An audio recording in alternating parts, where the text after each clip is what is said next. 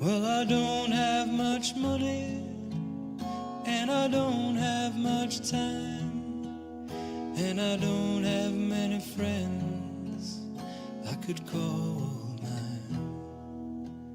And I've been deceived, yeah, but haven't we all? I've seen the sun rise, and I've seen the sun fall.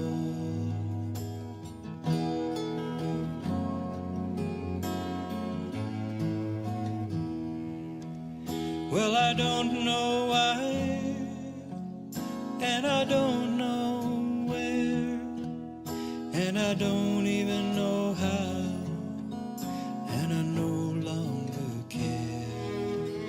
But I've seen your face, and I've heard your call.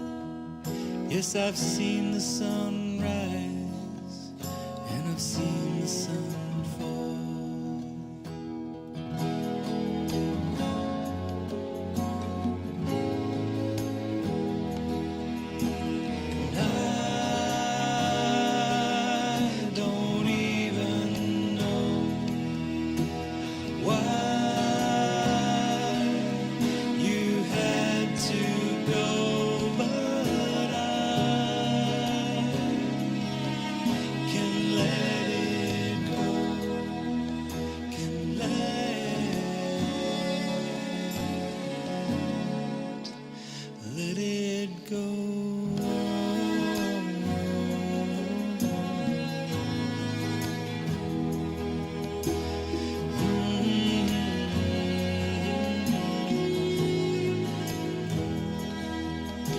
I've seen the sun hang like a flame in the sky.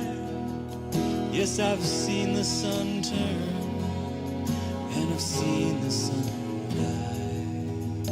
And I often think now, before our time is run, will there be any thoughts for what we have done?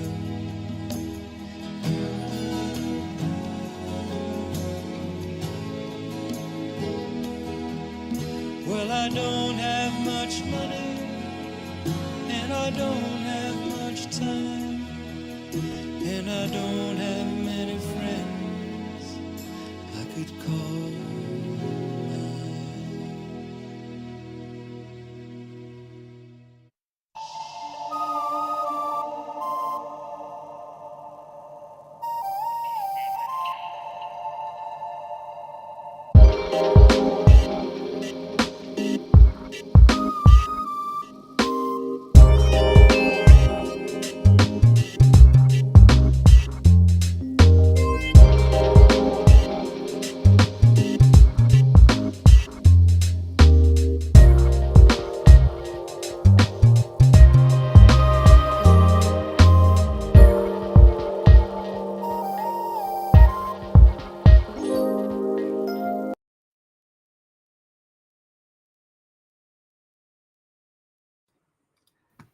Hello and welcome to another SDA Q&A. My very special guest today is MotoSapien. How are you, Joe?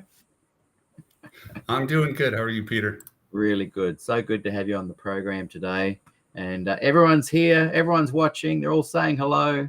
And I don't know if you can see the comments on the side there. But I can. I see Rick. Hey, Rick. It was good to see you holding up some of the volumes there that Gillian Ford has been compiling, the pre-Glacier View, post-Glacier View. Aren't they an amazing read? Oh, man. She is doing a service there. Incredible. And I think she's we're just about to release volume 9, and I'm hoping that she does 10 altogether. It'd be a nice little number to round off. How many have you got? I'm falling short at 4. Okay. And I told her that. I was like, look, there's only so much space on the shelf. That's right. I see you're still holding out on me on the mug, so I had to get the bootleg copy here. Hold it a bit closer.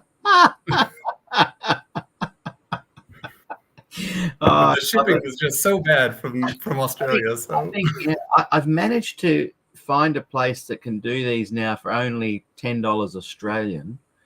So I'm hoping to get onto that. But I think shipping is about $50 to you. So it wasn't a very good business plan, but there's a few people that have them. Hey, well, I've got mine now, so you've got yours, and now people can copy your template, and away they go. They don't need to buy one anymore. I love it. We were holding up books there, and I held up this one here, Who Watches, Who Cares? And just talking about money, if people do want to buy a copy, Robert Limbeck gave me 20 or so, at least, of those books to sell and kind of help bring in some funds to SDAQ&A. And so if anyone wants a copy, you can write to my good mate, Adrian Anderson, SDAQ&A@gmail.com. And that's for book queries only.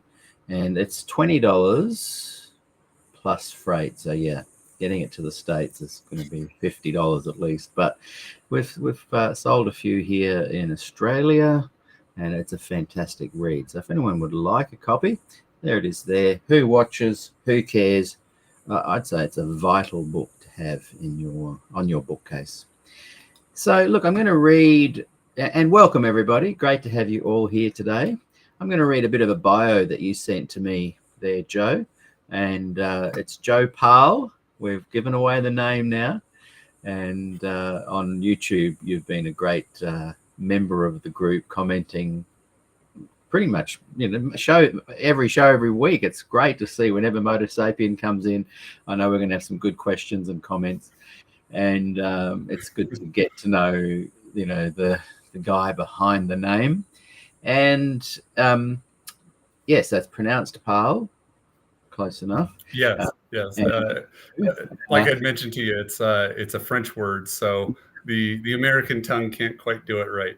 Can't get it right. Yeah, I've got a friend, and he's married to a French woman who's got a beautiful accent. I'll message it to her and say, how would you pronounce this, Annie? So I'm just going to read the bio because it gives us a good insight to who you are. And then we're going to unpack today's topic. Do you actually like God? And we're going to talk a little bit about Mr. Maxwell as well in there. So I'm looking forward to this conversation. But here's a little info for those who don't know MotoSapien. Joe Parle from Reno, Nevada, USA, mechanic by trade. So I feel that I use my skills helping people solve problems. Married for 16 years with 2 kids, ages 8 and 6. I'm a 5th generation Adventist, but to be honest, I never thought about that type of thing until becoming a part of this community. It's funny, isn't it? I think Adventists, Jehovah's Witnesses, and Mormons are the only kind of groups that I know that love to say what generation they were. And former Adventists love saying it because they go, yeah, because I was 5th generation as well. And I go, yeah, 5 generations, and I still managed to get out. Whereas some people say 5 generations, how pious am I?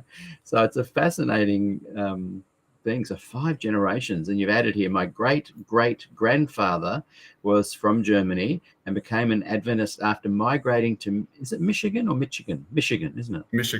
Michigan around the 1870s. Wow. In the 1880s, he was asked to move and plant a church in Spokane, Washington, on the west coast of America. Later, helping plant Walla Walla. Serious. Boy, you are dyed in the wool, Advent. That's incredible. My great-grandfather and great-grandmother were both instrumental in starting the Tokyo Sanitarium, and were one of the first medical missionaries allowed into Japan. I've been to that sanitarium in Tokyo. Yeah. Wow. Well, whether it's still this exact same building or...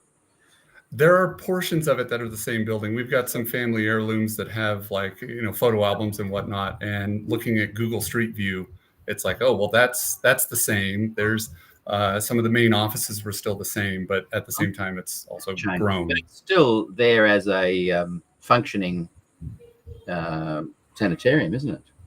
Yeah. After the war, because they had already been established there for around a decade. As for me, if asked if I were an Adventist, I would first have to ask what the person thought one was, and would likely say, no, I don't believe that. And that's such a big conversation here, isn't it, on the platform? People identify as Adventist, but are reticent to say that I agree with all the official tenets of the church. And I find that such a fascinating thing, because the church itself seems to have a unique end times message that requires its members to be on board with that. And yet, like if you were Episcopalian or Baptist or whatever, there's so much you can, there's a bit of leeway there. But if the Adventist official intention is to have a remnant people keeping the commandments, believing the spirit of prophecy, sanctuary, investigative judgment, the way it is sort of sold as a nutshell, as a last times message, it interests me that many Adventists say, yeah, I can pick and choose that. Whereas you'd think as the mainstream flagship special last movement for these end times, you'd think it would require all members to be a little bit more cohesive, but we'll get into that. Definitely, because I think that's the main crux of the topic, or at least as I would see it, where the main crux is of how there would be that disjointed separation, 100%. And I would say for me recently, it has been my big interest. My mind is just like trying to get my head around that. And I should just interview myself, because like you, fifth generation, I didn't leave though until I was 54. And I was very much like most Adventists say, I don't have to believe in 1844 and I can still be an Adventist.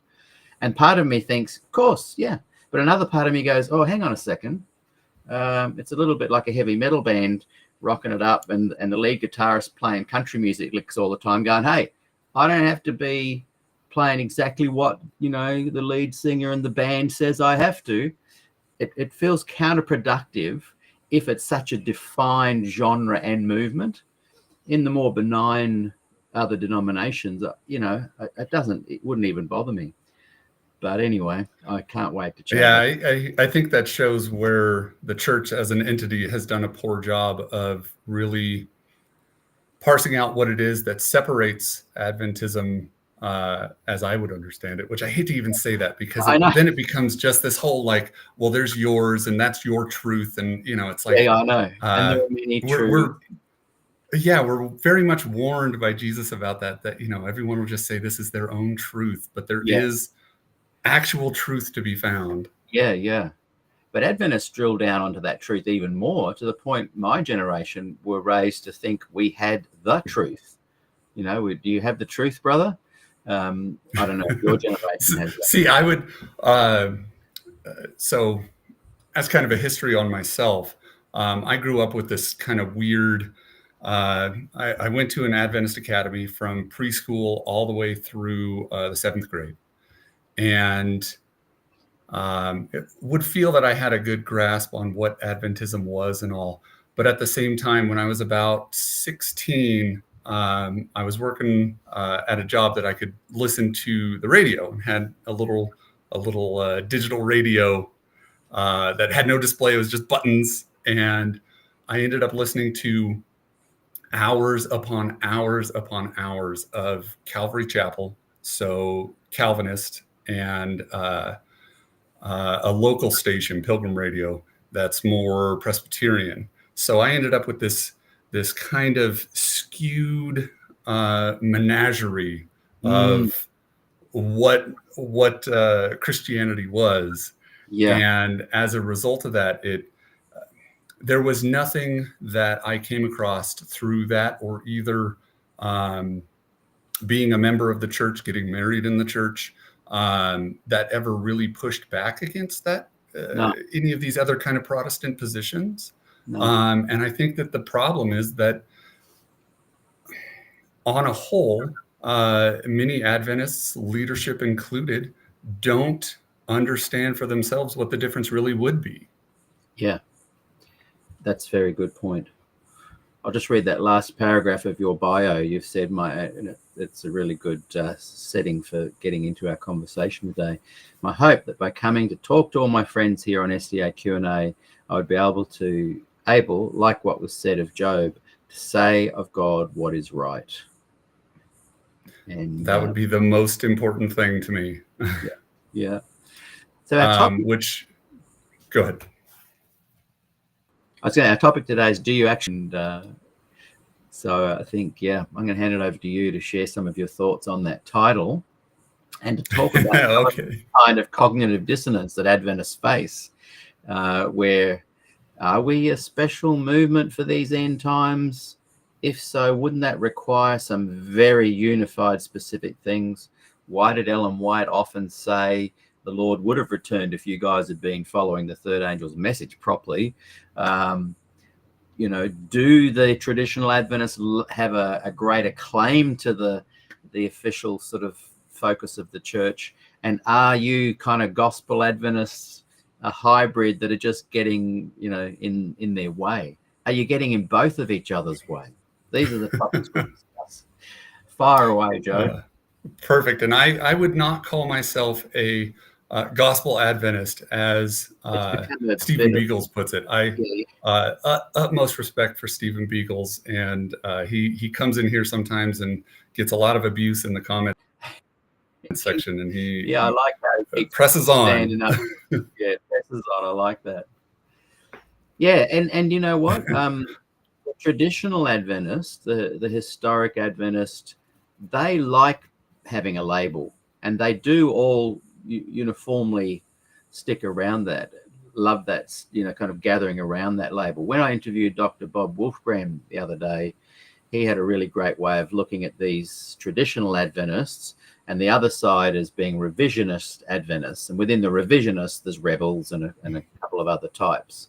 But a revisionist, would you call yourself a revisionist Adventist? Someone that wants to kind of change the overall understanding and welcoming it into the broader Protestant community? I know the irony is that the revisionists and the gospel Adventists and the gospelers, they all hate labels, and that's part of wanting to be able to accept diversity. But if you had to pin yourself down, what kind of Adventist would you call yourself? Ooh, that's a tough one, because I'd never thought of it. I would have to take a note out of Graham Maxwell's book and say I'm a larger view Adventist. A larger view. And so, yes. So, desire to revise, or just happy to have a larger view and just leave it at that? My position would be more that the church as an entity has lost the plot, so to say. There's a lot of mingling of Protestant views. As you're well aware, there's an entire call to go back to the Reformers, and the problem I see with that is that I feel they don't understand what the great controversy actually is. So if you watch things like Amazing Facts, and I was one of them. I should have sent it to you. There's a picture of me with Doug Batchelor down in Riverside when I was 16. Wow. If you watch Amazing Facts, and one of the most recent programs that they did on what is the great controversy and all this, and they've got these characters of Satan with an 18-pack of abs and this physical battle going on.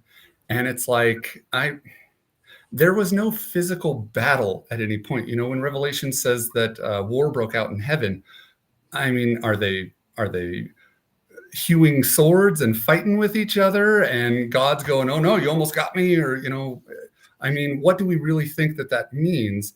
And we know the answer to that. We don't fight against flesh and blood, but against principles and principalities. So that war in heaven and what that war was about can be seen in the very first thing that we see happening here on earth. I'll try not to get too off track. I have lots of little rabbit trails that I like. So you've watched the show. You have. I do the same. Right. That's why I was like, see, if we keep it more conversational, then we'll kind of keep each other in check and stay on track. I like it. So God creates the world. The first time we see Satan, what does he say? There's an accusation made against God immediately. And that accusation has to do with the trustworthiness of God. Did God really say that if you eat this, you'll die? And look, it's not true. Here, I ate it, and now I'm a talking snake. Like, it's made me better. Don't you want to be better? Eat the fruit. And so the issue becomes, did Eve trust God at that point? And the issue with Adam becomes when Eve presented the fruit and said, "Hey, look, I'm not dead, and I feel better." Is that at that point, Adam had to say, "Okay, well, I question God's trustworthiness too, and I will eat this as well." I mean, I've heard a lot of different ways that people come at the Adam and Eve in the garden situation, saying, Eve was deceived and Adam wasn't there, and if he had been there, it wouldn't have happened. But then in the story, he's right there. So, what's the main points that we would take away from it? Not that, what were they wearing before they were clothed in light? Well, what does that mean and all that? That's kind of superficial stuff. The real question is, what is this war that is played out in Genesis, but we as humanity don't find out about until Revelation? And so, kind of stick with my notes, just kind of bullet points for us to talk about.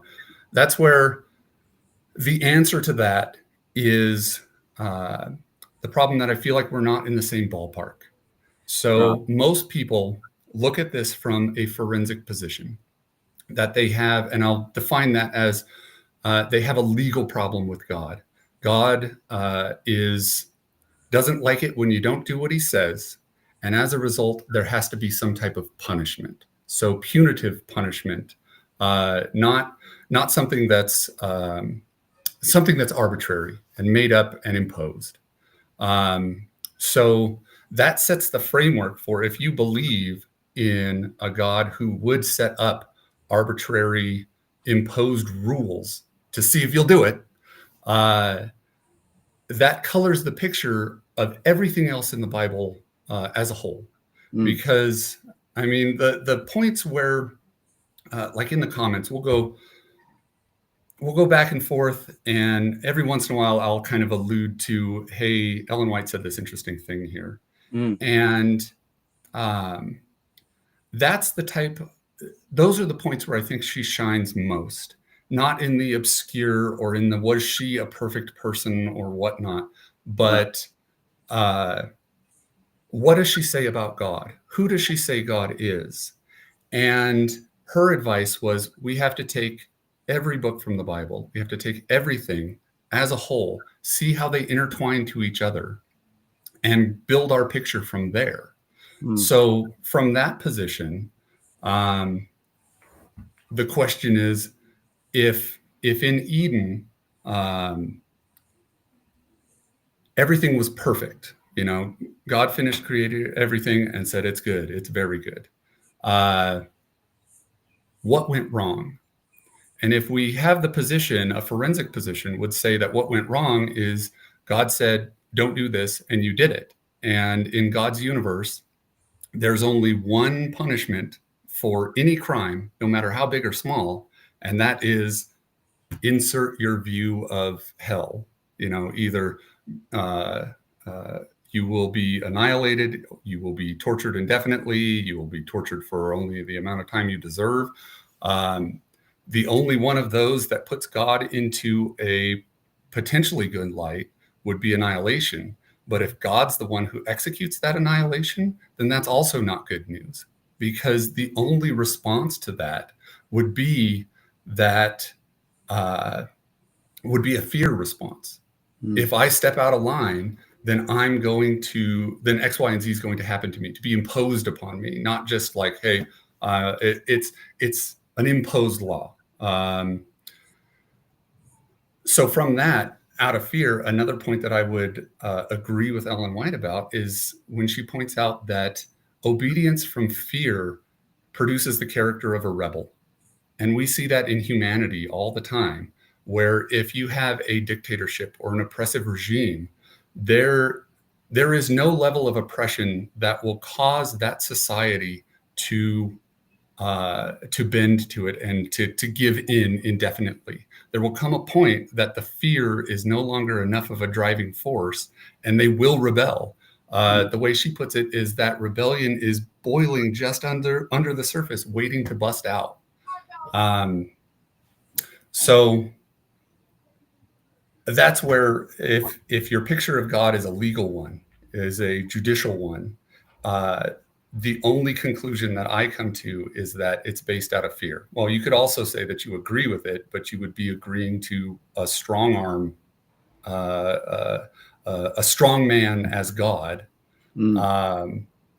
rather than how God depicts himself in the Bible as comforter, intercessor, friend.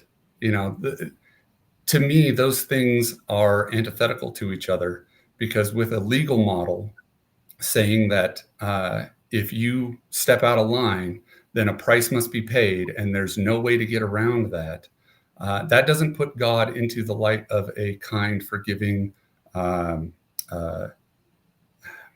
trustworthy God.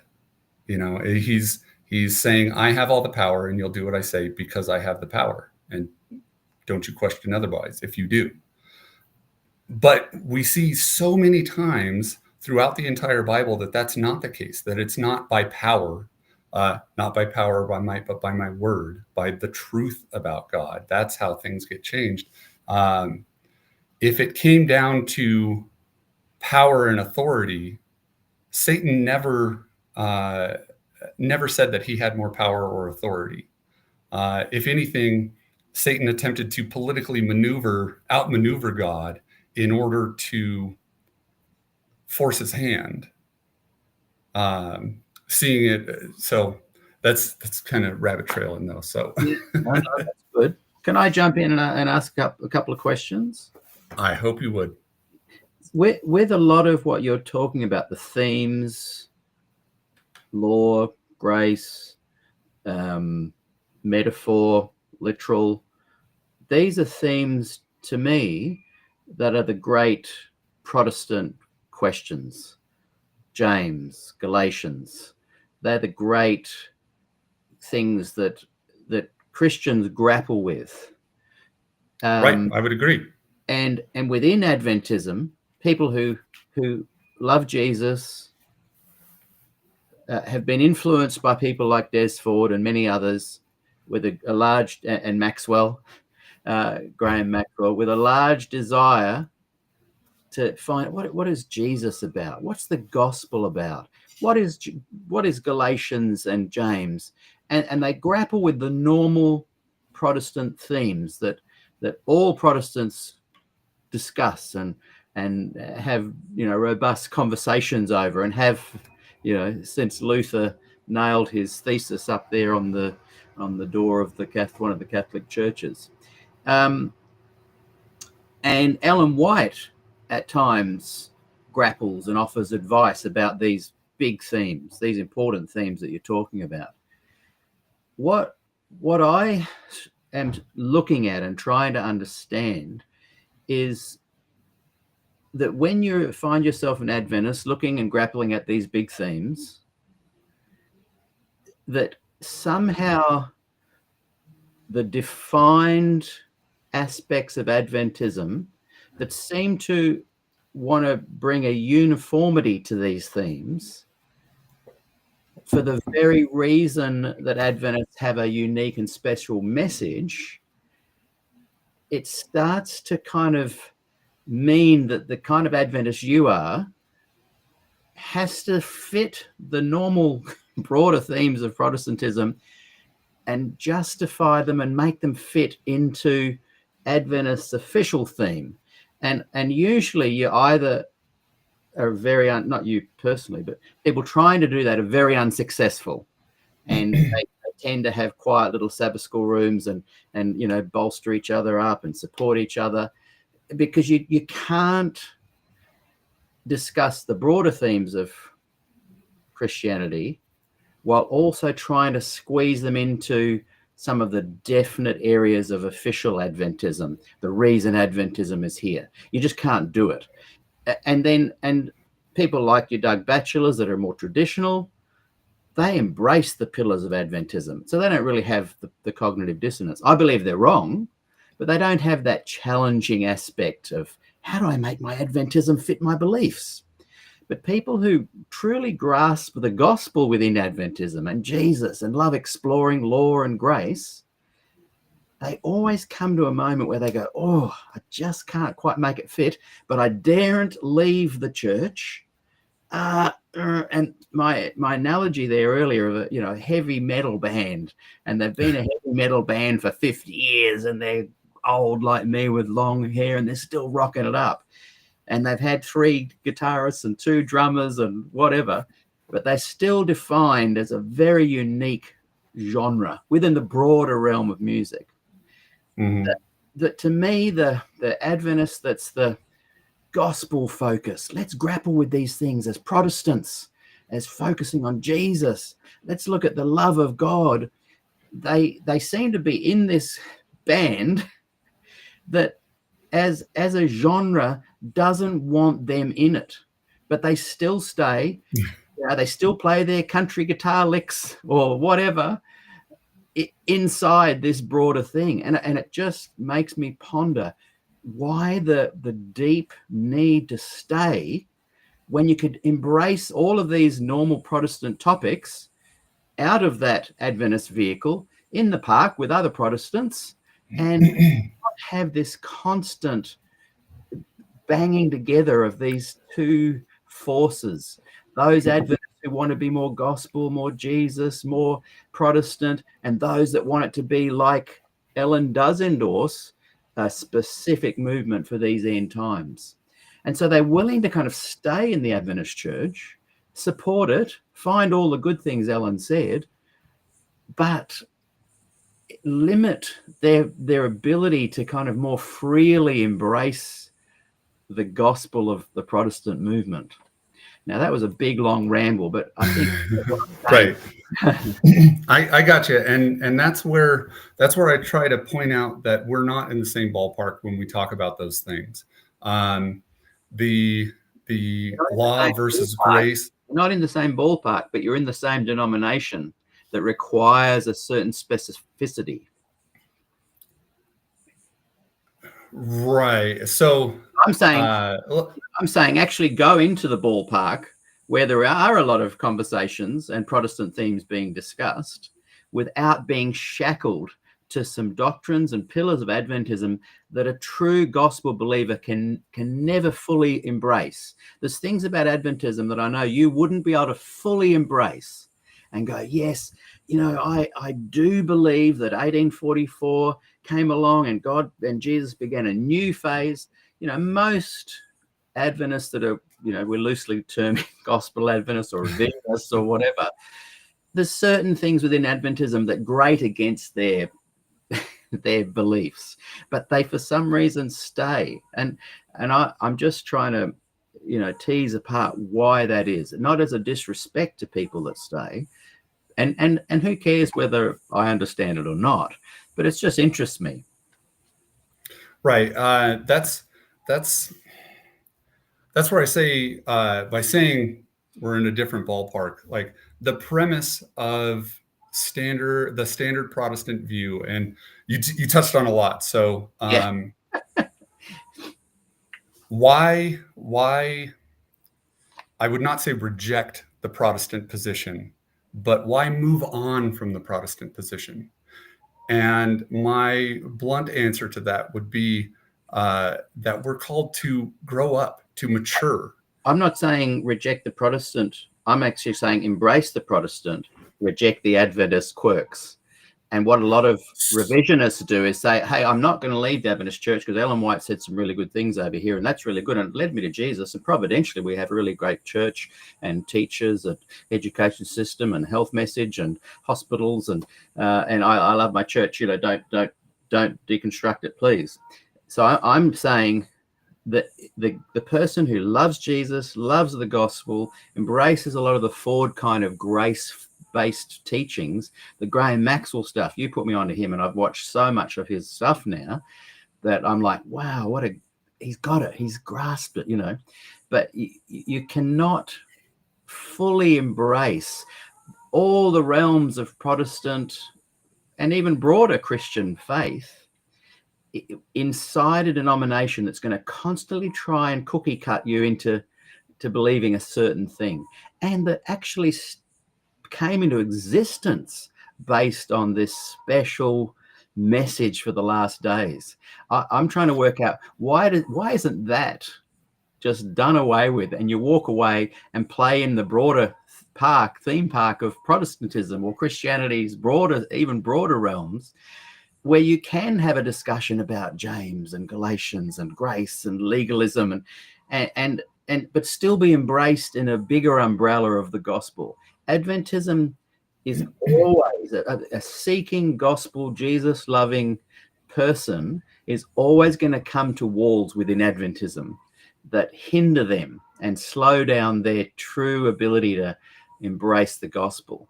I'm interested in the psychology of people that want to stay and think it's going to change, or think that they can have a nuanced view within it, when in many ways, if you love playing country, go and join a country music band, or, you know, why stay in the restrictions of a denomination that are never going to set you free officially under their stance?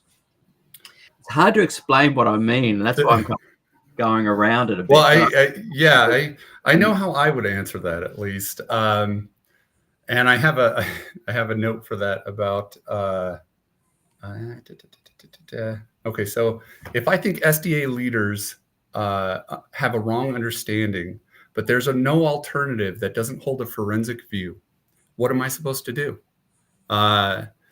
If I think that the forensicist within Adventism, who is the prominent voice now and for the majority of the time, if I think that they are incorrect, but there is no alternative that offers a view that isn't based off of the firm belief that in the beginning God said, "Love and obey me, or I will kill you." If I reject that, then I reject the entire ballpark of Protestantism. Right. So you're kind of saying that Adventism has enough things right that if you went out into the broader ballpark realm of, and not just Western Protestantism, you know, all the Christian kind of outside of that, that you would not find anything as close to an accurate interpretation of the gospel.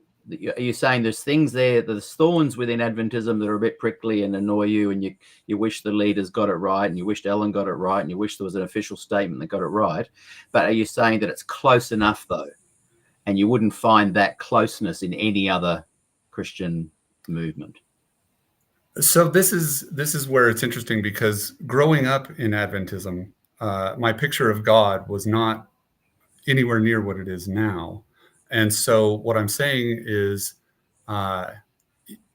yes, the standard view that's taught to children in the Adventist schools, that's taught from the pulpit, that's from the very top, is a forensic view. And that is not what it was intended to be. You know, that there's this intermingling of these different views and this call to return to the reformers, to essentially go backwards. That's the part where I would say the the leadership likely doesn't know for themselves what the answer is. I mean, if you were to push Doug Batchelor on, hey, what do you think the unpardonable sin is? Yeah. I've heard him do this. He ends up backed into a corner and says, well, like it or not, folks, that's the way it is. So what he's essentially endorsing there is, I am being presented with the unjustness of God, and I don't have an answer for it. So my answer is, well, maybe you'll get more faith later on. Yeah. These terms that we use, I think it'd be really important to define the gospel and why. I mean, why in the comments, I'm always going, hey, ask them what their view of the gospel is. I'll be asking you because of that. Well, let's get right to it, because it's an integral part. Yeah. The standard Protestant view, the view of Luther, the view of Calvin, are all based off of that same premise that in the beginning, God said, love and obey me or I'll kill you. You can't demand love. You can't force your children to love lima beans. I mean, you could go and tell them, hey, your mother made these. You need to sit down and eat them and smile while you're eating them. And if you gag, I'll take you in the other room. And when you're done, you'll ask for more. You might be able to strong arm your children into doing that, but they won't actually love it. They will only be obeying because of the repercussions, which is the view that most Protestantism holds, which is the view that Luther held.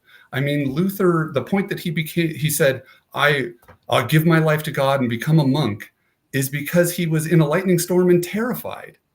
So you see the fear that's in him, the fear of God, not a reverence, but a terror of God, in the fact that he demanded an assurance of salvation. Why did he have to have some kind of assurance of salvation? Because the alternative in his mind was terrifying. He thought, as most Christians do, that if you were not God's friend, if you were on the wrong side of God, that he would destroy you or torture you indefinitely or supernaturally keep you alive. I mean, if we really think that out, let's say that you go to heaven, but your wife doesn't, and she's there in the standard Catholic view, let's say. She's writhing in agony, and you can hear her screams from where you are. And after 10,000 years, you go to God and you say, God, it's been forever. I can't bear listening to this anymore. Isn't it enough? Can't we stop? Can't she just die? And God, the view that many people hold is that God would turn to them and say, absolutely not. It's never enough. They wronged me and they will always pay for it. And if you don't watch out, you'll pay for it too. So tell me how anybody can look at that and not have a response from fear. The only response that other than fear would be if you agreed with it, if you agreed that force and coercion is the way to get things done. Which, if that's the case, that's not a free universe. I appreciate this conversation because I feel like I have trouble articulating. Often people say, what's your show about? What are you doing? I often don't even know. So I learn as we go. And I'm really loving this conversation. And I'm trying to work out what is it that I'm actually feeling squeamish about when it comes to Adventism. I left when I was 54-ish, 55. It's not as bad to leave as you think. You're not dead to everybody. Your true friends hang around. I'm trying to work out, like, everything you're saying, this could just be a normal Christian show. Hey, let's talk about the gospel. Let's find out, what do these things mean? What are these quirks between Catholicism, Protestantism, Orthodox movements, Galatians, James, law, grace? We seem like two people that could be having that kind of conversation. So when I look at, say, here's the Bible. This is the New Testament. Imagine it's the full Bible with the covenants, and we're understanding that. We're having a great conversation about it.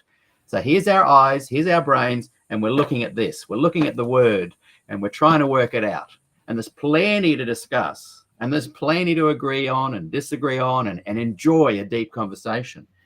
But, here comes Adventism, and we look through the little lens here, and we're going, okay, this is a more functional way to look at the Bible through the lens of Adventism. I'm saying that actually isn't a more functional way, isn't a better way. Why not just get rid of it? And are Adventist revisionists, apologists, gospel Adventists, progressive Adventists, liberal Adventists, are they saying there's too much good stuff in the way I see the Bible through the Adventist lens? There's too much good stuff there to let it go. Does that help my querying of why can MotoSapien go, I can't let go of Adventism because of this, when we're having a conversation right now that almost has nothing to do with Adventism? It's good. Let's look at the Bible. What does the Bible say about grace? What does it say about the law? Why do we even consider Adventism as a worthwhile, more than providential lens? So a lot of that I agree with. I mean, I would completely be in the same boat and say, why do we have to have a lens? Why do we have to put a label on any of it anyways? But it's in order to convey ideas, right? And I mean, people definitely want to be in conveying the Adventist idea. So what I guess where I'm coming from is I've been involved with Protestant lenses since 1983, playing music in lots of different denominations and the secular world. And I don't see the average Baptist or Anglican, Episcopalian, even Catholic going, it's got to be through this Baptist lens, brother. It's got to be. They tend to go, hey, I've chosen this. It aligns more with my culture, my general sense of beliefs, my history. I'm fine with that. But Adventists have a loyalty to an almost lens that is almost distorts the gospel to some degree. And gospel Adventists often are saying, yeah, well, it does distort it, so I won't believe in that part, and won't believe in this part, and won't believe in that part. I'm going to the gospel. I'm going to Jesus. I'm going to the Bible. I'm struggling understanding why, what on earth is the Adventist lens benefit? Not counting education system, schools, hospitals, health message. If you are jettisoning the sanctuary doctrine and the IJ, the only distinctive, Adventist teaching, why not just do what I've done? Continue to engage with Adventists, to enjoy, hang out with the local Adventists at the local church. Why? What is this kind of thing that holds us and held me for 55 years and 5 generations to that lens? It's important. There's something about it that we really need. I'm trying to drill down it because I'm guessing that you're an Adventist still, and while you'll say you don't necessarily hold to the, I view you as a Christian, and this conversation, all the things you're raising as Christian issues and questions. Well, that depends on who in the comments is saying it, because there's plenty of no, you're not. And what people will say is because of your looking at it through Adventism and trying to keep Adventism in there, they'll go, therefore, well, any way you look at it. Whereas I'm willing to say, no, I've gotten to really like you over the last couple of years and your involvement, engagement. It's stimulated my mind. You've got me thinking. I really like it. That's why I feel like I can speak honestly with you about this stuff, and neither totally of us agree. I'm trying to, in this conversation, like we've established, I think that with our question, do you actually like God? I think Joe actually does like God. I think Joe wants to explore God and explore the Gospels and explore all these Christian themes, from Pauline themes to Jesus themes. I'm trying to work out what is it that people from Des Ford to MotoSapien to Stephen Beagles to to all those that are progressive and want the church to kind of be a little bit more open, why do they cling? Why did I cling to that lens that thing has to, I have to be a member still? I would say that across all denominations, across all religion, regardless of what sect you claim, people are attempting to buy fire insurance. That by being members, they're able to guarantee their passage. Yeah. It's all based out of fear again. Yeah. I guess what I'm suggesting, though, is that Adventism has a unique ramped up fear element to it that I don't notice in my local Baptist or Uniting Church or Methodist Presbyterian. I have quirky people in all of those that I know, people that are crazy, fundamentalist, right, wrong, annoying, all of this stuff. I'm talking about the mothership of Adventism has a theme in it that I think can take people away from the gospel.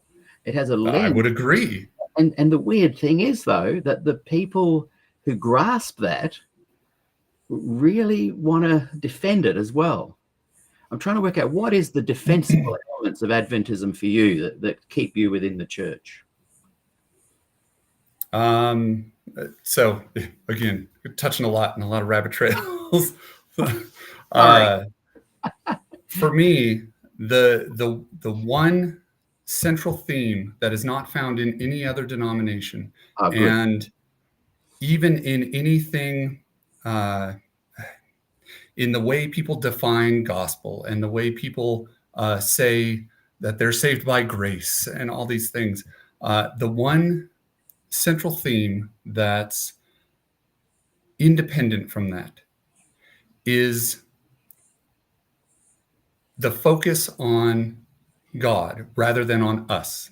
The major focus in normal denominations is on our salvation. You're saying that's an Adventist theme, unique to Adventism, and why you hold on to it? How do you answer that? How do you answer that when we would both agree that there's a ton of intermingling and diluting out with these different ideas? So if I say yes, Peter, that's it, there's not much of a leg to stand on because you don't have to look very far. What's that? It's a trick question. Because you can't say Adventism only has that view. Right. And I would agree, but as a fundamental doctrine, I mean, look at what is Lutheranism based off of? Like, I'm going to make sure that I have assurance of salvation. Well, what do you need to make sure that you're assured of, and what are you being saved from? Or even stick to general Christianity and the terms that we use, the terms that I see going by in the comments of we're saved by Jesus. Saved from what? Because the major answer to that, if you really boil it down, is saved from the anger of God, because you crossed him and he's going to get you. Okay, good. We're getting somewhere. Good. Yeah. So I guess, are you saying for you, Adventism is the best vessel that harnesses that concept and lets you activate that in your life and manifest it in your life? If it wasn't for Adventism, you would have struggled coming to that conclusion. I would have never found that conclusion myself. I mean, I listened to hours upon hours upon hours of different evangelical positions. And that is not the emphasis. The emphasis is always on what must I do to be saved? Right. From what? Saved from what? And Frank people get uncomfortable when raises these kind of things, and so does Rick. They're suggesting that the general Christian population has not really grasped what you're actually saying. I would agree. So in that way, is it specifically? I would suggest that that's not Adventism that brought you to that. That's you, not in your own doing. but you're looking at you're looking at the gospel, you're looking at the Bible, you're researching it, you're listening to other people's ideas. Adventism, you've looked into other Christian faiths, learned from them. I'm suggesting that the seeker finds, not the denomination. What I'm pressing you on is, are you saying, though, that the denomination, Adventism, was the reason that you got there? I'm saying it's not. I'm saying you would have got there anyway. See, then why aren't all these other denominations getting there? Why is it? I mean, people not pointing fingers. People within those denominations are, and there's plenty of small group Christian groups that aren't denominational that gather together as biblical study groups that pore over the Bible, and they get there. There's plenty of people that get there, but the reality is that, you know, understanding these things requires some pretty interesting thinking processes. And that's why I love Jesus' parables and the metaphors, because you get to go, oh, right, I thought it was that, but upon deeper reflection, what can I find here? And there's plenty of people that love doing that, discovering that and having conversations about that. I'm trying to find out why you think Adventism was the reason that got you there.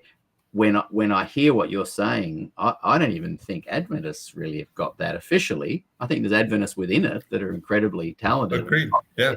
But I don't think it's the Adventist lens that has got you to that point. I'm trying to look at what is it. So I can read this. I haven't joined any other denomination and never will. I don't have to, because I'm enjoying, and I'm way behind you and Hal and Frank and everyone else that's been on my gospel presentation. I'm well behind everybody in truly understanding this. But I don't need any lens or denomination to guide me to that. I just need people that are open. I need to read it. I need to learn. I need to be discerning. I'm just finding that people who are Adventist apologists want to defend Adventism in a way that just seems beyond the call of duty.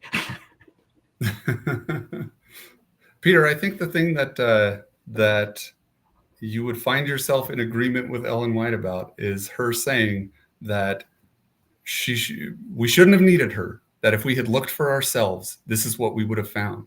So if you look for yourself and you find a trustworthy, gracious God who does not say, do what I say or else, but does warn you that there are consequences to going out of harmony with him, then you don't need Adventism.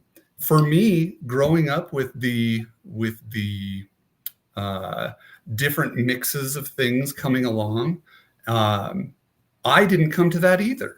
But it was laid out by someone who encouraged asking questions, asking the right questions, which I'll be honest, I didn't know how to ask before, as well as going through the Bible for yourself. That is the way to find out the truth, because the biggest difference between all denominations and what I see the purpose of Adventism being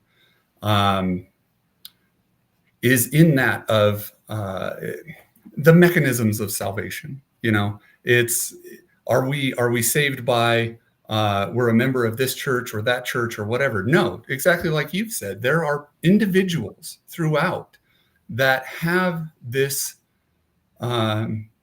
particular view, that see things that don't see a reason to be afraid of God. And that's where the crux of the difference is, in that question of what does God really ask of us? What is God asking of us? And you go through standard Protestant positions, Catholic positions, any Christian denomination, and ask that question, and you start to see some horrible things through Adventism. Because you're right, like, if we were to read for ourselves, would we come to the conclusions that are held traditionally by most denominations? I think the answer would be no. The only reason that we're told that a just God demands payment for sin is tradition. And these traditions from these different views. And you see, so if you look at the Bible as a whole and human history as a whole, we see this growing up that's going on. Kind of how Jesus pointed out that there's a lot that I'd like to tell you, but you're not ready for it yet. Or later on, Paul saying, you should be grown-ups eating solid food by now, but you're still babies. So there's this progression through humanity, and that progression starts with kind of this basic premise of God's out to get you, and you better obey or else. Growing from there to Jesus saying, no, you're missing the point. And then Paul describing it more. I mean, this is a very 30,000 foot broad swiping at it. But then, you come to where the Dark Ages, Catholicism comes as the predominant position. And they say, no, God is not trustworthy. He's out to get you, and you better do everything possible to appease him. You better have you owe money. You have a negative balance in your bank, and you better do all these good things to make a positive in that. And then at the end of the day, at the end of your life, we'll see where the scales end up. And say that's justice. That's how we raise our children. That's exactly how we interact with our spouses. Like, it seems like all denominations eventually downgrade to that kind of view, and it requires every generation a new bunch of people to grow up and see. And so when you said before about Ellen White, to me that is a nuanced way to somehow support her, because she said, hey, you wouldn't have even needed me if you guys had followed this correctly. She says two things. Let's say that she's correct with that one, and I think she was. At that point, when you realize, I didn't need that. That to me is when you leave and you go, let's explore this without the Adventist lens. Because Ellen said I didn't need it in the first place if I'd really understood. So as you mature and you become a Christian of maturity, you'll suddenly find you're no longer really aligned with any of the denominations, including Adventism. So she was giving a little bit of a seed there for people like yourself to go, hey, now that you've got it, off you go, maybe. But she then digs down in other areas and says that you do really need me. And if you guys had followed the third angel's message, Christ would have returned now. She ultimately taught a definite time theology that William Miller supported. And so she says so many things that you can go, oh, she's matured herself. She's encouraging me to be mature, which indicates that you don't even need her. Great. But she's also got other things that says, hey, you do need me. And if you guys had followed me and my testimonies and what I've said and what this unique end time doctrine is, this definite time doctrine, Jesus would have returned by now. So she reverts instantly back into an immature Christian fear-based thing herself. I don't know why the Adventist MotoSapiens who are maturing in their Christianity beyond understanding to me, even like I just, there's so much stuff I don't get, why you still got a nuanced defense of Ellen G. White and her stance and the Adventist position and how they're somehow a little bit more special than the other denominations. That's what I wouldn't say more special. I wouldn't say more special in any way. Their claim is we are remnant, we are special. People can claim a lot of things, right? Why harness your membership and people see you and the brand that you're flashing? They can interpret that all sorts of ways, but the official stance is the way they're going to mainly go. MotoSapiens and Adventists. What are Adventists? Peter, you're a rock guitarist. I play country music. I play blues. We can interpret that a lot of ways, right? But I play all different genres, and I don't feel I have to harness myself to one of them. I'm not criticizing that you have. I'm just trying to understand it, because I can't ask anyone else. Everyone else gets offended, or they get, or they get, stop hurting my feelings. I've got opportunity to ask someone who is an Adventist that obviously sees it as a special, unique thing not to jump off of. So I'm not judging it. I'm just trying to drill down in why. So if you've said Ellen White says that, you probably wouldn't have even needed me, indicates that once you're a mature Christian, just go to the Bible. You don't need her anymore. But on the other hand, you'll use her to defend maybe there's a unique Adventist message. I'm trying to drill down, what is that unique thing that holds you in the church's membership? And I'm not being offensive. So in all we've said, I don't think I have, leaned into her saying that, we've got to cling to Adventism. The point would be to cling to God and a particular picture of God. So to me, it's hard to answer that because you say, well, why do you stay in Adventism, or why do you, it's kind of that question of, if I see value in the things that she says, and I mean, this is not where I was thinking we would go today, but it's fine. If I think that there's value in her perspective, then is there really a difference? So there's so much to unpack from this, because we would both agree that the church has essentially sanctified her. And I'd be the first one to say that's a problem. That's the problem. How did we get here? Because of that. Because somebody wanted to get up on a soapbox and say, we have a prophet and we're the special people. Check us out. And my name is on that roll. So I'm assured my salvation. She endorsed that. And the church's official statement is that they are remnant, keep the commandments, have the spirit of prophecy. I would say she endorsed something that might sound like that, but not that at all. I mean, I don't want to go down that, but knowing that her position was Rick, one. Sorry, I didn't mean to interrupt there. There's a delay. But Rick has said we must always choose love. I love that reminder, Rick, because I 100% agree.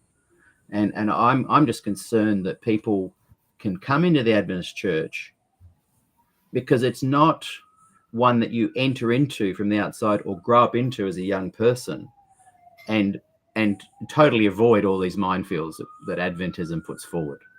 You're suggesting people have perhaps misunderstood Ellen White, and she really did understand it, and people just need to understand her better. And they just have misinterpreted the great controversy.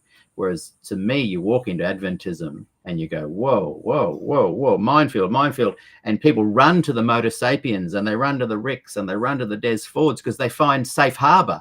But why would you need a denomination that has little islands of safe harbor when the general notion of Adventism is remnant, be ready, keep the commandments, Sabbath must be observed for salvation. That's its thrust. That's its flashing lights. And so you can go, I don't agree with the flashing lights. I found the gospel. Yeah, but people see the flashing lights.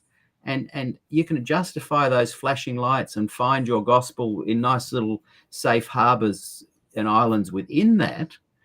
But isn't there a responsibility to go, oh, man, maybe it's not just people misinterpreting Adventism. Maybe its central pillars are wrong and anti-gospel. And why am I being a part of that? Are they things that cross your mind? That's, we'd have to define gospel again, because roll back real quick because it's going to disappear. Something Rick said a while back now, but I've been trying to hang on to it. He said, we are saved from the natural consequences of separating oneself from the only source of life, not from a vengeful God. I saw that. I mean,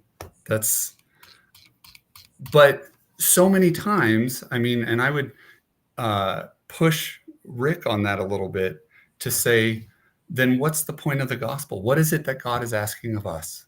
If my position would be that all God asks of us is trust.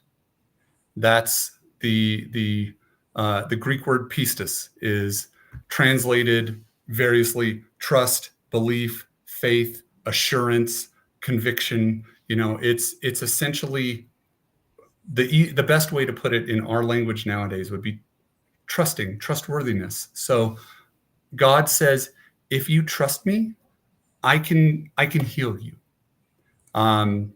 But most people, their version of the gospel is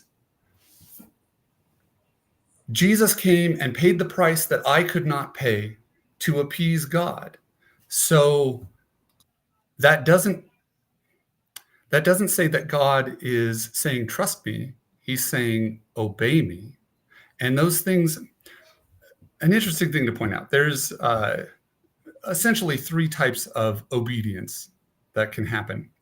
There's obedience out of fear, where you fear the repercussions, so you don't do something for that reason, out of fear of the consequence. We would say that we live in a judicial society in which that's the case. There will be an imposed penalty upon you. If you go steal a car, then you get caught, you get sentenced, and there's a price to be paid in that regard. There's another type of obedience that says, my mom does so much for me, and I love her so much because she does all these nice things for me. So I want to make her happy. And so a lot of people will approach God in that way and think that they're on a higher level as a result of it. And to a degree they are. But the true obedience that God would be looking for from us is a changed heart, right? A new heart and a right spirit, born again, we would call it. And through that, you would say, I don't obey because I'm afraid of the consequences. I don't obey because you're nice to me. I do what's right because it is right. Yeah. And so when we say, you're going to obey the Sabbath or any of these laws that are propped up, if it's from the wrong type of obedience, then it's no obedience at all. Right. Another good point that Ellen White brings out is the fear that obedience from fear produces the character of a rebel.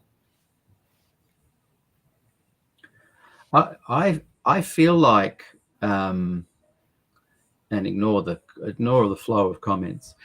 I feel like you and I agree. If we were having a podcast that was, Christian Q&A, and we're having a chat, I'd be nodding and agreeing and going, yeah, good point, awesome, that's great. The kernel where we have gone off what we thought we were going to talk about, but I appreciate this is a rare opportunity for me to talk to a thinking person that is an Adventist still. I feel that you've grasped these broader Christian concepts that people grapple with and come to an understanding of in spite of Adventism, not because of Adventism. And I see the great things that Ellen says that you've interjected every now and again that she's said that's been good advice and good thoughts. You could interject some C.S. Lewis in there as well, to me on a par with what she's saying. But I still don't feel I've got an answer to why is the Adventist vessel so special to you to not jump off, swim to shore, and enjoy just the general broader Christian study within a denomination or not? That's what I haven't really grasped. Ponder that. We're going to have our, usually when we get to this point, we sometimes have a break, and I'll let you read back on any questions you think are interesting. But let's reconvene in 5 minutes and see if you can unpack what I've just asked you there. My guest today is MotoSapien. I'm loving this conversation. I hope you're not being feeling I'm pushing back and being mean. I'm loving this conversation. I really value you as a person and your willingness to discuss these topics with me. Thank you. We'll be back in 5 minutes.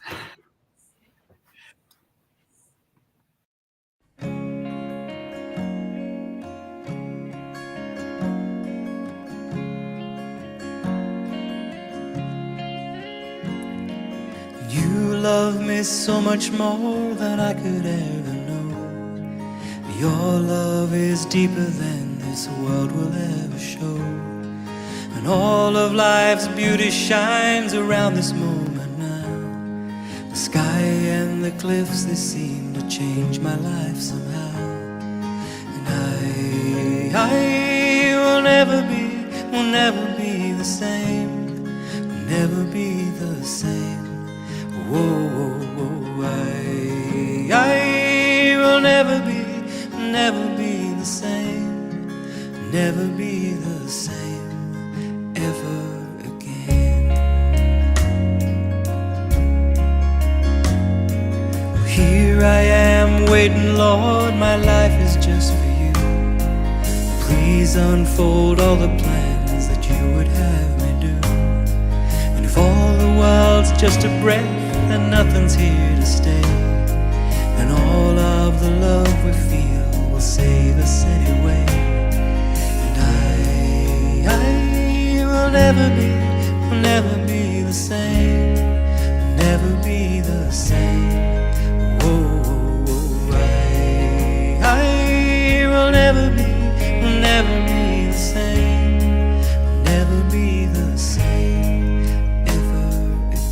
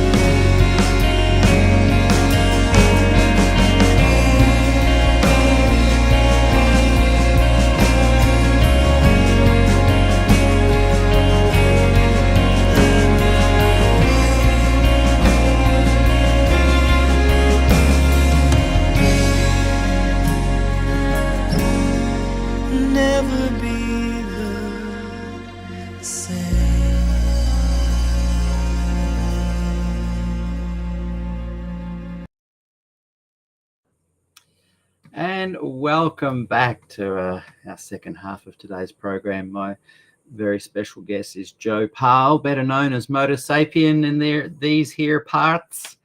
And I think I've got a better way of expressing my question and asking my question.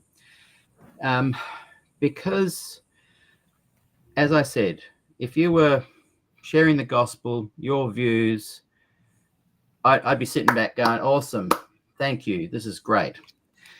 But what I'm hearing and what most people hear when MotoSapien and anyone else that's an Adventist, still an Adventist, using the word Ellen White, sharing Adventism as some unique approach, what we see, and I was the same, literally doing what I'm about to say, street preaching. I'm a Seventh-day Adventist Christian. Come and, check us out. We've got a meeting this weekend. Here's some music we'll be playing, whatever. So what we see is the banner of Adventism and you saying, come into Adventism and you will find this gospel that I'm sharing. Whereas I'm saying on the street, why would you bother saying, come through Adventism to hear this message, when 90% of people who did that would actually fall into minefields and not get the message you're sharing? Why be the street preacher that says Adventism's got that extra? And you'll say, oh, I'm not doing that. I'm not saying Adventism special. You're saying, hey, the gospel can be found. Let's explore it. Let's find the gospel. It can be found within Adventism. But what other people are seeing, they're not seeing that. They're seeing you on the street sharing the gospel, but with the banner of Adventism and the inference that you've got to become through Adventism because that's the best way you're going to find this gospel message that I'm sharing. What are your thoughts on that? It's funny. You knew that rebuttal was coming. I would start with if I were to street preach, which I'm not about to, it would not be under an Adventist banner. There would be nothing about it that would say, come join X, Y, or Z denomination. It would be wholly about who God is. And yet you've said that you're still an Adventist because it has some special lens that helped you gain your understanding of what God is more effectively than any other denomination would. You've implied that. I would say that through, how do you put this?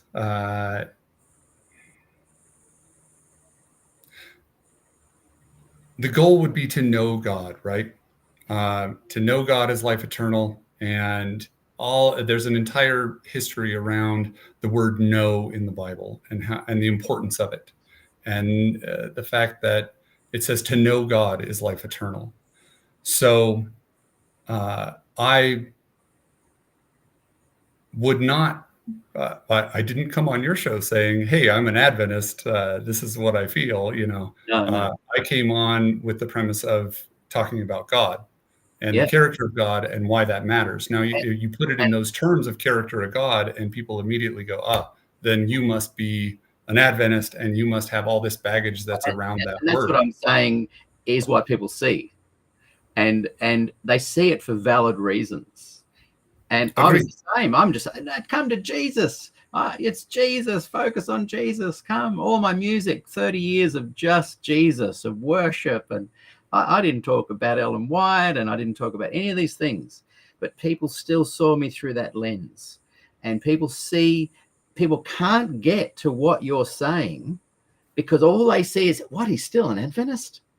Can't compute.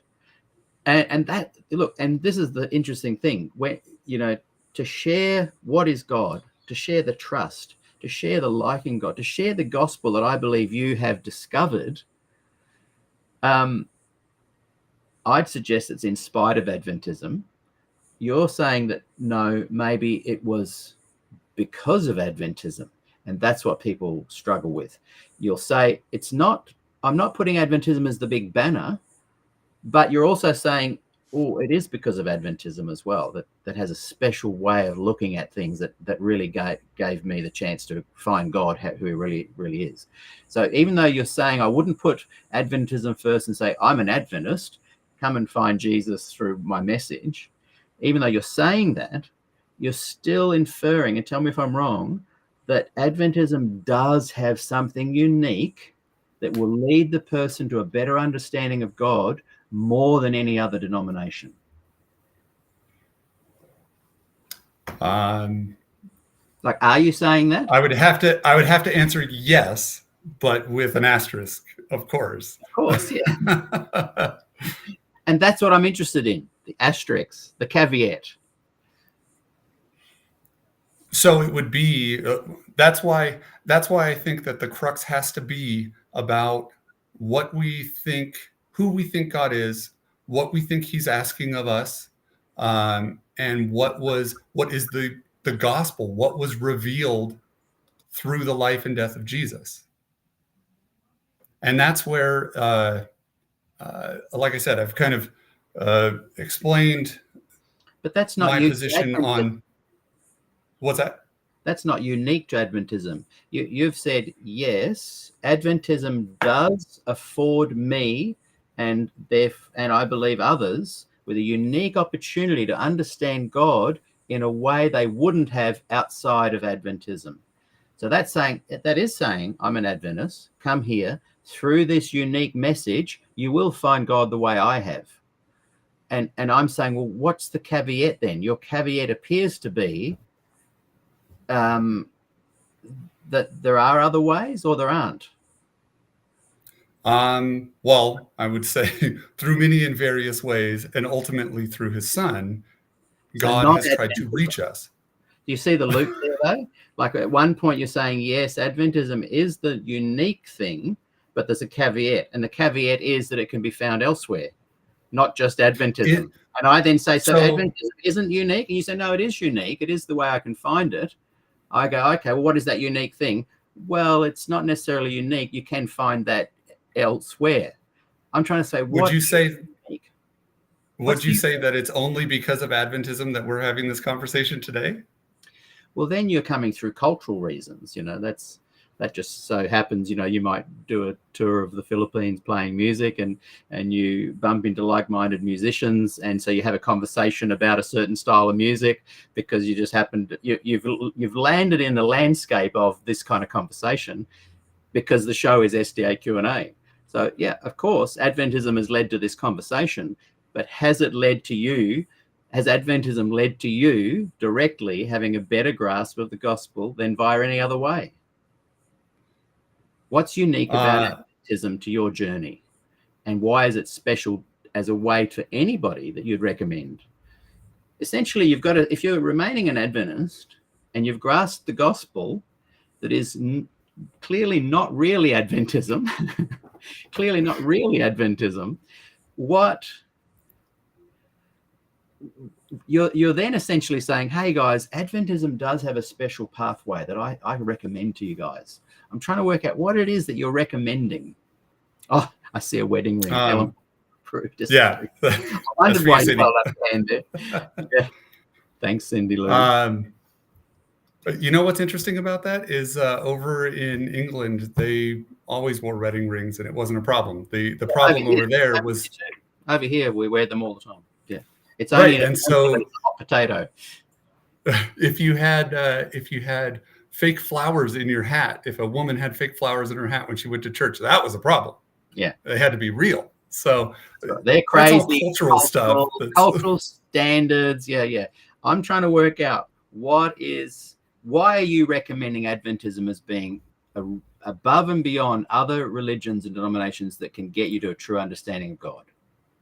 I already enjoy what your understanding of God is. I already go, yeah, awesome. I want to spend the whole show talking about that. But I'm aware that I wish we would. I'm aware that people see your Adventism as a block to that. They go, yeah, he gets the gospel, or there's some things we can discuss, whatever. But you're saying, and tell me if I'm wrong, you're saying that Adventism is a unique and special vessel that can help you get to this understanding. And then when you say yes, but the caveat is this, and this, the caveat is, I then say, well, but can't you get that anywhere? Yes, I'm trying to end that loop and go, well, what is it that is special about Adventism that really makes you think it is something you'd recommend as a vessel for and a pathway to understand God like you do? The picture of God. That's ultimately it. Because like I pointed out, every other denomination within Christianity holds what I would call a forensic view, a legal view, a view that we are in legal trouble with God. But and they all offer a... Correct. And that's where my view. That's where my asterisk comes in, because I would, like I've tried to point to Stephen Beagles, I would encourage to read the article, God Made Manifest in Christ, where Ellen White, after 1888, after the big debate over the law and the gospel and how we're saved and the mechanisms by which we're saved and how God actually works and why it matters, she writes this article where she's like, on the spot paraphrasing about it, where she says, God is not looking to punish the sinner. He's not keeping a tally of everything you did wrong and waiting to hold it over your head, because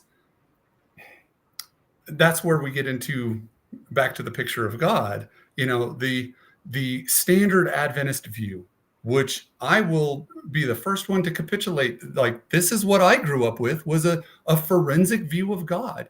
That's not Ellen's view of God. So what do we do with that? Hang on, my mind's just blowing away here. So, and Steve Beagles would agree with you on this, that it's not Adventist teaching. It's that people have misunderstood Ellen White. They've misunderstood what she was saying. But I'm gonna bust in with something and ask Sir Nilo to. You're right. I am talking about penal substitution, and the majority of Christianity is about penal substitution, in one way or another. Either it's because those are the words that we use. Jesus paid the price. Paid the price to who? Or I'm covered by Jesus. Covered. Why would I need to be covered from God? If God is on my side and God loves me, why would I need to be covered? What you're describing, I think, is a really great analysis and flaw that Protestants and all Christians get into. They definitely, I agree with you. All of them do fall into that. But I think Adventism falls into it even more. That's what my query is. Ellen White says, in the commandments, there's a halo above the Sabbath commandment. And she speaks right very clearly about it being a salvation issue. It is one of the most forensic denominations on the planet. I with the view I grew up with and the view that you were presented with as well, that all of us were, I completely agree with you. But then I go and I look at her stuff for myself, or I read through the Bible for myself, and I find that maybe what she's trying to get at is we're not understanding what she's trying to say. So my example for that would be the verse that Jesus is interceding with God on our behalf. You can take that two separate ways. You can take that as that Jesus is interceding with the Father on our behalf, in between us and God, because we can't stand before God because we're dirty, ugly sinners. There's another way to read those exact same words, that our Jesus is interceding with the Father. They're both together in harmony, interceding on our behalf for us. I agree. That's the Adventism I eventually lived in. I grew up, perhaps like you, with the forensic legalistic one, and thank goodness for Des Ford, because even though I didn't read a lot of his stuff, I got to go and see him live when I was young a couple of times, and I just got this sense of joy and assurance of salvation, and so I did cherry pick Ellen White stuff, and I was able to go, that's my Adventism. But I don't, and this is where we're probably going to disagree, I don't view it as a misinterpretation of Ellen White. I view it as, we nailed it and we moved beyond it. And I don't think she even really knew the gospel that you speak of. I think she wrote beautifully, or Marion Davis or Fanny Bolton wrote beautifully and made her words sound even better than the people she copied from. But if you really dig into Ellen White, you read, and I've read Great Controversy 6 times cover to cover this year. I walk away with the impression that there's a lot of legalism in there, and that this beautiful intercessory thing she does describe so beautifully, but there are nuances in there too, where she definitely teaches that there's going to come a time where that intercession has to stop. Well, what would that mean? Because I led a sinless life as an example for you to be able to lead one. I think it's a quagmire of. So those are the words. How would you understand then? Because this is the crux of what I really was hoping we would talk about, is stuff like this, where, okay, so if Jesus stopped interceding for you on your behalf, the way that we normally understand that would be that Jesus is in between us and the Father, because if we were to see the Father, he would just go ballistic and kill us, right? So if he disappears, how could that be? I mean, there's even verses that say, who can stand before a holy and righteous God? It goes on to describe the people who stand before a holy and righteous God. And it's the type of people who follow the Ten Commandments, who agree with God, who do what's right because it is right. They see God as righteous, and they agree with his means and his motives of doing things. And so at that point, if you are at one with God, which is the original usage of the word atonement, if you're at one with God, you're in harmony with God, then who needs to intercede for you? Who interceded between Moses and God, or Abraham and God, or between Job and God? I agree. I think that's a beautiful way to look at it. I just don't think that that's what Ellen White was saying. I think she had beautiful words that implied that and can make you think she was saying that. But then if you I can draw a straight line back to her from that my position comes from her. I mean, that's where we go, well, what's the path that we took? For me, the path was by Graham Maxwell, and him, it wasn't even so. There was a time, I remember my oldest sister, we were having a conversation about God, and the Ellen was spoken of. And I was on record, quoted with her, saying, I don't want anything to do with that lady. I am so sick of hearing about her. And exactly as you and many people who come on this show say. But what was it that I was told that she said versus what she actually did say? And that's where, when looking for myself, she did not say the things that she was accused of. But to me, that came, I need to clarify how that came about. So when I to Graham and being presented with a view that first, when he gave his synopsis to what is going on in the universe, what went wrong in God's perfect universe to put us to where we are right now, I went, that's the way I had always hoped it would be. And here is a learned theologian who knows the biblical languages talking the same way. I'll give him a chance and I'll hear what he has to say. And he went on to describe that it's that we're not in legal trouble with God, that there's not a forensic issue between us and God, that he needs to be appeased in order to accept us. There's no price. God does not need to be changed because God does not change. From that, he would bring up Bible verses and stories that I was like, I never heard that. I don't know what he's talking about there. And so when I was done with the initial Conversations About God series, my next step was to go, he did a series on going through the Bible book by book and taking one book at a time and asking the very important question, what does this say about God? And through doing that, starting in Genesis, going, ask those hard questions and ask what it is that this book is implying even about God.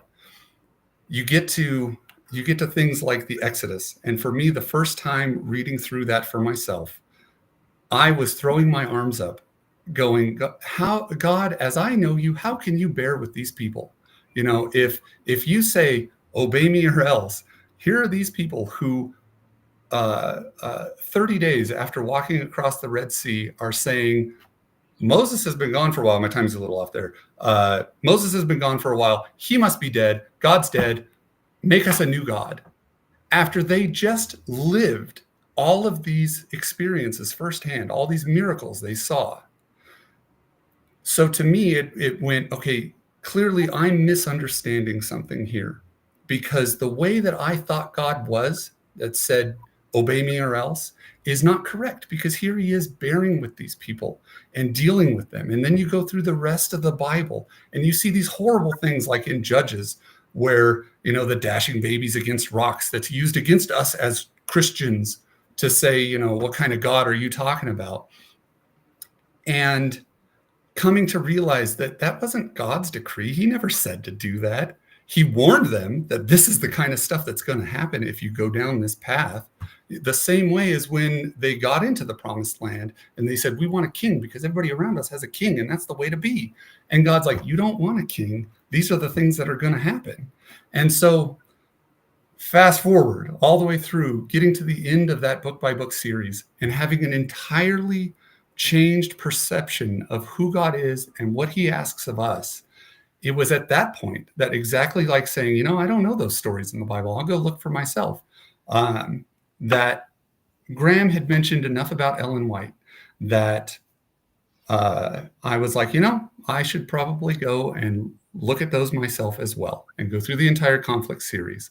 I think everybody on a whole thinks that Messages to Young People was a mistake, but that was not her book. That's a conglomeration. I specifically stayed away from the curated collections because it was like, no, I want to hear it in context, what it was meant to be. And so you ask, how do I see any value in Adventism or in Ellen White? Well, there it is, because that was my link. Before hearing this position, that God could be a trustworthy God who is open to us, and the realization that the investigative judgment isn't God keeping a record about us, but is keeping an accurate record that we could look at it and judge him. That changed everything for me. And that is only through Adventism. Every other, like you pointed out, every other denomination is concerned with, what must I do for salvation? What must I do to be saved? God is pictured as a vengeful or my favorite one, and it's gonna rile people up, but God the Father is pictured as an abusive husband who is who is just so enraged at the children and is about to beat them down. And Jesus, as the battered wife, jumps in between and says, no, abuse me instead. And the children are supposed to say, this is the gospel. This is the good news. What good news this is, that we have been saved from a vengeful God. Well, it's through Adventism, through Ellen White's influence, that I came to see that's not who God is at all. She points out that God is not waiting to punish the sinner. God's not the accuser of the brethren. We know who is the accuser of the brethren, and he's the one who's trying to skew this, trying to get us to stay like Adam and Eve, because Rick had pointed it out of, why did Adam and Eve hide in the garden? Because they were afraid, because they had broken trust with God. They were out of harmony with God. The issue is to be put back into harmony with God. That is the word atonement. The modern usage of that word is appeasement. Propitiation, expiation, atonement. They're all appeasement. So a payment has to be made to put us back into God's good graces. That doesn't sound like a good parent. That doesn't sound like an omnipotent deity. That sounds childish. That you would need a pacifier in order to say, okay, fine, I'll come and be with you again. God's the one who's actively seeking to bring us back into harmony with him.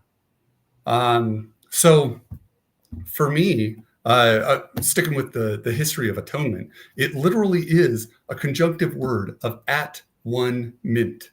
The oneing from the 1600s would be to bring two warring parties back into harmony with each other. So essentially that with the Jesus and God and the Father interceding with us, working for our benefit to bring us back into harmony with him. So there is no Protestant view that says much beyond penal substitution. There are some other models of substitution, There's even one that Graham is often accused of, the moral influence theory. None of those things address the real problem or put God into a good light of actually taking care of the issue once and for all, so that all those who are in harmony with him, who agree with him, are safe to let back into a free universe. Yeah. And you did point out that like I said, all Protestants, all Christian movements have this penal forensic kind of view. But I just want to add, and I think Adventists have that on steroids. They're even more so. But I'm glad you've found this kind of view, which I think can be found in the Bible and the Bible alone. And it's an understanding of the covenants, and it's an understanding of Christ's teachings and message and atonement. So those covenants are a perfect example. Just bear with me. There's no way you can look at the big picture of Adventist official statements, doctrines, and teachings that can be presented as an easy path to the conclusions you've drawn. Adventism is like, so you're reading the Bible, you're exploring it, you're discussing it, you're learning these things that you've come to. But Adventism's like a maze that takes you off to the side. And okay, sure, eventually you come out of it, but you're still on the same path you're on before. And you think, what on earth, how on earth did that benefit me? How on earth did that, it precluded me from actually seeing some of this stuff quicker. You've managed to do that. But the distinct Adventist message is that we are to show the angels and the other planets that Satan's claim that you can't keep the commandments is wrong. So I would say that that's a misunderstanding of it, because Paul says that we're a theater to angels and the onlooking universe. Paul says that, not Ellen White. He doesn't say we're a theater to that to prove that he says the opposite is what's on display. So yes, we do not vindicate God.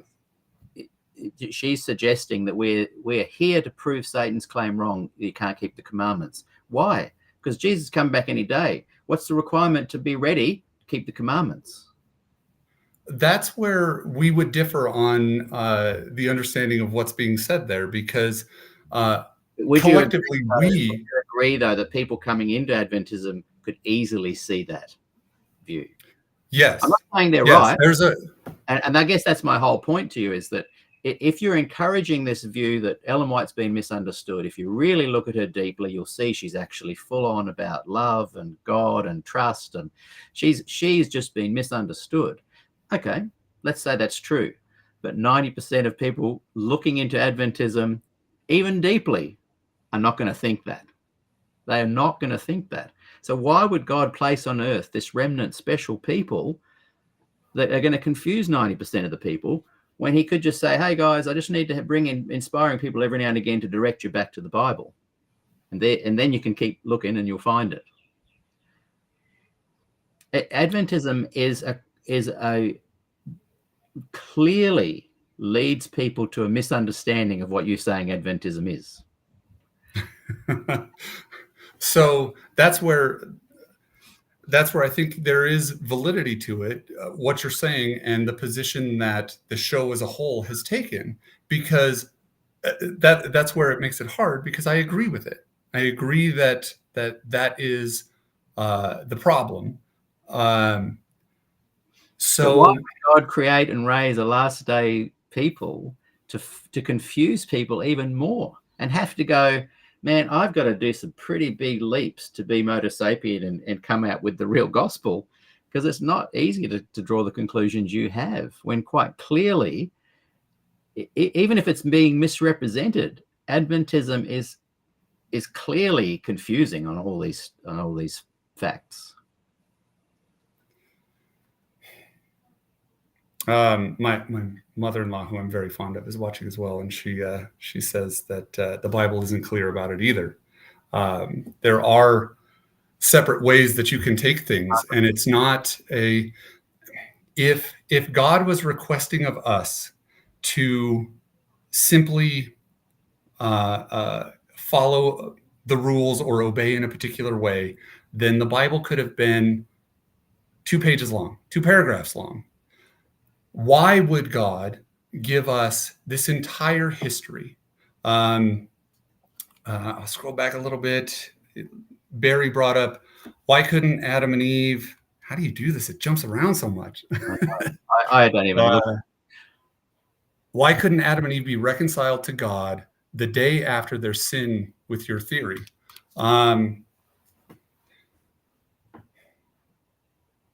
Nothing says that they didn't go back into harmony with God. God took them out of the garden. There's some metaphor there of saying we got to make sure they don't eat from the tree of life. Like, that's a lot of metaphor.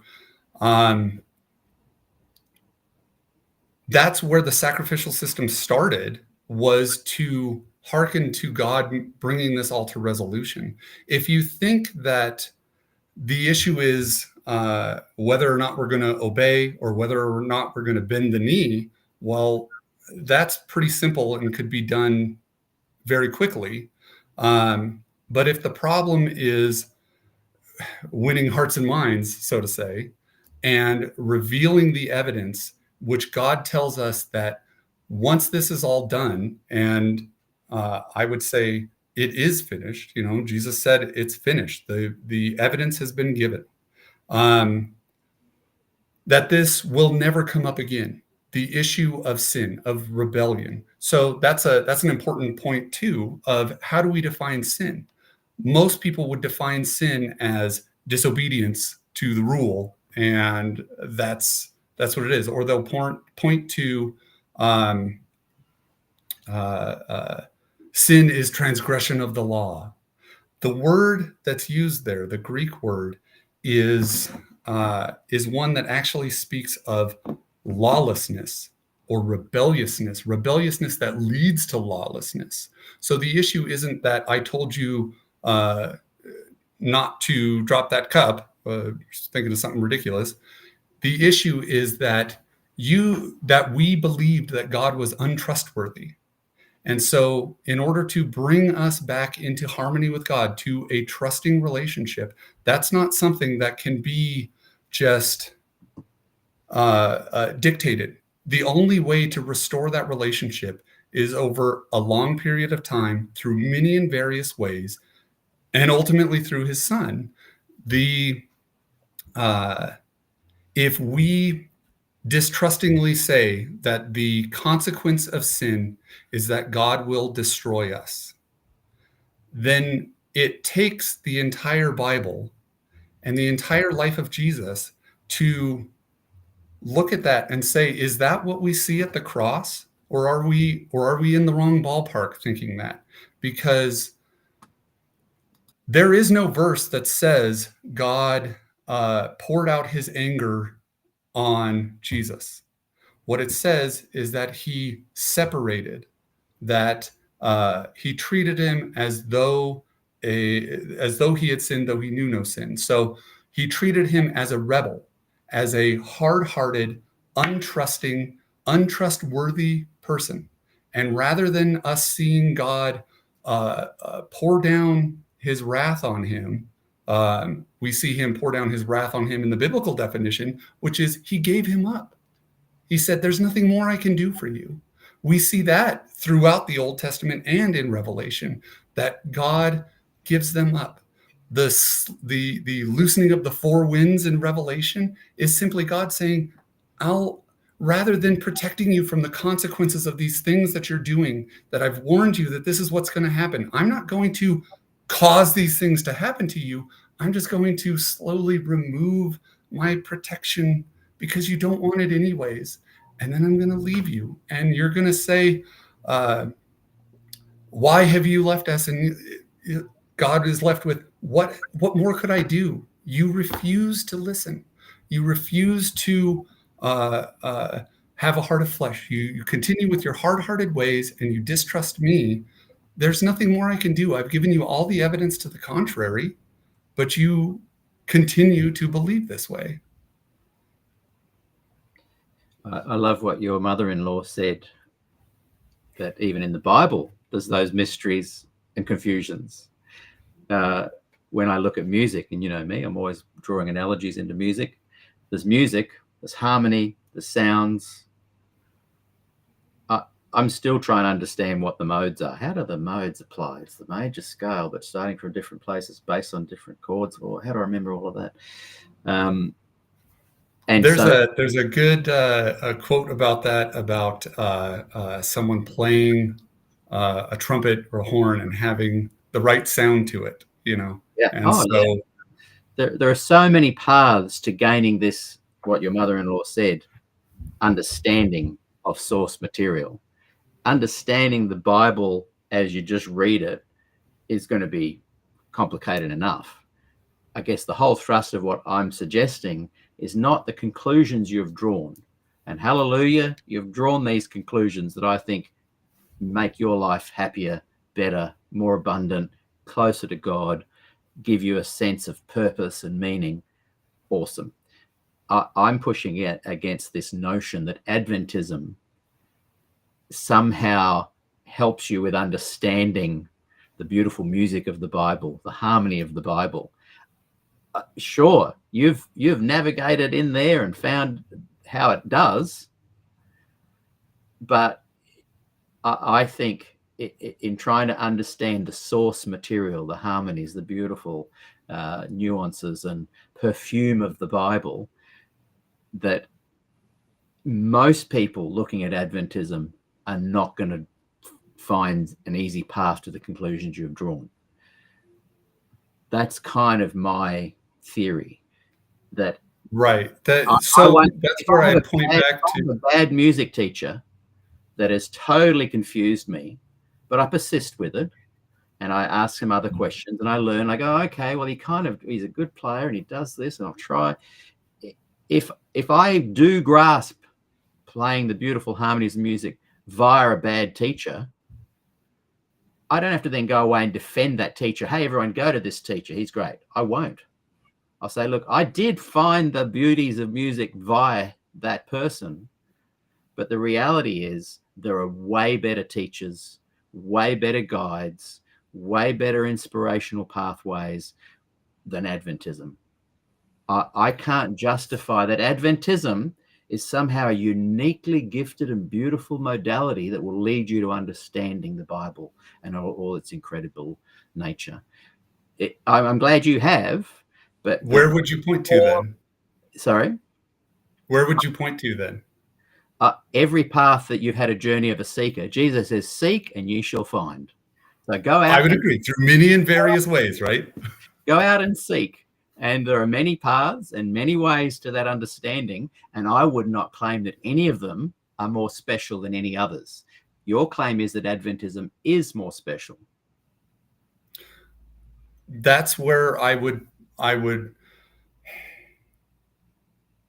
it's not that broad. You know, you can't paint it with that broad of a brush, because I mean, one of the times that you and I talked, it was a particularly slow show. So I got a chance to interact with you on a more close basis. You said something that has really stuck with me for a long time, and it may not be the view you hold now, but at the time you said, all rivers lead to the ocean. And the Bible specifically says that it doesn't, that not all rivers lead to the ocean, that it's only by Jesus. And to me, I hear that and I say, yes, with this view, that is absolutely the truth. Somebody else, I mean, look at the comments going by. I'm sure I'm a heretic already. I love that people are giving you a hard time, like you give people a hard time when you're in the comments. You got to chime in, right? You're doing it very well. I'm be proud of you. Well, thank you. they'll look at that and say, yes, Jesus is the only way, with a completely different understanding of it. And that's where not all rivers lead to the ocean here. The point is, if we are to understand God as trustworthy, and especially as Revelation warns that Satan will come masquerading as Christ. I believe. What is it that he's Adventism, though? What's that? I believe that's what he has done with Adventism. And let's look at that all road. What if I don't disagree with you? Let's say that all rivers lead to the ocean, and we drill down on that, and we make it a little less than what I meant. We bring it in a little bit more focused than what I meant. And let's say, here's the ocean. That's the complete understanding of God. And let's agree, for the sake of this discussion, that Jesus is the only way, and he is the water of life. So he essentially is in all of those rivers that go down to the ocean, to the bigger understanding. So let's say that that's the case. And we're flowing down these rivers. Yes, I would agree with you that some of them turn into eddies and they stop and they don't even make it to the ocean. I agree with that. My theory and my main point is that Adventism meanders and wanders and pauses and gets distilled and gets septic and continues on and eventually does make it to the ocean.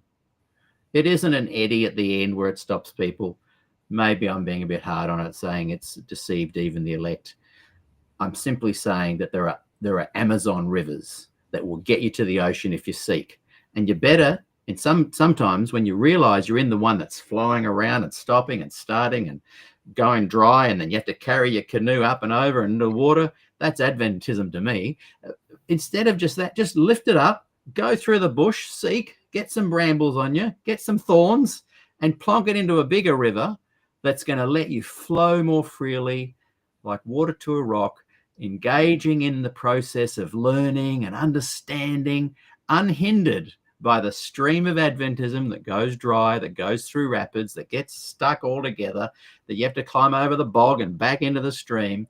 Yeah, you'll eventually get there. I'm just saying, to the person who looks at Adventism, to find what you have found, it's a very difficult journey.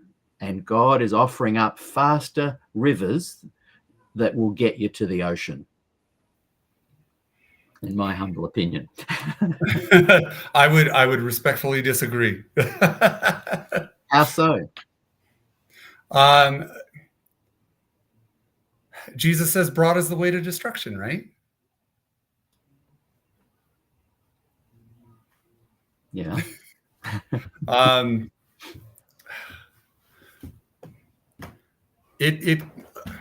It goes back to, what is God asking of us? And if God is asking of us trust, which is how I see that theme throughout. I mean, Abraham trusted God and it was counted to him as righteousness. The issue is trust. And if that's the case, then not all paths lead to a trusting God, because, I mean, see some of the things go by saying, just trust in Jesus. Trust what? Trust what about Jesus? That he came and paid a price for me? Are you saying that, in my analogy there, where Jesus is the water, is the way, and flows down many rivers to the ocean, if getting into the ocean at the end of that journey is understanding, trust, love, applying these principles to life, you're not saying that Adventism is the only way to that river. No. So I'm saying Jesus is the only way to that river. That's what I was saying. Jesus is the only way, and there are better ways to access the ocean than Adventism's stream.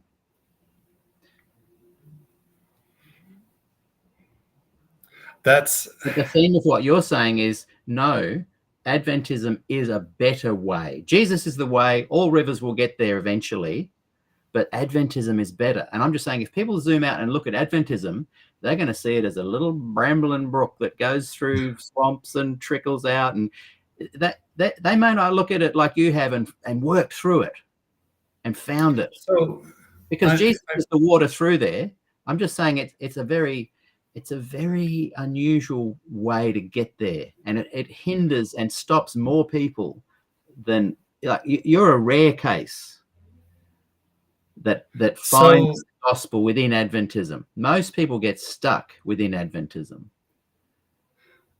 I would say most people get stuck within Protestantism as well. I agree.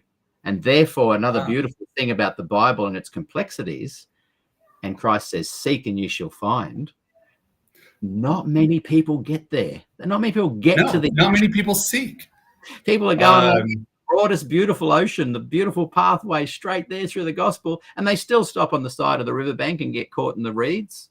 So I agree. Most people don't. I'm just saying that you'd be better to choose a pathway that gives you a little bit more chance of getting there than the Adventist pathway, the Adventist river, the Adventist stream. So an analogy is only good to really make one point, in my opinion. And I feel like Jesus gave us a very similar analogy to this, to the rivers and how that goes in the seeds. Some are cast on rocks, some are shoot up like weeds, and some actually cultivate. So identical analogy in many ways.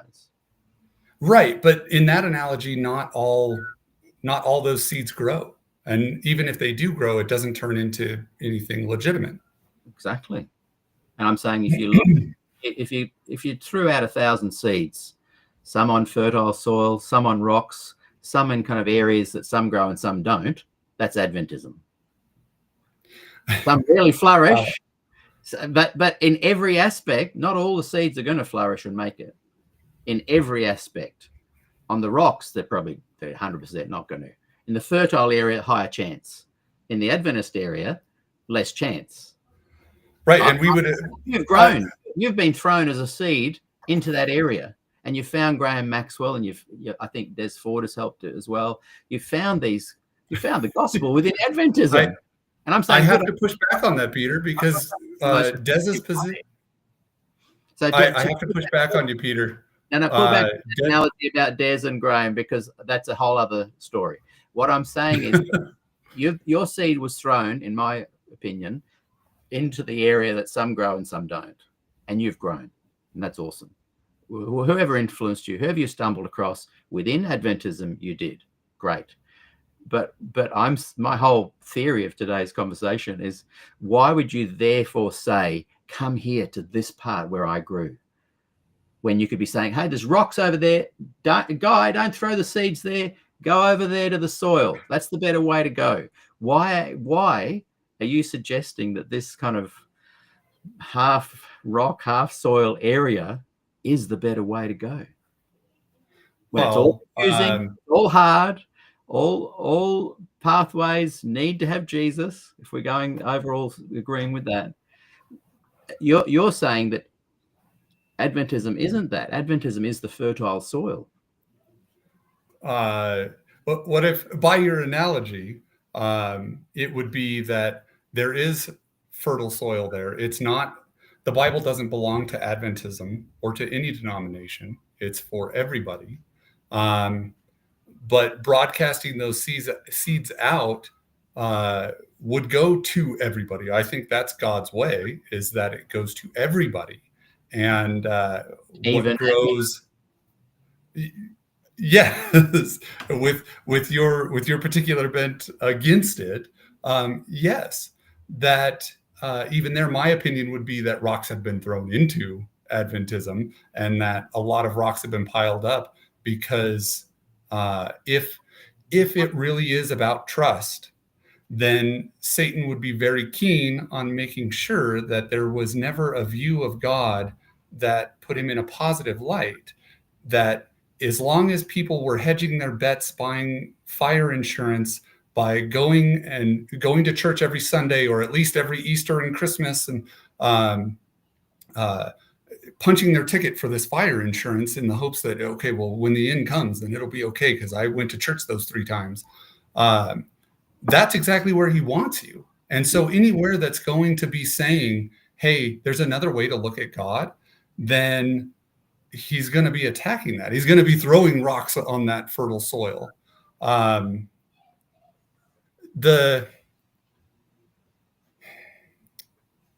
difference, like I've pointed out, that the only one that I know of, and if you can name something different, I would search it out. I would look at it and see what they have to say.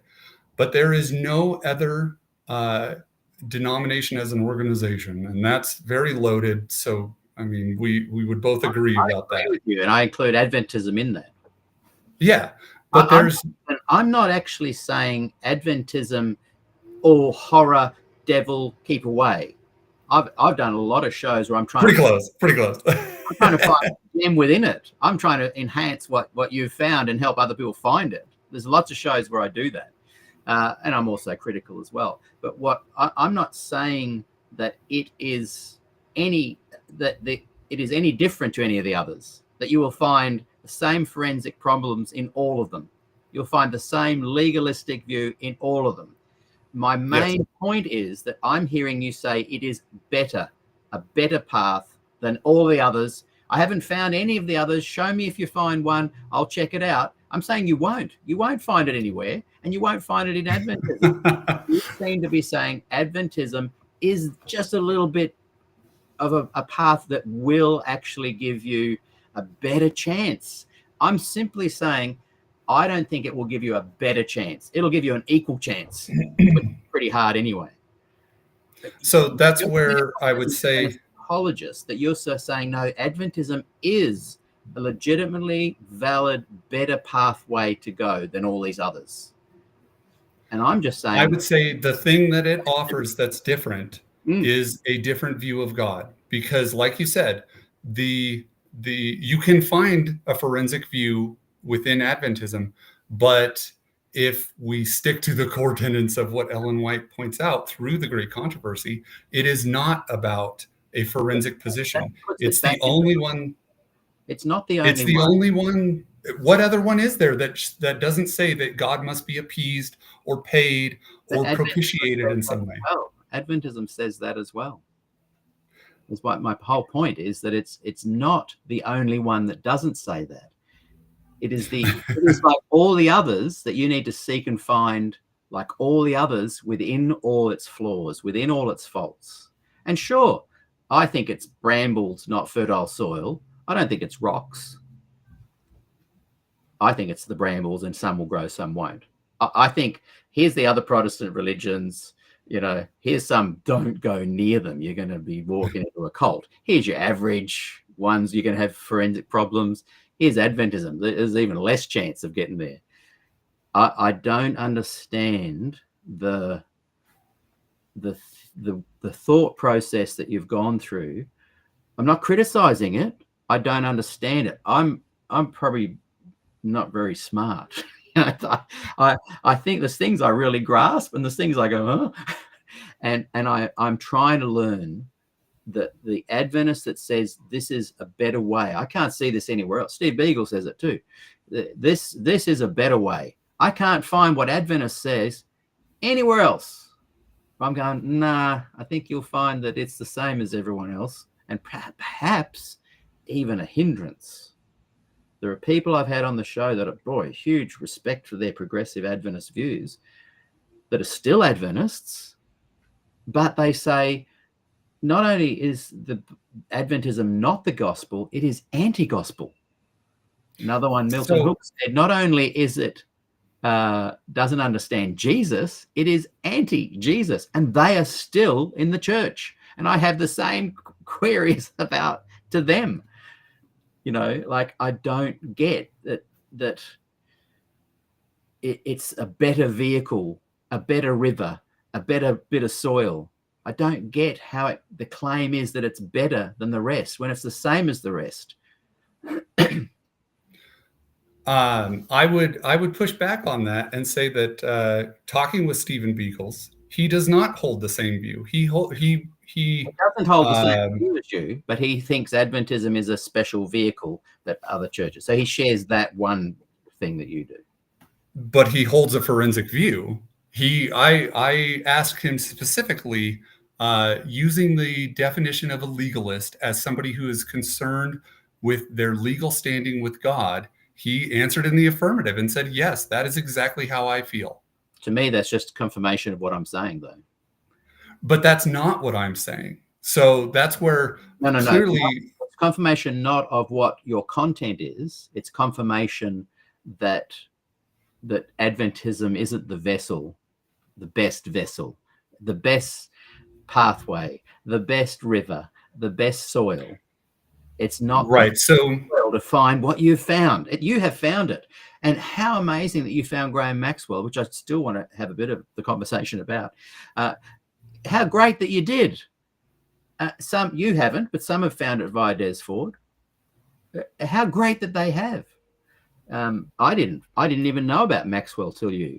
And I'm now going, wow, boy, I wish I'd come across this guy when I was 30. It might have changed everything. Maybe I wouldn't have left the church. But I didn't. Whatever. But I'm a seeker. And the seeker will find in the end. And from my seeking and deep study of Ellen White, and at one point, deep love for Ellen White. You're 20 years younger than me, at least. I went through the big phase of, wow, I just love, look, people are just misunderstanding her. Look at this beautiful thing she said. Oh, you're breaking up at all the wrong points. all I'm saying overall is that, if you said to me, look, I like Adventism culturally. I've found Jesus in Adventism. I'm going to stay an Adventist. Fine. I wouldn't even be pushing back.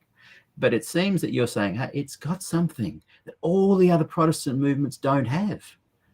And all I'm saying is, I don't think you've conclusively presented that to me, or I've been thick as a brick and not understood it. Because it seems that you'll say the reason, but then I'll say, but that can be found in anywhere. And you'll go, yeah. So I'll go, well, what's special about it? What's the special thing about Adventism that brings out the growth of the gospel that other denominations don't, that other seekers don't, wherever they are? And if you say it's because it lets me understand God and trust and a new understanding of what God actually is and the covenants and atonement, well, I go, that's not unique. There's seekers in every movement of the Christian faith that draw that same conclusion. Are we breaking up here, are we? Ah, right, yes. You've just written we're breaking up badly. Those watching, are we breaking up? Not breaking up. I don't know if it's just my end or... Yeah, someone will tell us soon. Can you hear me now? I can't. It's always at the most important times, right? I'll do a quick summary. When I say what's unique about it, because you're saying this is a little bit unique and special, more than other Protestants. If you show me other movements that do this, great. I'm just saying you haven't convinced me, because when you do say, here's what the special thing is, I say, yeah, but there are seekers that have found that everywhere. So what's special about it? It's just a seeker. Seek and ye shall find. This is hard stuff, but seek, says Jesus, and you'll find it. And he's talking about everyone across the board, from cults to Catholics to Protestants to right. All denominations. What was the point of Luther? Why did we need Luther? Another shining light that helped right. awaken our desire to seek further for ourselves. Bingo. So we're really on the same page about that. No, but we are, except for one thing. I would say, yeah, Luther's a good vehicle, flawed, but it's a vehicle, it's a river, it's a pathway, there's fertile soil there. Your claim is that Adventism is more of a unique and special vehicle, pathway, soil, river, that can get you to a better understanding. And I'm just saying, when I say, well, what is that special thing? You say your understanding of God and how you've gotten to it. And I then say, but that can be found by any seeker in any denomination. It doesn't make Adventism special that you've drawn those conclusions. I'm saying, what about Adventism makes that more unique. And you're saying, well, they don't have the forensic and all those things. But is that your final assessment, that Adventism isn't forensic, penal forensic? Well, I then say, but people that look at 20 different religions, and Adventism's one of them, here's the non-forensic, here's the forensic, and Adventism's down here. They, or whichever way you want to look at it, they are steeped in legalism. And anyone looking at it, yeah, they haven't taken it further like you have and gone, I'm looking at it from a different perspective. My big pushback is, what is that special thing that Adventism gives you a chance to grow more abundantly than in other Protestant religions? And it can't be your conclusions. It's how did that get you there? And is your answer that it is less legalistic than other denominations? Well, I would point out that it sounds like you're saying the same thing that Ellen White was, that if you were seeking, you wouldn't have needed her.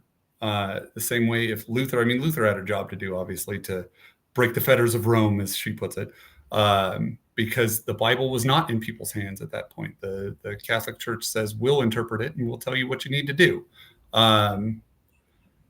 So she's saying it's not as special, but you're saying it is more special than the others. I'm saying Adventism, not so special down here. Luther, yeah, a bit more special, but definitely not the only path. And I wouldn't necessarily be jumping all over that as a great path. I'm the guy that says I don't think any of them are. I don't think any of these guys are great. I think it's the seekers within it that wherever they've placed, rocks, soil, fertile, brambles, streams, rivers, all heading towards the ocean, the seeker, Christ says it's hard, it's not easy. There's the camel's eye, there's all sorts of examples. Right. But the reality is, I'm not suggesting that Adventism is a better way. I'm not saying it's the rocks, but I'm saying, why would someone... Well, you kind of have. It definitely... there are pitfalls to it. What I would say to that is that it is the same way that Luther is Luther and Lutheranism the end finish line, or is it a step along the way? Kind of how we had talked about of this progressing of humanity over time to that God brings us to more truth. Would you place it rocks, fertile soil, or the bit maybe not ground?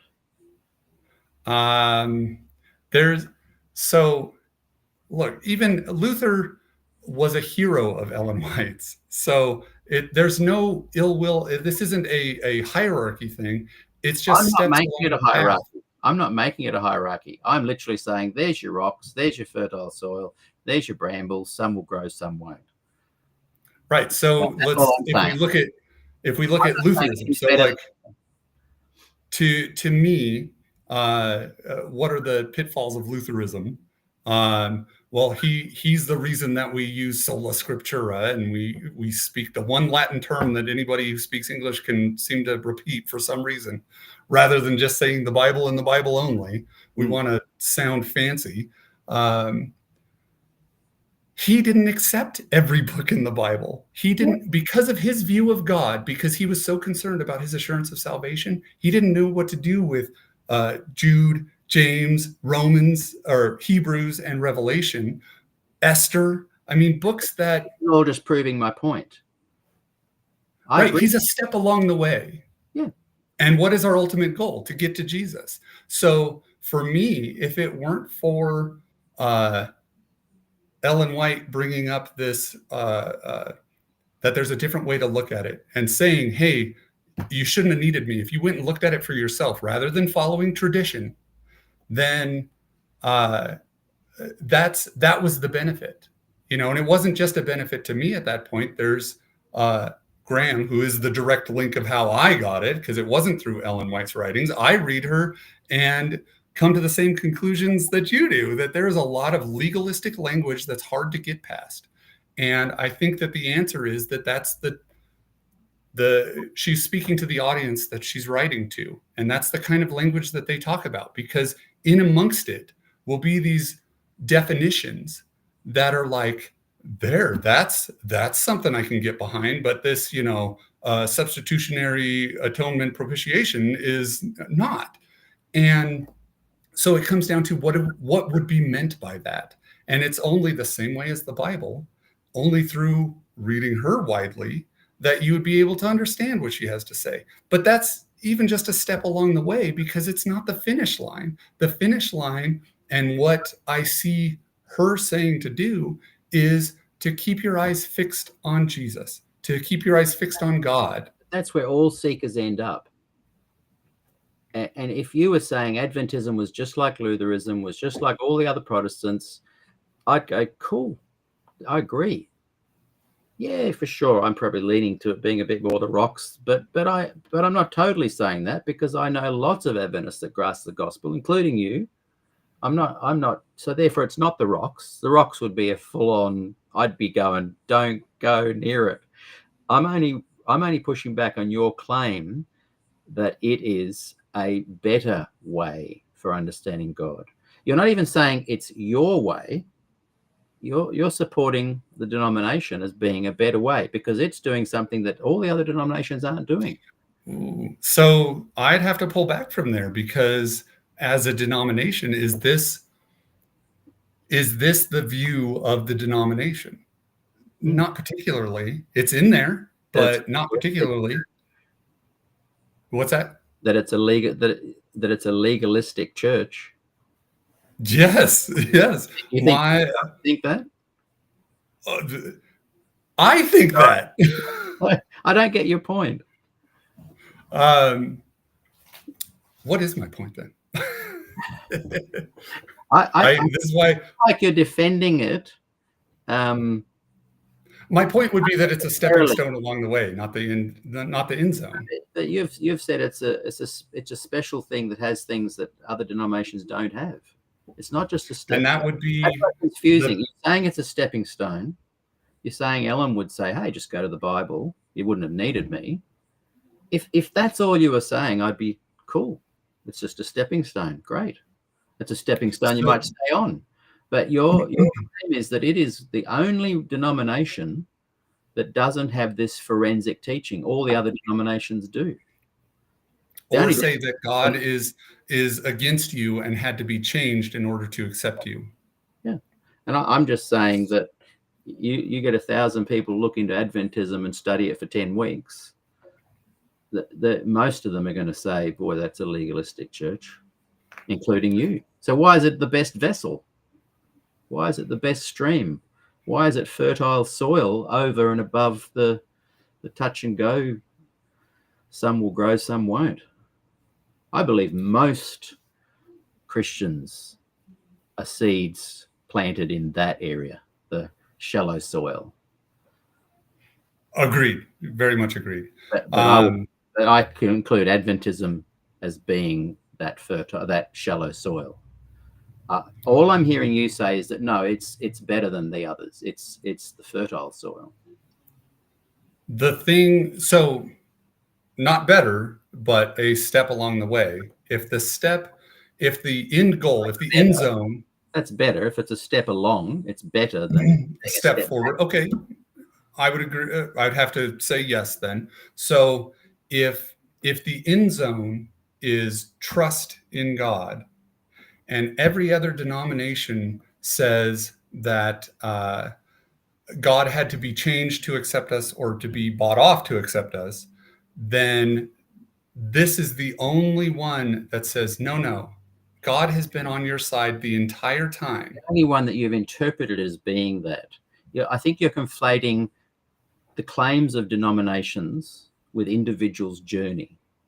I see your individual journey as one of success that is, if not reached it, close to reaching the ocean and understanding. Your individual journey has done that.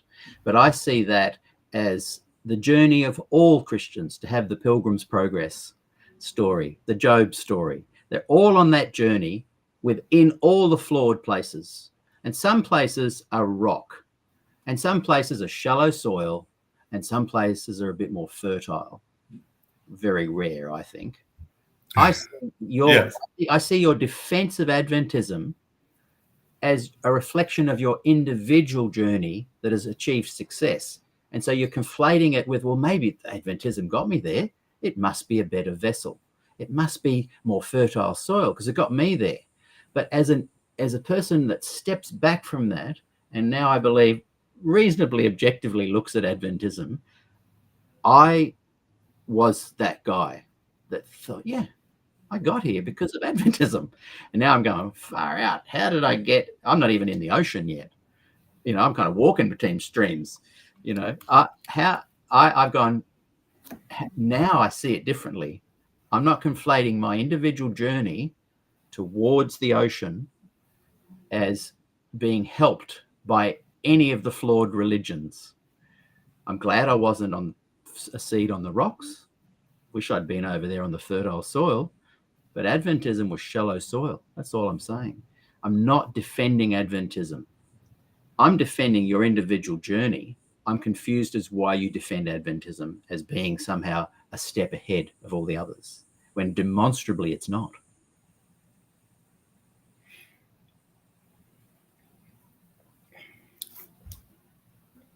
I'd preface any answer to that with, I didn't come on here defending Adventism. If anything, look back to what I said my intent from our conversation would be, and that would be to say of God what's right. Yeah. So do you know what, though? The only reason I've steered away from, not purposely, 100% not, but I have gone down this other path organically, not planned, because the gospel shines from you already. You've said, in a nutshell, some brilliant stuff that just shines. But for some reason, you're celebrating Adventism as being the reason for that individual. I'm not saying a selfish individual journey. There's many people you've learnt from and got ideas from. Maxwell, we'll come to in a minute. It's like if I sat here and played guitar and we had a decent sound system, I can play guitar pretty good. I then don't have to keep on proving that I can play guitar pretty good. We'd then talk about, well, how'd you get to that? That's what I've done. You play guitar really well. You've got a grasp of the gospel that shines. I love it. I'd love to get you back and do a show where that's all we talk about. But I have a stumbling block to that, not in understanding it, but in the learning the guitar. I've already seen you're a great player in that metaphor, but you're attributing that ability to something that I think, I don't think that's how you got there. Why would you defend? That wasn't your experience of it. Yeah, but not just that. And people have pulled me up on that. They said, well, why are you saying that's my experience when it's, why is your experience more valid than mine? I'm not claiming to have a better experience because I am not defending any claims and I'm not defending any denominations or paths. I'm just saying it's complex. Christ says, seek and you shall find. And here's our analogies and metaphors all through the Bible to help you on that journey. That's it. And I'm not then saying, but Adventism's a step ahead. That's the one thing that you and I will probably just agree to disagree on. But I'm not saying that my way or any way is a step ahead. So I'm not saying, my experience has shown me this new light. I'm saying, wow, none of it did really. None of it's a step ahead. All of it is pretty raw and plain and ugly. All of it is flawed and going through a sinful world. I mean, that could be said of all of them. None of them are a step ahead. The majority, but definitely not Adventism. That's where it gets back to my question back to you about that. Of if there's so that's my path to it, and it's directly through this link. And I celebrate that is your path. And I go, awesome. Adventism was a pathway to Joe's greater understanding. Awesome. But then if you say, and it was a better way, That's what I'm pushing back on. I'm not pushing back I on would say a way. for myself, it was the only way. Because remember, I have a That's long not history with for sure. Calvinism and Presbyterianism, Yeah, and but those are not ways to me. that's not the claim that's come across. The claim that has come across is that if you'd said this was the best way for me, culturally, growing up, 5th generation, it was the best tailor-made way for me. And maybe it was for me too. But that's not the claim. The claim is not, it's a step up for me. It was the step up for me to get ahead. You're claiming that it is a step above the other ways. So it's a more nuanced and a deeper claim Then I than would. someone saying, look, long hair and love of electric guitar and distortion, that was the better way. But ultimately, what I actually love is acoustic guitar worship music. But I got there via the rock music. But so that was my way. It was the best way for me, the way I was grown up. But I'm certainly not saying, hey, everybody, that's the way you should go. And I hope people understand that about me. I'm not saying my way is the better way. It was the best way for me. Your way was the best way for you. Let's celebrate that. Let's celebrate Adventism's role in that. Awesome. But then let's not say, and it is the better way for everybody. I think that everybody. You're inferring that of me. That's what I'm saying. That's what I said before. Tell me if I'm wrong. Is this what you're saying? You've said words like it's a step above. You've said things like it has this, all other Protestant religions don't. Show me if they do. So the inference has been that my interpretation of what you're saying has some evidential backing. Clarify if I'm wrong. Are you saying the nuanced way that I would put that is, for me, the only way to come to this picture of God was through this path, because that's not what you said before. I'm glad to hear that, but that's not in the thrust of what you've said, or I wouldn't have pushed back. Then I misrepresented myself. Then I mean that's not Adventism. In the metaphor, not a special way that it's a step above other ways. So in the metaphor of a step forward, is your next step better than your last step? No, it's just a step along the way. The better is when you get to the end zone, right? Yeah, that's individual. You're implying that it's better. The next step is better. I'm saying that it's just part of the path. Yeah, but there's a difference with saying it's a part of the path for you and for your benefit than saying it's also a blanket better step ahead for everybody. And there's a couple of things you've said that validate my potential misunderstanding. So this is what's probably I could like. Are you saying? And I'd agree 100%. If this is the better way for you, it's been the best step for you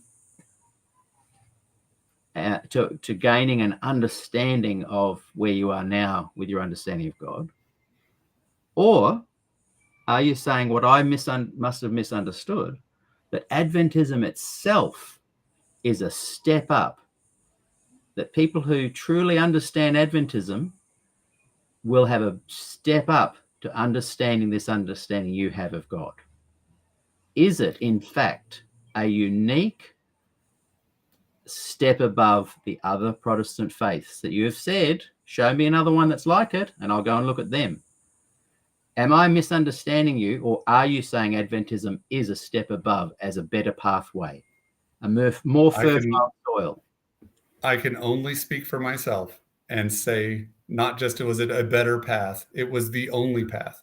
But that takes that asterisk again of growing up, this was not the view. Growing up and hearing the same things that you heard, I came to the same conclusions you did. And in fact, was probably teetering on the edge of the same point that you were of, well, then, if that's the case, I'm headed somewhere else. Like I pointed out, if it was Doug Batchelor's version of Adventism, I'd be gone. But I was shown a better way to understand it. And through that, that's where how how I got to where I am today. So can I speak that it's better on the whole? Could anybody make that claim? I can say for me that it was in fact the only way that I would get to the point where I would see God as trustworthy, that I would see God as not waiting to punish the sinner. You see the nuanced difference there, though. Like, I would agree with that. Like, I am not saying that my way is the better way or the only way, but it was the better way for me, and it was the only way for me. Right? Isn't that the through many and various ways, but ultimately through His Son? You'll never hear me say Adventism has something unique and special that the other Protestant churches don't have, and that's what you've said today. Well, that's where if the way that I got to here was seeing God as not waiting to punish the sinner, then the only place that's offering that view is through Adventism, through how I would define it, at least. So how do I put it in any other words than answering in the affirmative to that? It's not implying what you're trying to imply, saying that I'm saying, it's the only way there is and everybody better get in line, or that's that. I'm only saying that based on what you've said. I'm not pulling that out of the air.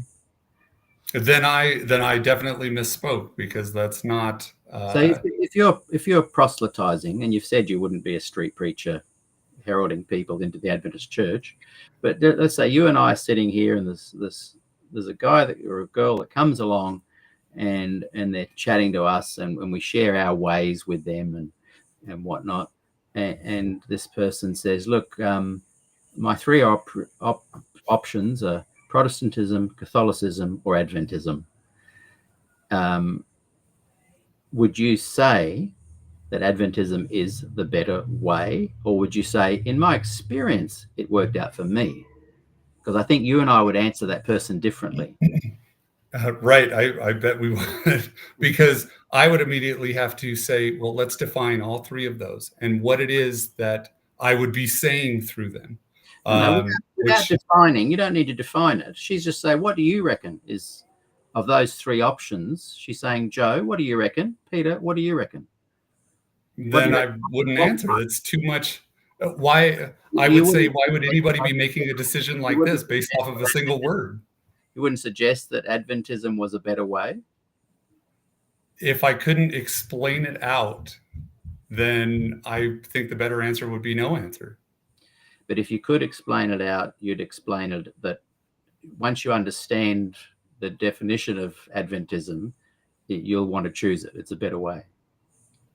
I would say, here's what the differences are. And I would say Catholicism says that God needs to be paid off, essentially. And so they have all these different means by which to pay him off.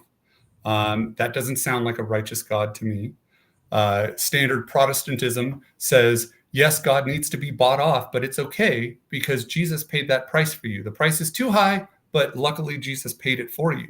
And I say, so that doesn't speak of a righteous God either. Instead, here's this view where God is not needing to be bought off or changed in any way, but instead is looking at us like a physician trying to heal a disease and offering us the remedy to it. And if you're interested, then this is what you would do to be a part of that. I look at the 10 Commandments in that way. The word for commandments is not commandments as in like thou shalt. It's the 10 words, the 10 phrases almost. And in saying the 10 words, it makes me think of John 1. It's also given, the word has a future tense to it. So to me, the 10 Commandments are more like, hey, if you look at a righteous God and you like these things and you want to be like this is the type of person that you'll be. And the 10th commandment gives that away the most, because it's thou shalt not covet doesn't mean much to me. And growing up, I looked up covet multiple times trying to figure out what that means. Paul gives the best explanation to it when he says that he kept the commandments as when he was Saul and thought that he deserved some credit for it because he was a young, virile man, and he wanted to do these things. He wanted to cavort around and do all these things, but he didn't. He withheld himself, and he thought he deserved points for it. And when he came to a better understanding, a different understanding, a new, when he became was reborn, then he looked at it as, now I fully commit to the 10th commandment because I don't even want to do those things. I don't want to be that kind of person. And so the 10 commandments being in a future tense, it's almost like it's an offer from God saying, this is the type of person you'll be. And the description of that person is a trustworthy, loving person. And then if you put that to where Jesus says the fulfillment of the law is summed up in loving the Lord your God and loving your neighbor as yourself, then yes, all of those things, you become a loving, trustworthy person. And so that's where I would say it would have to be described to this person. It's not just, well, Catholicism is like this, and you do these rituals, and you'll say this many Hail Marys, and Presbyterianism is like, or these other denominations are like this, and Adventism is like this. It's like, no, these are the differences between them. And so if you like that view of God, this is the only one I know of that even remotely offers that kind of thing. Adventism is the only one that remotely offers that opportunity. So I wouldn't put it as offers an opportunity, offers that view, offers God in the light of, he doesn't need to be changed or appeased. You don't need to be hidden from him. You don't need to worry about your, this is a qualifier, your assurance of salvation. That's not the number one issue to you, because you don't see God in the light of him waiting to punish you. No, and I that's the great awakening that I believe all seekers come to.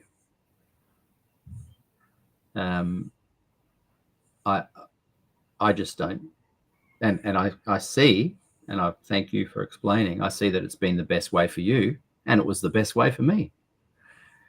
But the difference is that I've gone, I think there's an easier way, where you're going, I still think this is actually the best way, if you truly understand it. Right. And I have to push back and question you on that, because there's plenty of times that people come on the show and you'll seemingly endorse the idea that Jesus paid a price to God in order to appease his wrath, or that his wrath would be poured out on Jesus so that it was spent and there was none left to pour out on us. So it's okay to approach him now because he's not angry anymore. I've said that? That you've endorsed that. People have come on the show and said those kinds of ideas, and you've been like, oh yeah. What have they said? The sentiment that what the gospel is, as they understand it, is that the good news is that God was angry and his wrath had to be poured out, and Jesus came in and that wrath was poured out on him and it was spent on him. And so now we're able to approach God because he doesn't have any more wrath to put on us. See, what's funny about what you're saying there is because I got no idea what you're saying. And I would have gone, right, good, okay, cool. You've come to that conclusion. You've used your own mind to draw those conclusions. Well done, because what's happened is they've used their own mind to draw their conclusions. That's what I'm about, people using their own mind to draw their conclusions. That's why, and I hope this is not somehow gotten lost, I value you've drawn your own conclusions. You're one of the few people that, to me, I go, yeah, Joe has drawn his own conclusions. And I think the only difference is I'm saying in spite of Adventism, and you're saying because of Adventism, and I'm saying I don't think that Adventism is the best path, and you're saying I think it can be. I think they're the only two differences. But I would learn more about what I agreed with, because I'm not sure about wrath of God, and and it'll be said in different terms than that. But Miles comes on, and he's Presbyterian, and he speaks about being hidden in Christ, and the give me 1 second, just because that's going to keep going off. Oh, it's an alarm. Thanks for sticking with us, everybody that's watching. I genuinely value MotoSapien. Have always loved his comments and thought processes, and I hope today is not coming across as some kind of pushback. But yeah, just saying how I value you, Joe, and what you've said. Thank you, sir. Miles comes on, and he has a Presbyterian view that says we need to be hidden in Christ. And plenty of people say, amen, that's great, good news that we're hidden in Christ. Hidden from what? I mean, that's the part that's the rub of these other positions. And I see in the comments where it's like, well, where did anybody say anything like that? This is it. It's implied. It's implied that we need to be, why would we need to be hidden from God? What if God's on our side, who's against us? So you're implying that God is against us. I've agreed with that, or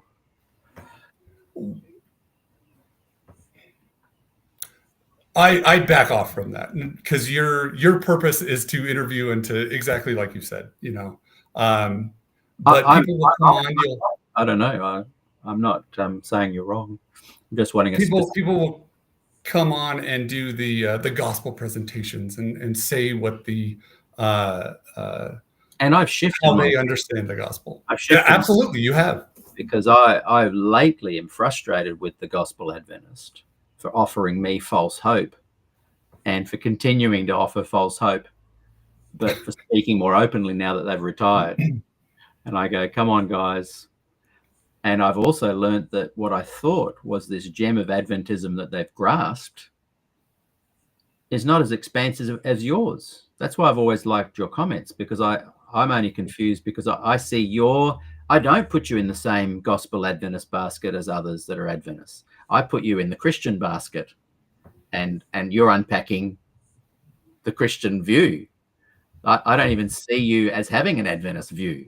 That's why I'm confused. I don't see your view as Adventist, but you're saying that's only because I've misunderstood what Adventism is. Right, and so I can draw this like direct line between it. Yeah, you draw that line, but all I'm saying, for me, I see you as a Christian guy that has nothing to do with Adventism, and every now and again you'll say something about it that draws you into thank the Lord for Adventism vibe, and I just go, oh, that's right. And so, like, I've unexpectedly and not planned had a chance to try and drill down on that understanding more. And I hope I haven't been offensive at all. It's not. No. See, this is how conversations go, right? Whereas if I talk to Stephen Beagles, and he's watching, and I really like Stephen, and I'm not, and I think, he's worked out a kind of Adventism that he can make work. Good on him. He's used his own thoughts in his own minds. Whether I agree with it or not is not the point. I just don't even view your explanation of your Christian view as anything Adventist. It doesn't have any Adventist overtones until you throw in a little thing and say it's a step better. And I'm like, are you trying? Is there some people you're trying not to upset? Rick asked a question ages back, which I held so I could bring up. So I've got no idea what people have said for the last half an hour. Joe, if you gave up SDAism tomorrow, like Paul gave up his Jewishness and suffered the loss of all things for Christ, do you believe you would be saved? Let me answer the question first, because I'll go rabbit trailing. Is my salvation dependent upon claiming Adventism? No. Salvation is through Jesus, and as I've implied, at least, trusting in God. God will save all who trust him. So if the only way that would happen, being tied with being an Adventist, would be if I were to give up on trusting in God. And my trust in God is not based on Adventism, because I've seen the evidence for myself through the Bible. So my evidence is based upon what God has done over a long period of time and through many and various ways.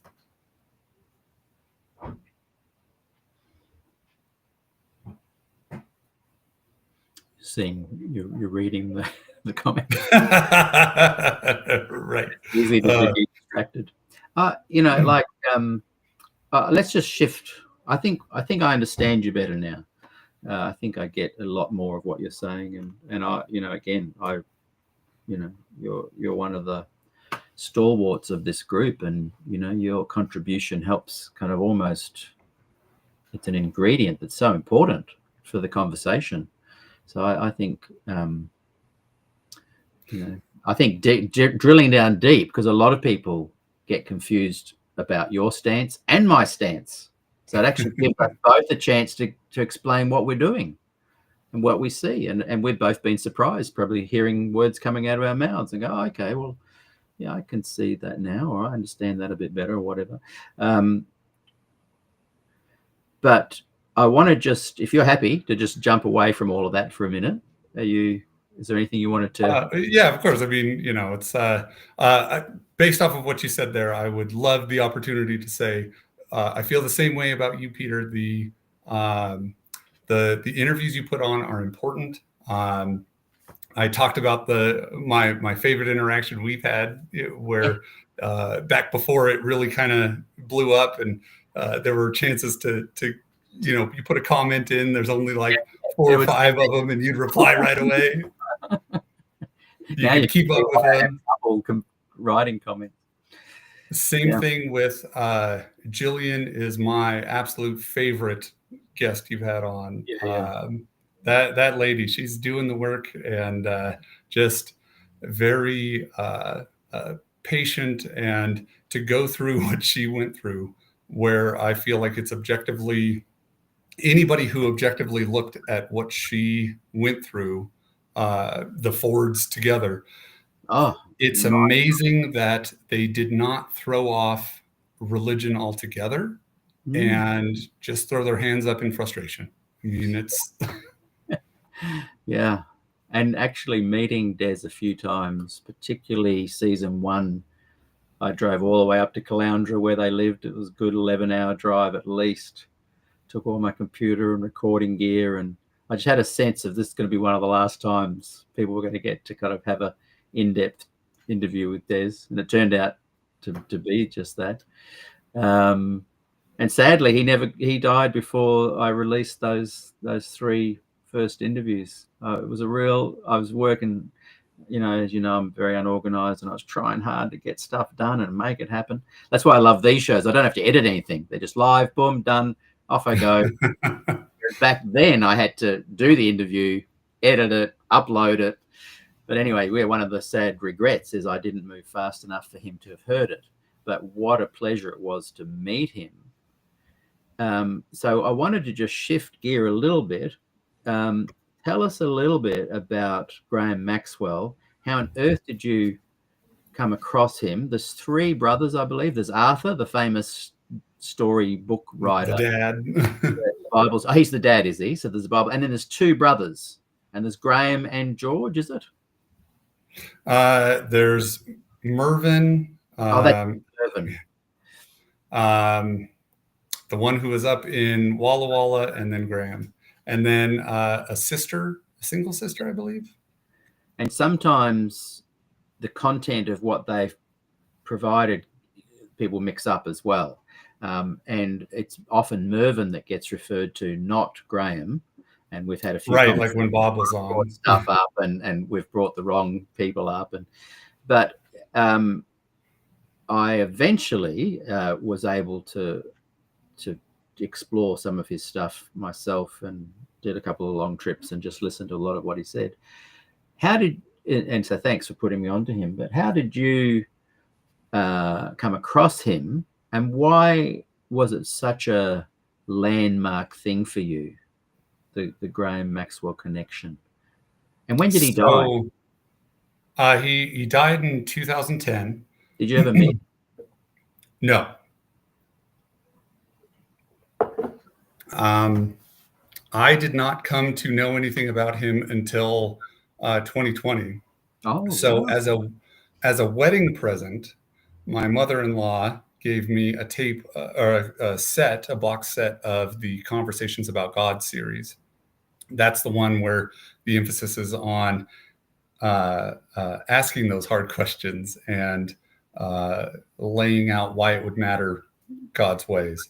Say your mother-in-law. Yeah. So they ultimately, after he passed, come on the show sometime. I'd love to.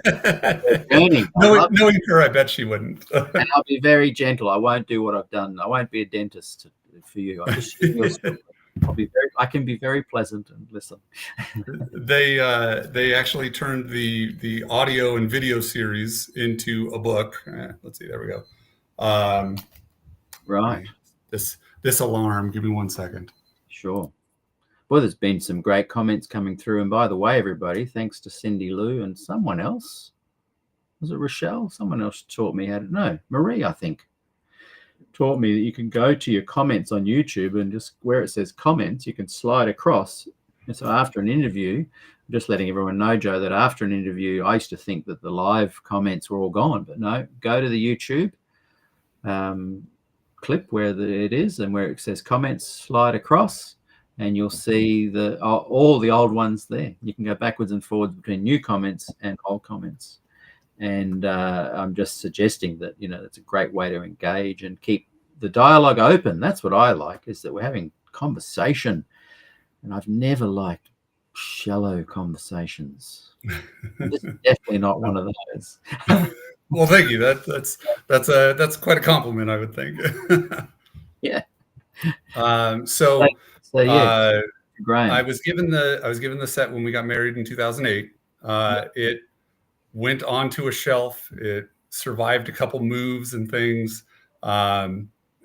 Never really an interest. It was kind of like, yeah, who's this old man? There's no interest.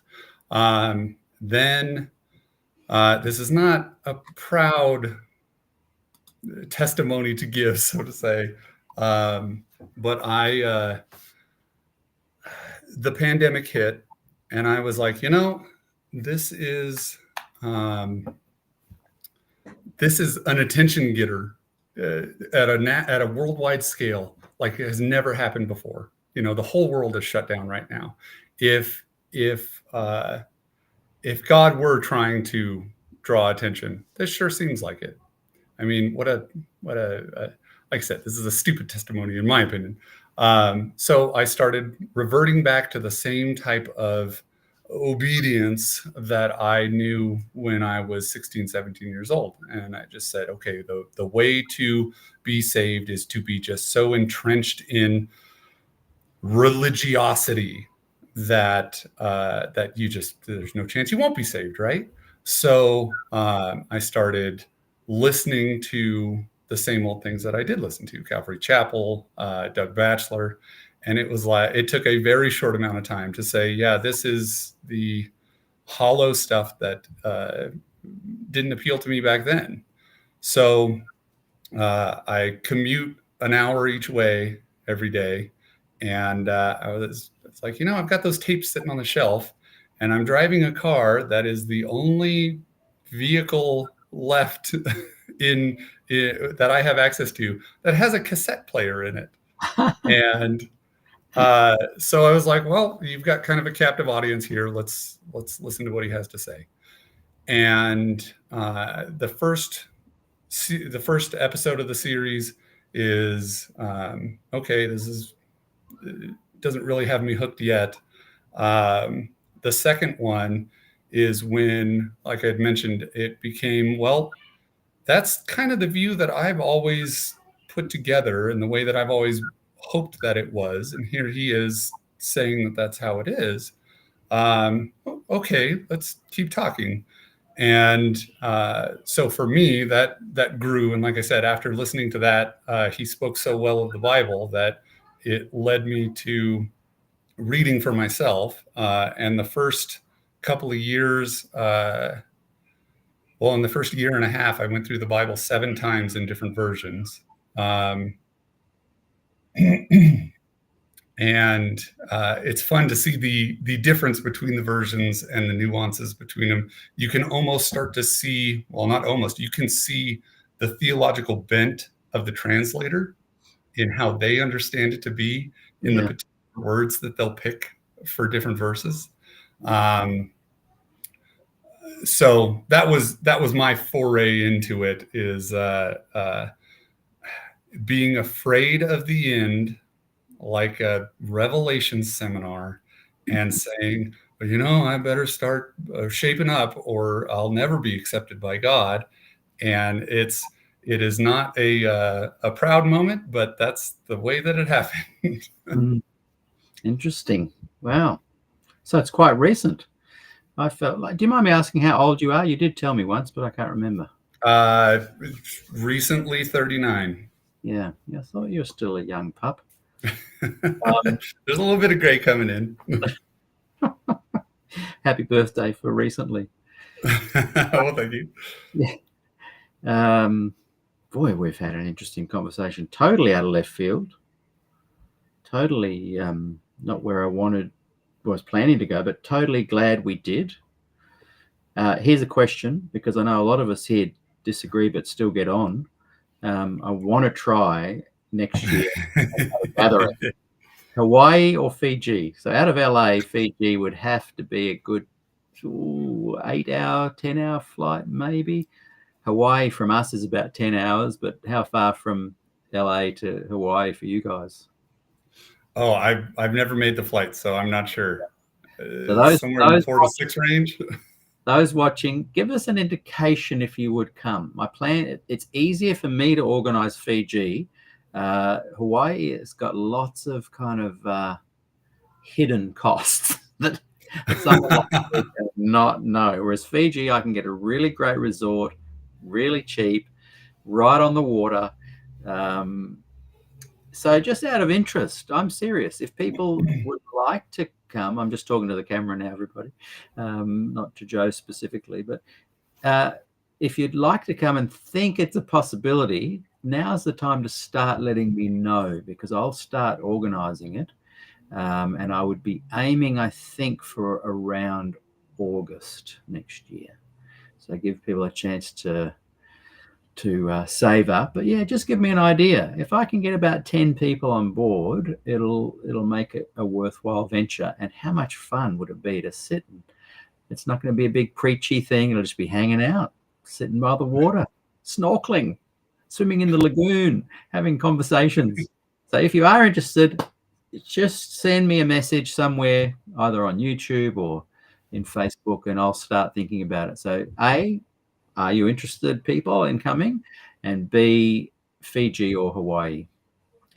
And we'd go, probably get there on a Thursday and settle in and have Friday, Saturday, Sunday, fly out Monday or Tuesday. So I guess almost a week, not a huge amount, but definitely a good solid 4 days of just chilling and chatting. So anyway. So Joe, I want you to finish up sharing what the gospel is to you, how it has changed your life, and summarize this big picture of trusting God that you've landed on. An interesting concept there, that everything really comes down to that trust. And I like that word. It's a better word than faith, even, I think. Agreed. I mean, we have all these connotations around, you can find sermons preached on the difference between belief and faith. And they're referencing words that it's the same word in Greek. So, yeah. Oh, I think a second, my earbuds have officially died. So hopefully that didn't change the audio too much. We can hear you, no worries. Okay. I would say that my version, it's terrible. To hear about that now. My understanding of the gospel is kind of an expansion. So this is Servant God. You had Sherilyn Clough on. Oh, yes. A couple months back. She's one of the authors, is she? She's one of the contributors to this book. Wow. I've got a bunch of footnotes in here that if they came up, and I'm sure they did, and I missed the opportunity, but when she was on, try and put it exactly how she did, that Jesus is the same as the Father. And I agree with her. I just wish she had expanded on it a little bit more. Jesus's mission, what he says his mission was, the finished work at the cross was to reveal the Father. And in the upper room, Jesus said, Andrew asks him, show us the Father. And he says, have I been with you so long and you don't know? If you've seen me, you've seen the Father. Jesus is the human revelation. Don't get too caught up on the words. Jesus is God in human flesh, is the representation of God. I would say Jesus is God in human form. And he came to reveal the truth, the good news about himself. And all of these ideas that God is not on your side do not fit with who Jesus is and what he revealed. So if his purpose was to reveal the Father, and that if we've seen Jesus, we've seen the Father, then to me, the good news is that the description in 1 Corinthians 13 of patient, loving, kind, long-suffering, that's a description of God. And that's not the view that I grew up with, both in Adventism or through the various other Christian denominations. They all said that God was against me and something had to be changed to make it okay.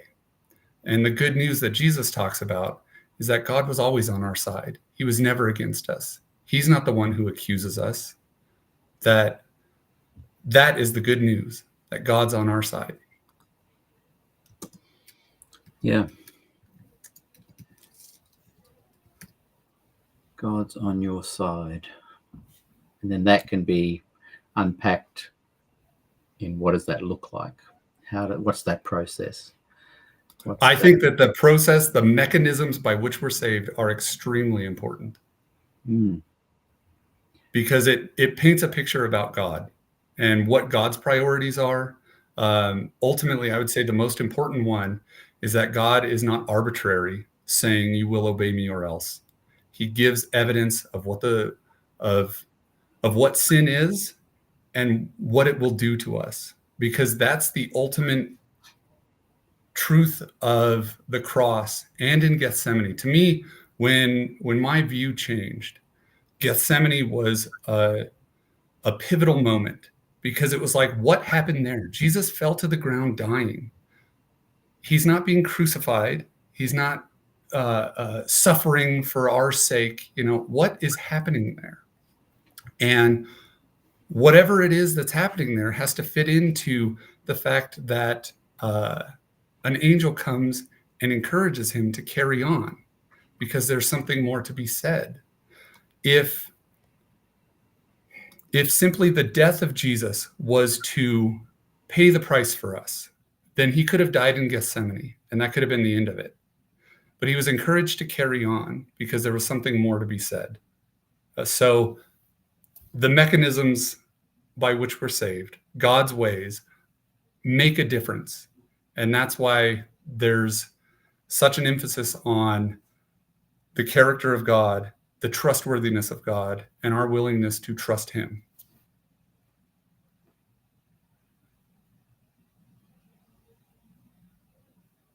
Oh, are you muted? You're muted, Peter. This will be my last question. But thank you so much for your time. Thank you for everyone watching. Most people have stuck with us this whole time.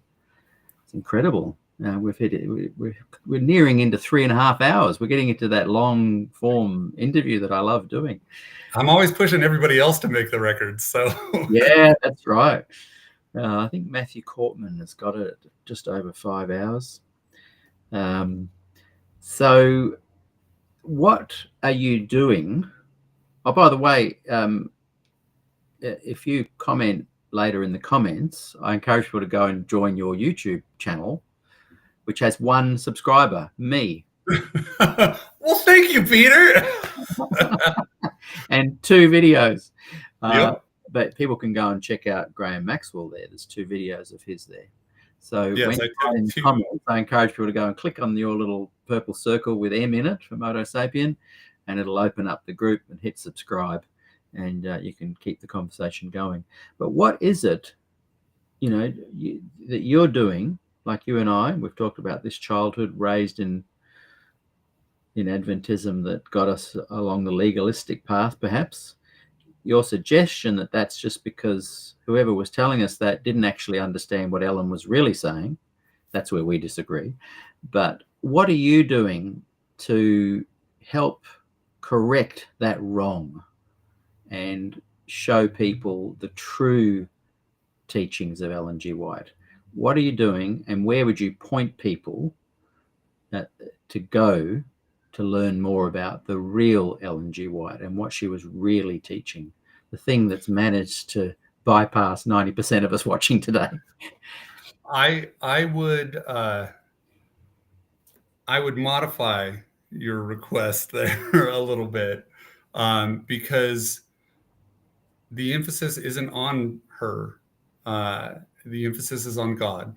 And so through that, the only place I ever point anybody to go if they'll listen, is either if you prefer video or audio form, there's the Conversations About God series. They take questions during that series.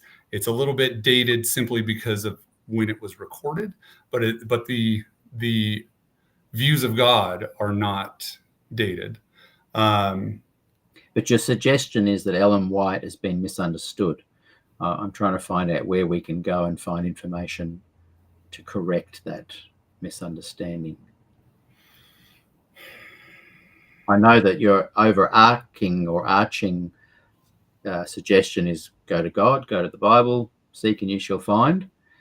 But if the claim is that people have so many minefields within Adventism because of the incorrect presentation of Ellen White's views, where can we go to get an accurate view of what she's saying? Is there a book she has written? Are there commentators that talk about her in a better light? Not scripted apologists, like one of her books even? Where would you go to find the real Adventist message that seems to have evaded all of us? The only place that I personally saw that. So, I mean, I point people to the path that I took, but that's not the path. That's not the path. Yeah, and it's funny because I've often said that in that exact way, that this is the way that it worked for me, but that's not. Yeah. But so have I, and people still say, "Oh, so what makes you think that you're always the better way?" You can say it, but until we get more chance to unpack what we really mean, which these implications we put on each other, right? Yeah. The false assessments and assumptions can only be clarified by these kind of discussions. Right, and that's where there's no quick answer. Graham would bring that out in this saying that he had, FOTAP, the fallacy of the assumed premise. Oh, I love it. So for me, like I said, I kind of gave you the pathway I went. I listened to the conversation series and I went, wow, this sounds like a God I could actually admire and like. And from that, there were a lot of things that I did not know that were in the Bible. And so I went to Graham Maxwell's God in All 66, where he takes you, it's about an hour and a half per book with a group. So people are asking questions. It's encouraged because the way he would point it out is I might miss something and you won't. And so you got to ask those questions to make sure we don't skip over anything, because this is all important. And so going through that, I mean, I'll admit the first time that I listened through that series, I did not have a Bible that I was going through at the same time. I was like, I'll just listen to what you have to say about it. And he spoke so well of what was in the Bible that I went, you know what, then I'm going to go through it myself, just nonstop, beginning to end.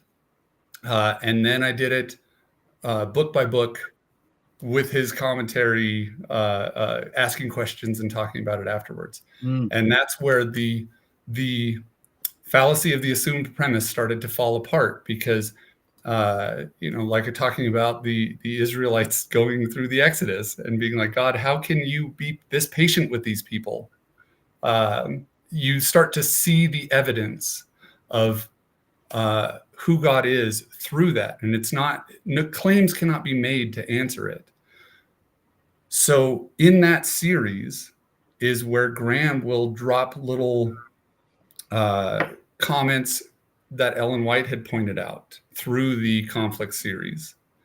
And that's where, like I said, just like listening to the Bible, going, you know what, that sounds pretty appealing. I guess I better go over there next.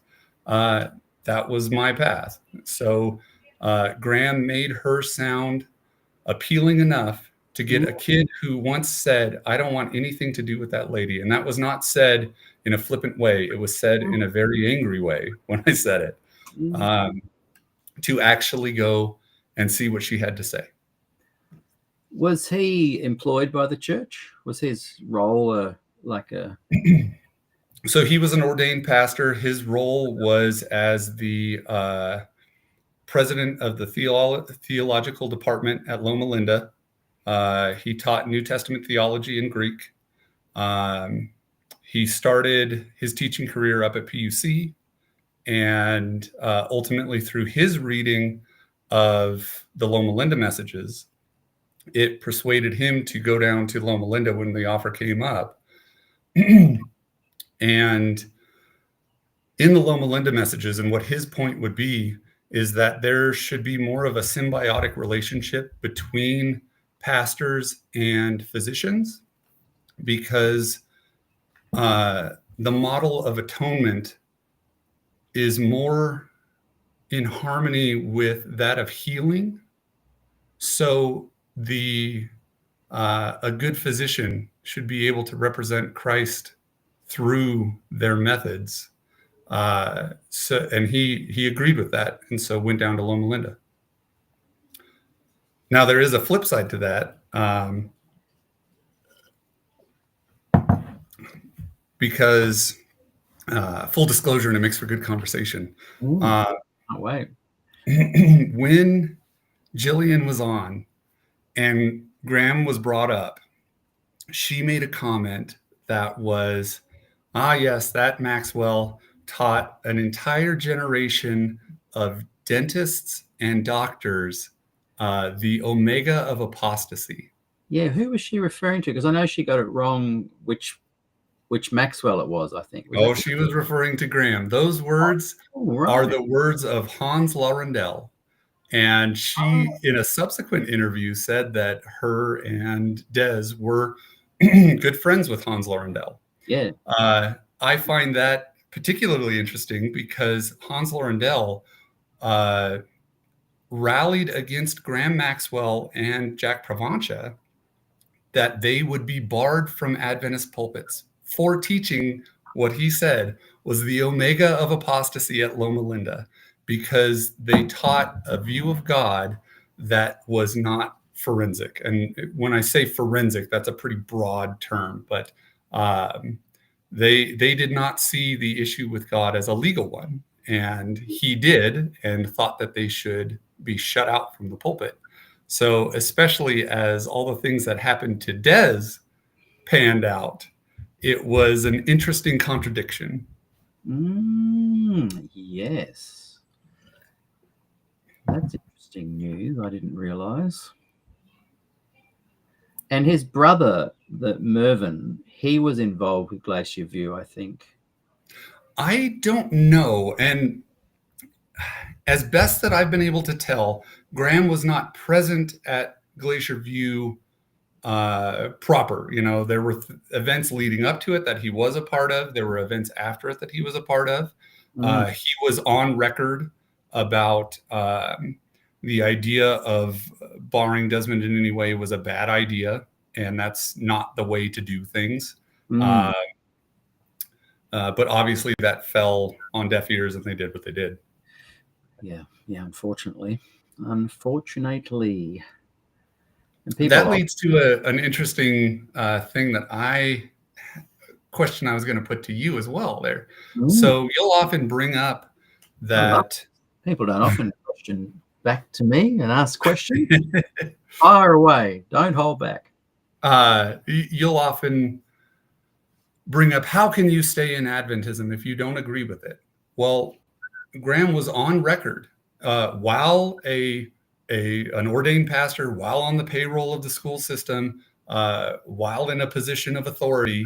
He was on record saying that what was happening to Des was inappropriate, was going to backfire on them. You'll often say, how could you stay then? But he stayed. So does that? It's so interesting that you say that, because the way you say it's different to how I say it. In my mind. So go ahead. How the heck can you stay there? How stupid are you? I'm saying, how can you stay there? Tell me, because I don't get it. Oh, is that how I come across like that? No, I'm coming across the second way. I'm trying to say, I'm confused. Tell me, let me know, because I don't understand. Whereas the way you said it, it's like, how can you even stay it with that kind of cognitive dissonance? Interesting. The recent interview I did with Matthew Clark, I had to pull a reel I'd made. I put it up as a short on YouTube. Everyone loved it. No problem. I put it up as a reel on Facebook. It had so much pushback. I thought, you know what? Normally I wouldn't take stuff down, but I was just so sick of the misunderstandings and the misrepresentation, and Matthew had said it, not me. I kind of agreed with him, but also in that, that's it. Not that I'm on the fence with it, but he raised some really good points about that. But if you're on the payroll and you're getting a check for it, and behind the scenes you think the sanctuary doctrine's a whole lot of rubbish, but in front of people, if you're an employed Adventist and you don't believe that stuff, how that's a kind of lie. It's just keeping your job for hierarchy and money purposes. And even that I don't judge, but I query, like, what's going through your mind? So in this case, it's not because of position or money or anything like that. It's that he disagreed. He thought that the leadership was not in harmony with the teachings. That Graham did. What's that? Graham did. Correct. Yeah. Right. And there's examples of that in the Bible where you look at Judges, when every man did what was right in his own eyes, and it turned out horribly. I mean, some of the most detestable things in the Bible are found in Judges, when people were doing what they thought was right in their own eyes. Yeah. Even then, or with all the terrible kings that Israel had, there was never any point that that a prophet of God or a message from God said, that's it, throw your hands off of the whole thing and walk away from it. I'm forsaking these people. God always continued to work with them and to continue to try to set them on the right path. So I can say for sure that Maxwell's motivation was not money or position. It was conviction about the stance that he believed in. So, there's another option. Is kind of what I'm getting at. Yeah, and I wouldn't put him in that category, because a couple of things I've watched of his, he has a version of the sanctuary doctrine that blends in with the Adventist teaching, and Ellen White being a messenger from God, hearing messages from God. I guess what I need to clarify when I make those kind of statements is what it is that you don't believe, but you're still getting the paycheck. and I'm meaning more people that don't believe God spoke to Ellen, and they believe she was an inspiring person, but they don't believe she heard messages from God, and they don't believe in the IJ and the sanctuary doctrine. Desmond. Yeah, For the most part. but Des loved Ellen and definitely wanted to have a place for her in there. So how do you look upon him then? Yeah, well, my views have changed on him, never in a disrespectful way. And that's how I feel about Maxwell. And a lot of those guys from that era. And, you know, I'm not enough of a theologian to, like, I remember interviewing, Bill Johnson, and he was saying, oh, there's lots of things that Des said I just didn't agree with. But the thrust of what Des was saying is that you can't get your 2,300 days to land on 1844. Ellen White endorsed via vision that it did get to that point. We need to jettison that doctrine, but keep Ellen White.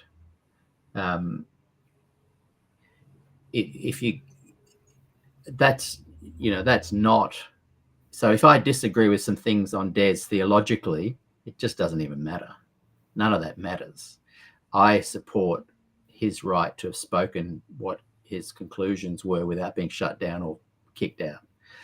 And I would take it a next step further, that if you're saying that, A, you cannot get to 1844 historically, and therefore nothing supernatural happened that night, which I think he's kind of saying.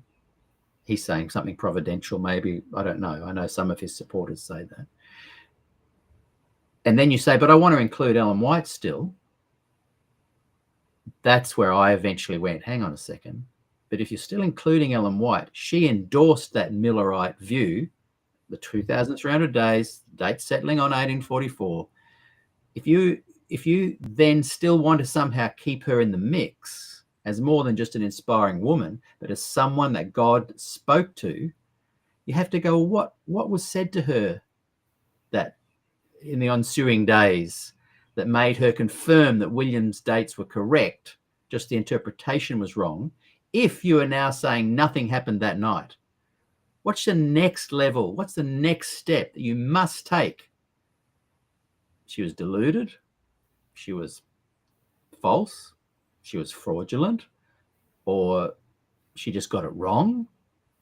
But there was a clear word from God. God told me that those dates line up, and it's just the interpretation we got wrong. So for me, initially you can go, oh, cool, we can keep Ellen White. We can do what Des suggested, throw out the investigative judgment, but sure, keep the Sabbath and all the health message and all the good stuff, until one day I went, hang on a second. The claim is that God told her those dates were correct. But if you follow the path, whether you agree or not, but if you follow the path and decide that Des was right and those dates don't add up, what are you going to do with that claim that Ellen got that message from God to confirm those dates, if in fact you believe they don't add up? So where I would differ with Des, in a long answer to your question, is A, theologically, I'm not even smart enough to know where I would disagree or not. But with his assessment of Ellen White being able to be kept in the mix, I would have to conclude, for me personally, that's an error to try and keep her in the mix if her claim is that God spoke to her. Now, I'm not saying she's a fraud. I'm not even saying she's deluded. But I'm saying she possibly got caught up in all the hype and the sadness and the disappointment, and wanted so bad to believe it that she was already a little bit visionary, a little bit of dreams going on, that it just came to her in a dream inaccurately, incorrectly. And I firmly don't believe God ever spoke to her.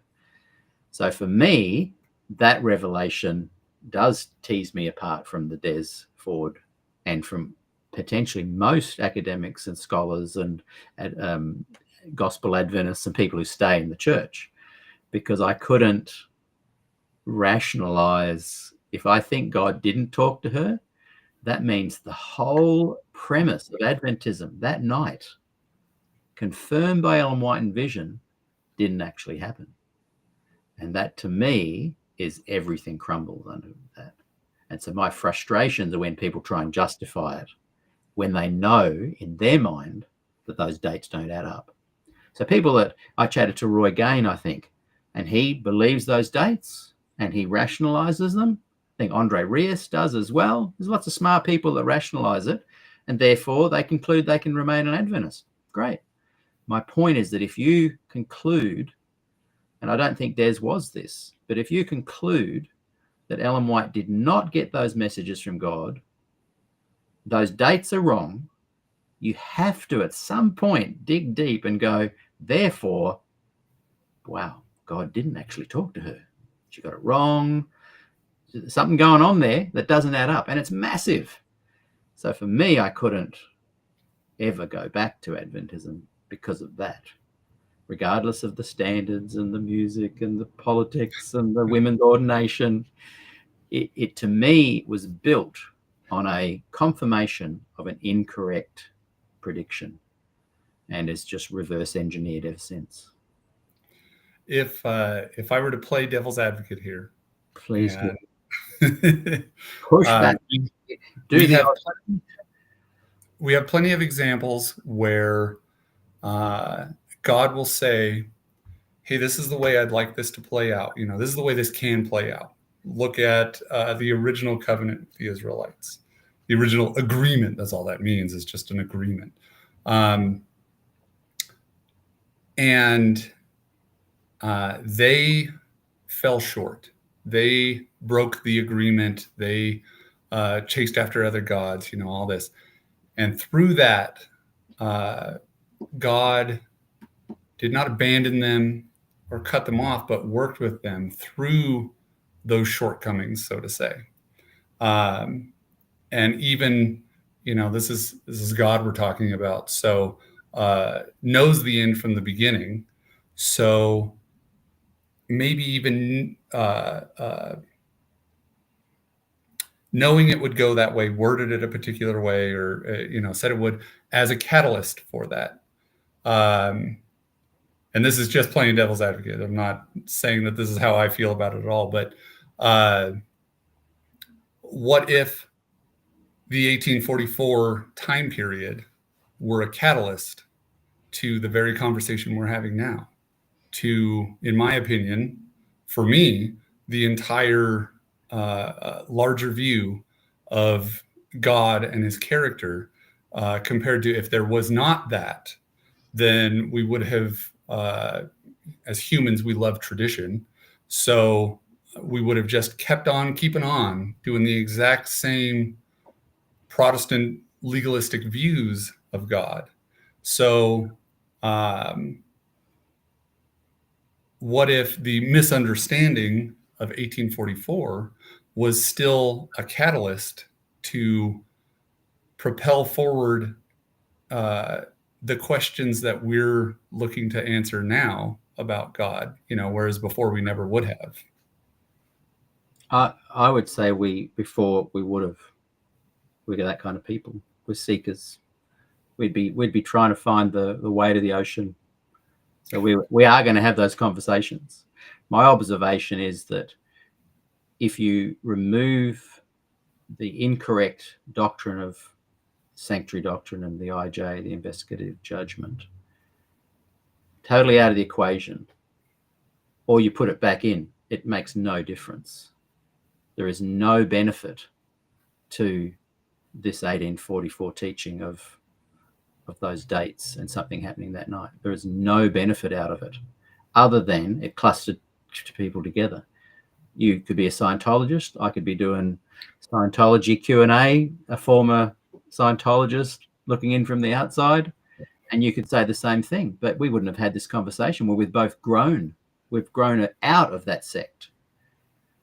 The individuals that find their way, again, can't be conflated with the many, many obstacles that are thrown in front of people on this journey of life. whether it be the investigative judgment, Scientology, Mormonism, J-dubs. All of them will lead to conversations like this with people that have broken free from the inaccurate view that was given. And if Adventism was just an inaccurate view that was given, that we broke from, rather than a claim from a person to be spiritual and supernatural of nature, when that is proven that that's not the case, for those who see it's not the case, and it is jettisoned, then they and anyone else on the journey to the ocean can lay claim to, well, we're having the conversation, but it doesn't make whatever that obstacle was validated, because we would have got to that point no matter what, because we're seekers of truth and we're seekers of finding that ocean. So God doesn't bring about the IJ and the sanctuary and the 1844 and false messages from Ellen to somehow make it great for us now. That's just life. There's no way God intervenes in prophetic ways, causing a mistake to somehow make us stumble and eventually find our path. They are just people making mistakes. And if in the Bible, if there are people making claims of a prophetic nature that have no caveats and have no conditional elements, and they don't come true, well, you can analyze why that might be and why not be, and it may well be that person made a mistake.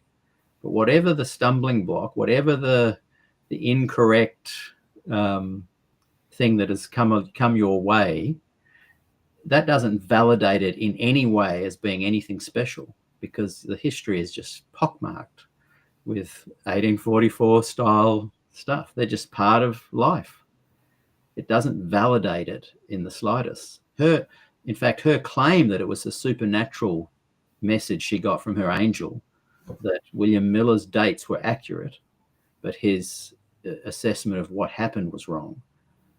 The fact that that didn't happen that night, that there was no supernatural moving from the holy to the most holy or a new phase, that just confirms even more that it's invalid. And sure, live your life based on that, but this kind of conversation for seekers is always going to happen. But you can't say that because the Titanic sank and we're now having a conversation, we're survivors, that validates that happened. God wouldn't have caused the Titanic to sink just so we can have this conversation. That's just life. That's just crap happens. I agree. Like I said, devil's advocate type of question. But it did lead to you bringing up the investigative judgment. And I feel like I'd be remiss if I didn't take the opportunity to offer something different about that. Wrapped up in my view of what the gospel is an emphasis that the good news is not about us, that the good news is about God. And with that in mind, you look at something like, we're wrapped up in it because we're in it. We've been thrown into this big mess. So an accurate view of what that is affects us. Whether it absolutely not us, but it affects us. It does. It affects the entire universe. I mean, that's the crux of the great controversy view, right? Is that this isn't just happening here on this planet. This was a universe-wide issue and needed to be resolved. So I look at all this through the light of it being resolved. And if the good news is about God and not about us or our salvation, I mean, our salvation is wrapped up in it, but the good news is about God, wouldn't it extend to think of the idea of an investigative judgment in that same way? It's often presented that... I'm not discounting any kind of judgment or investigative judgment. I go with what the Bible taught about judgment, and that at some point, the goats go one side, the sheep go the other side, the blink of an eye. That's a metaphor. there's no special reason for a unique kind of judgment to pop up in 1844. And what negates it even more so is that why on earth would there be this unique thing popping up when the Bible already clearly talks about judgment, clearly talks about it being investigative of some nature, some style. Right, thank you. Because you either got to go left or right. There's some kind of, you were judged. But there's no need for it. It's a totally unnecessary, reverse engineered, false insert into the biblical nature of what judgment really is. It's clearly, we thought he was coming back. He didn't. Uh-oh. Something must have happened. Wrong. And then we can go, but out of that, we've got the beautiful health message, and we've got conversations like this, and we've got the education system and the hospitals. Adventism's amazing. It's providential. God doesn't even act about causing false predictions to grow something special. Just life happens, terrible stuff happens, humans are deluded. Ellen White didn't speak to God, but out of that, we've survived and made the best of it, best we can. And some people get set free and continue on learning, and other people double down defending those moments as being somehow of God. When I like, do you believe something supernatural happened that night? Well, before I go down that road, what you presented there is there's no involvement of God at all. Like, things just happen. I said the opposite of that. I said it's like God makes lemonade out of lemons, or whatever the saying is. You know, that's what I said, is that these things happen, not caused by God, but they just happen, and God helps pick up the pieces. And seekers get to go a little bit. Can you help me understand this a bit more? I didn't say that. Okay. Well, to finish out that thought, and it'll answer what you're saying. If the emphasis is on God, and I see this myself through the Bible, because we see it in Job, where the entire idea of the investigative judgment, not how it's presented normally, because it's always about us and God judging us. I think that the script is totally flipped on that, and that God is saying, the evidence is all here. I didn't leave out a single thing. I didn't hide a single thing. It's all here for you to look at. Judge me. Tell me if I was right or not.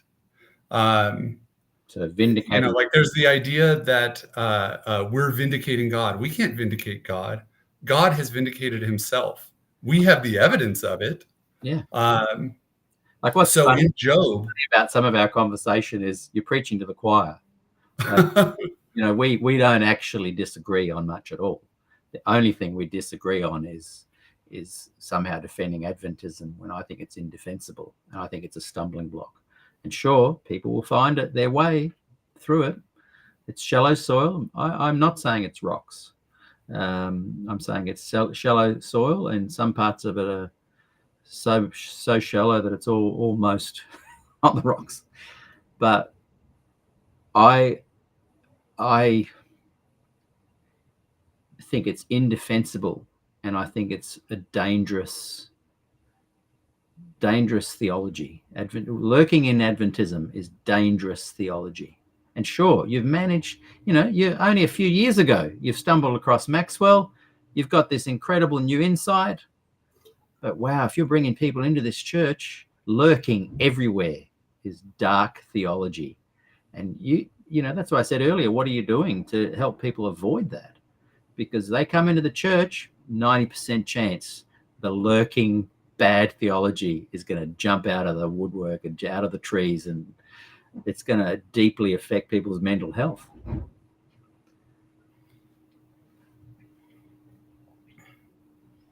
It's funny because you'll say we're on the same page about it, but we're on the same page with our conclusions. We're on the same page that you could come out of a cult and eventually draw these conclusions, like Scientology. you could eventually draw those conclusions. And I'm not questioning your path there. I'm questioning the where we differ is not in conclusions. Though I'm sure we would have interesting divergent thoughts there, but the big picture, no. I'm not even questioning the process. I'm questioning the defense of something that has dark theology lurking everywhere in it as being Oh, you're cutting out again, and I don't know if it's my side or your side. Wouldn't that be the case in all Christianity, though, that there's a potential for it to be skewed? Isn't that what we see in Genesis with what Satan does to God, is to skew it? So it's not just an Adventist thing. This is a sin problem. You're still not back. I don't know if it's me or you. The live counter's ticking, but you're gone. We're on still? We are on. You're there. Yeah, there you go. You're back. What would have happened there is one of us would have still been on, usually the guest, not me. But yeah, that basic difference is, if there are religions that have lurking dangerous theology, I think Adventism has more than most. And therefore, I think it's a dangerous religion to bring into, to proselytize for. Someone said I was frozen. Am I still frozen? Let me know. That's the key difference, is that you and I disagree with that. I think you feel that there is a valid pathway through Adventism, that this danger lurking in the woods can be avoided. I'm suggesting that most people don't avoid it. The story of your upbringing and my upbringing, millions of Adventists share that story. So where's the job being done to correct this view so it's not dangerous? I would hate to bring people into the Adventist church. I am fully happy for people to stay in the Adventist church if they've used their own brain and grey matter and drawn their own conclusions. Fine. But I would not say to people, hey, Adventism could be a good way, because I'm almost guaranteed they're gonna get some bad theology there, get some Ted Wilson, the president of the denomination. They're going to get him, and they're going to fall for all the wonderful scripted Doug Batchelor stuff. And hey, friends, let me talk to you about Jesus. Adventism is the perfect machine for sucking people in and giving them bad theology. So that's where we differ. I think that our conclusions are actually, probably really similar. Like whenever you talk about stuff, even where the average Protestant view of judgment, I'd agree with yours more than what I hear average Christians speaking. So I view that you've gone above and beyond in understanding all this. I think our only disagreement is that you don't see the darkness lurking in Adventism that I claim is there, even though I definitely do. I definitely do. You bring someone into the Adventist church, high chance they're going to get Ted Wilsonized, fundamentalized, traditionalized. There's a high chance they're going to fall into the pitfalls. And one of the big things I often say is, come on, Adventist pastors that have this good gospel Jesus message, come on the show. Let me ask you a few questions. They won't, because they know they have to toe the line. So if you've got a church that toes the line and people join it, and you can't even really share the gospel with them, you've got to share the Adventist message of Ellen White's inaccurate interpretations that you've suggested. It's just a bad place to be to really understand the gospel if you're going to join it. But that's where clarifying the gospel, I would feel just as strongly about all these other denominations. Believe me, if I was a Baptist and I'd left the Baptist church, I would not be saying to people, come and join the Baptist church. I would not right, clearly of it. I'm just clearly not supportive of any of these other movements and denominations. I'm not a denominationalist saying people should join a denomination. I am not that guy. And with you, I'm just saying all of those other churches that you would say, hey, you guys have got problems, or I don't think I'd be joining you. I'm just saying include Adventism in that. That's all.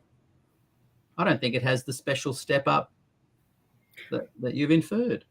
It did for you. It was for me. It was our path. But if you were going to bring someone into the church, would you really do that? Would you say, hey, I want to give you Bible studies to become an Adventist? And hey, when you're in and you're baptized, there's a good chance you're going to fall into wrong theology. Keep in touch with me all the time. We need to have a regular debrief. My daughter goes to the Avondale school. I love Avondale. I'm an Avondalist. I love Avondale school, university.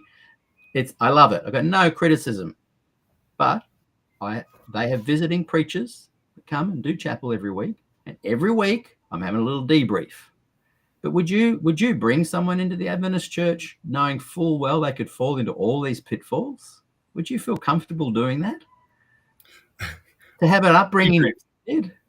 Debriefs, exactly like you said. I mean, but what for our own children, bring someone in, whoa, got to be careful. At least if you brought them into the Uniting Church, you go, well, it's not too much they're going to fall into there. It's pretty benign. Most Protestant religions are benign. Adventism is not a benign religion. Fully functioning, deeply controversial belief system that has many pitfalls. And I would not feel... I'm supportive of those who are in it and stay. I'm supportive of those born in it to try and help them find churches that aren't going to mess with their heads. But I'm not supportive of evangelizing Adventism and bringing them into the church. And I don't know how anyone could comfortably do that. Like, what would you say? Hey, when you come in, avoid messages to young people, avoid everything the president says. Don't go to that church, but go to this one. And if you do go to that one, make sure you talk to this person and not that person. You've got so many caveats to bring people into the Adventist church.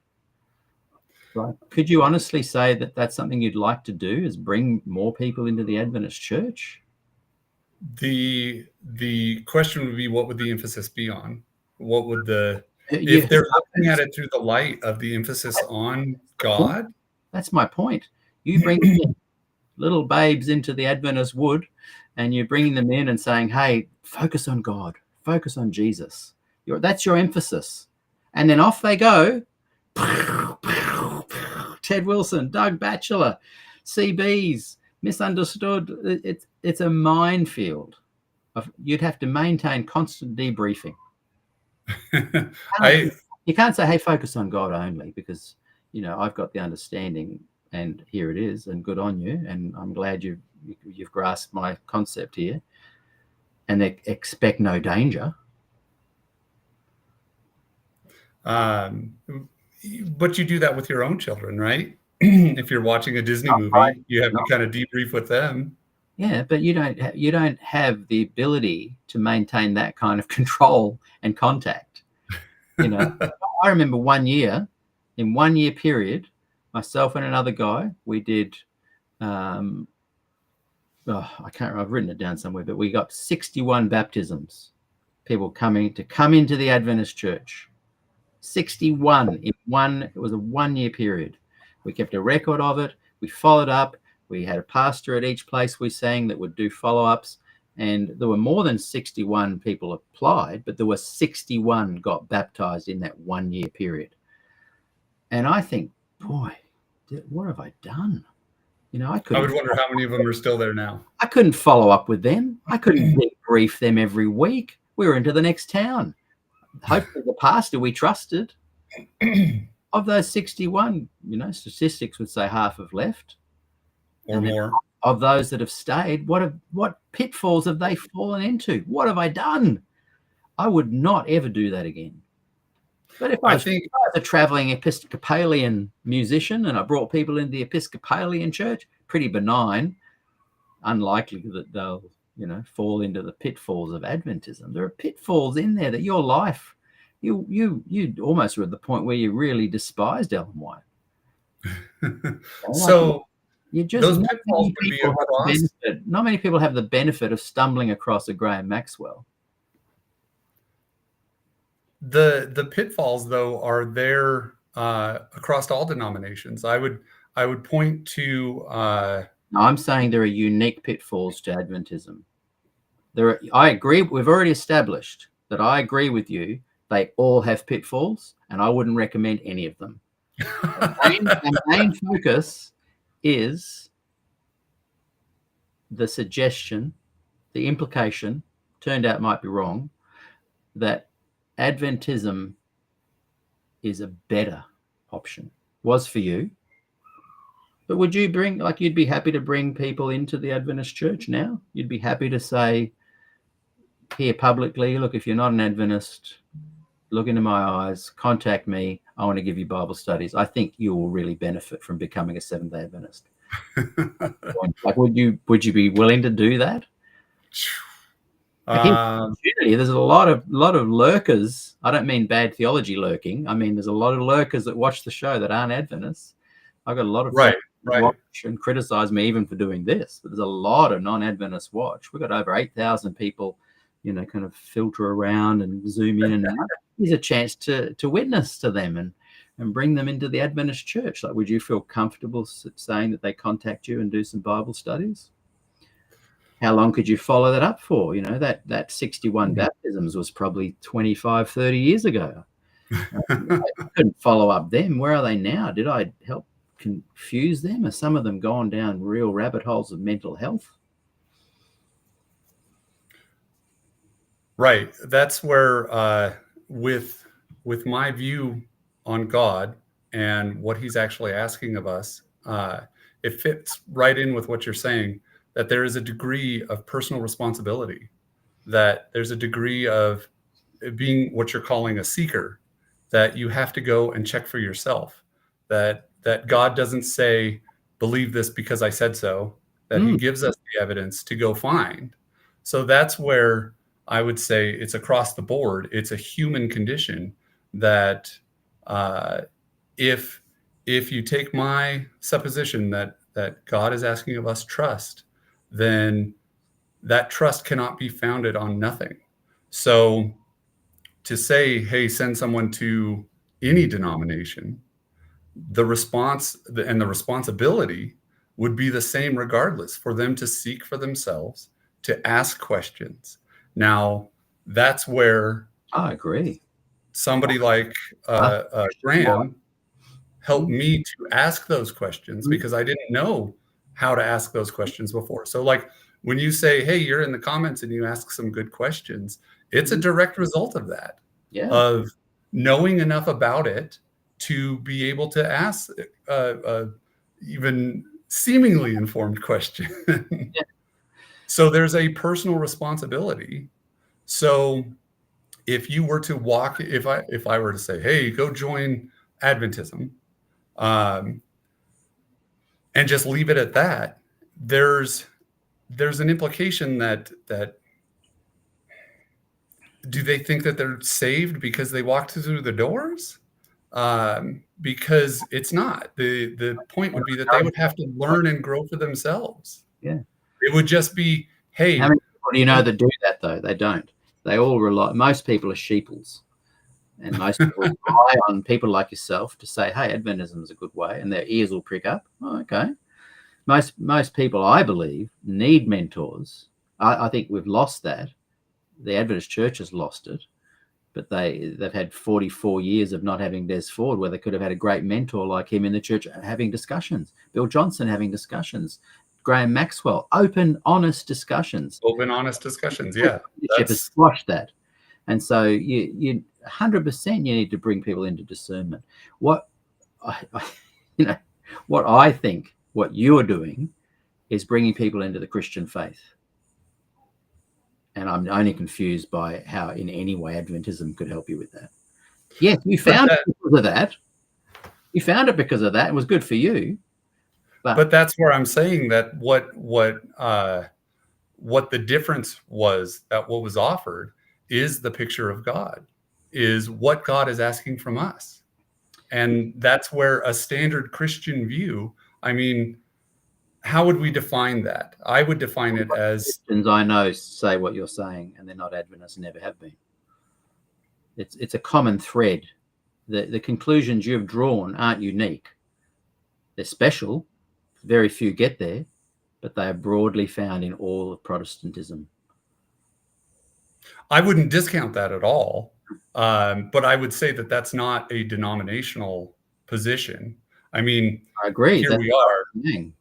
I can't, it's not unique Adventism. Right. Can I even say that that's Adventism's doctrinal position? I mean, through the 27 fundamental beliefs, there is nothing in there about the character of God. That's because they've been watered down so cleverly. I would agree. Can't look at the earlier fundamental versions and you won't say that.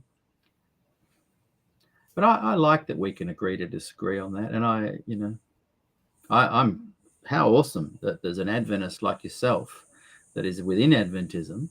And there's a lot of Adventists that watch and don't like what I'm doing. They keep watching, but there's a lot that agree with you, particularly over in the Facebook land that are watching right now as well. The YouTubers are more you kind of in alignment with what I'm saying in many ways, but there's so many people watching. Like I've had one guy even write a few minutes ago saying to me, I think, perhaps you once believed this story. You may come back to Jesus again. It's possible. I'm thinking, how on earth have they gotten that from this conversation? It's nothing to do with this, but they obviously don't like that I'm challenging you.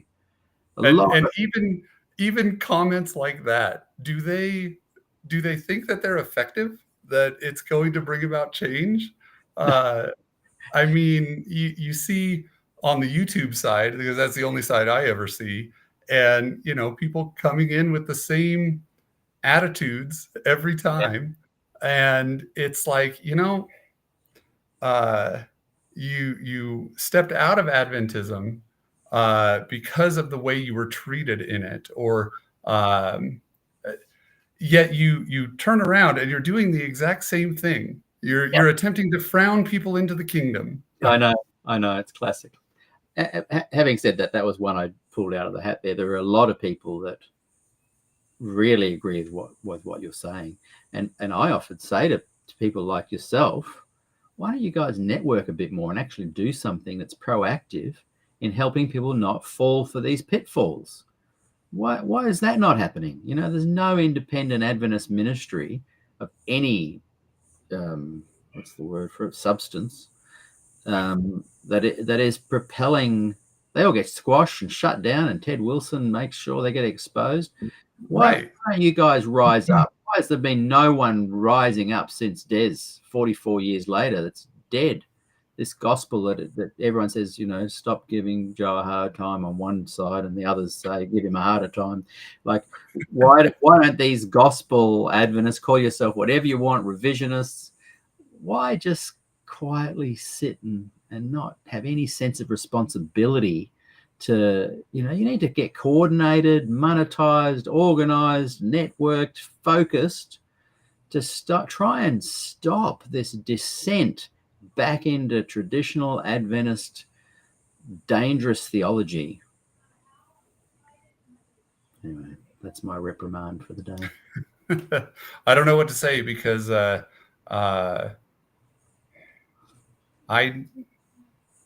didn't come on the show saying I am an Adventist and this is I know, but where I'm at. Emerging from the conversation, we have found that there are some pitfalls. There are some minefields. And so, it means that arising from this organic conversation, it comes a sense of responsibility, I would imagine. But what I've found with the revisionists is they all disagree quite vehemently with each other on the tiniest theological things and couldn't organize their way out of a wet paper bag. They immediately go, right, don't agree with him, I'm out. And you can see it with all the Ford followers as well. There's a lot of disagreement with each other. The traditional Adventists have a lot they agree on, and that makes them very powerful. So my question to you then would be, where do you put me? By your definition, am I an Adventist? You're not an Adventist that thinks he is an Adventist. And because of the benefit that Adventism gave you being the perfect fit and timing to get out of Adventism, you think you're still in it and you're defending it because you're thankful for Maxwell. You're thankful for those people that helped you gain a better insight.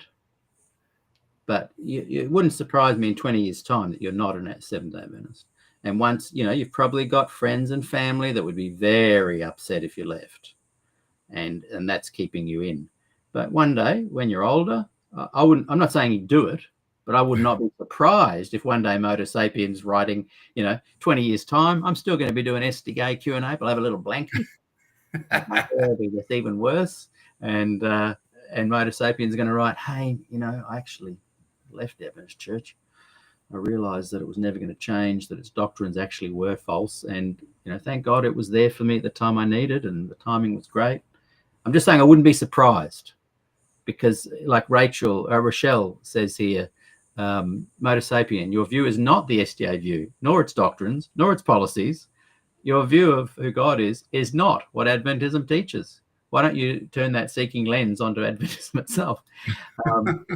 A lot of people see what I see in there's no judgments of the conclusions you've drawn, but there would also be zero surprise if when 20 years time, I'll be in my 80s,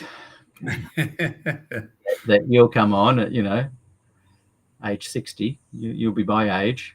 Right, be taking over. And you'll be taking over. You can, I'm all for people being, in fact, I was chatting to two people last week. I said, I love doing the show, but if anyone wants to have a go, come on board and co-host or do a show themselves. But my point is, I wouldn't be surprised. People like Ford, Gillian, Maxwell, Heppenstall, the guy who wrote this book, Douglas Hacklin, yourself, have I left? This is hundreds I've left out. Your theology is so different and so Christian based that it makes gelling with Adventism like chalk and cheese. It's so different. And there's Adventists that try and make it fit, that are revisionists and gospel-based Adventists and traditional Adventists, and I can see them trying to fight each other. You're even beyond that. You're not even, you're not really in agreement with the gospel Adventist or the revisionist. No. And you're not in agreement with the traditional Adventist. You are your own unique thing. And you, in my humble opinion, have no ingredients of Adventism in there other than, there's some feelings of, boy, Ellen White impacted me and she said a lot of good stuff. And there was part of things she said that got me to this point. But what she was actually saying is that, when you mature and you realize you don't need me in the first place, let me go. She's almost saying that herself. Let me go when you're a mature Christian. You don't need me anymore. And I just think that I wouldn't be surprised if you one day went, far out, I'm not an Adventist. That's what happened to me. I thought, 54. I'm sitting there holding my daughter, watching the women's ordination thing, pondering all sorts of stuff, and going, I'm actually not an Adventist. But I had to tell a friend, by my next birthday, I won't be a Seventh-day Adventist. I had to make something, the wheels churn. Otherwise, I'd probably still be an Adventist defending it. I'd be a guest on this show with someone else doing the show, saying what you're saying. Well, it's funny hearing your take on it, and knowing how I feel about it, seeing the comments go from, every possible direction has been covered here. My world. Right. And then you got me in the comments giving it to you even more. Yeah. It's been the best thing for me. Like I've said this publicly and I shouldn't have because a lot of people push back on it. So I won't give it as advice, but being in the center of every possible thought. Pete's great. Pete's terrible. Pete's a false prophet. Pete's a tool of Satan. Pete's doing heretic. Yeah. Every possible thing you can imagine has been said about me. And in the middle of that sphere is me. And because you see yourself, because I have because of this show, I have a very clear sense of who I am, my identity. because of this show, because of all the hate, because of all the love, I've found, well, who is me? And I love that. And the irony is that I'm actually not a big claim maker. I'm glad for my journey. I'll disparage things here and there. I'll agree, whatever. But I'm actually not making big theological claims. It has to be very simple for me. And I'll often glaze over when I hear people starting to get theological.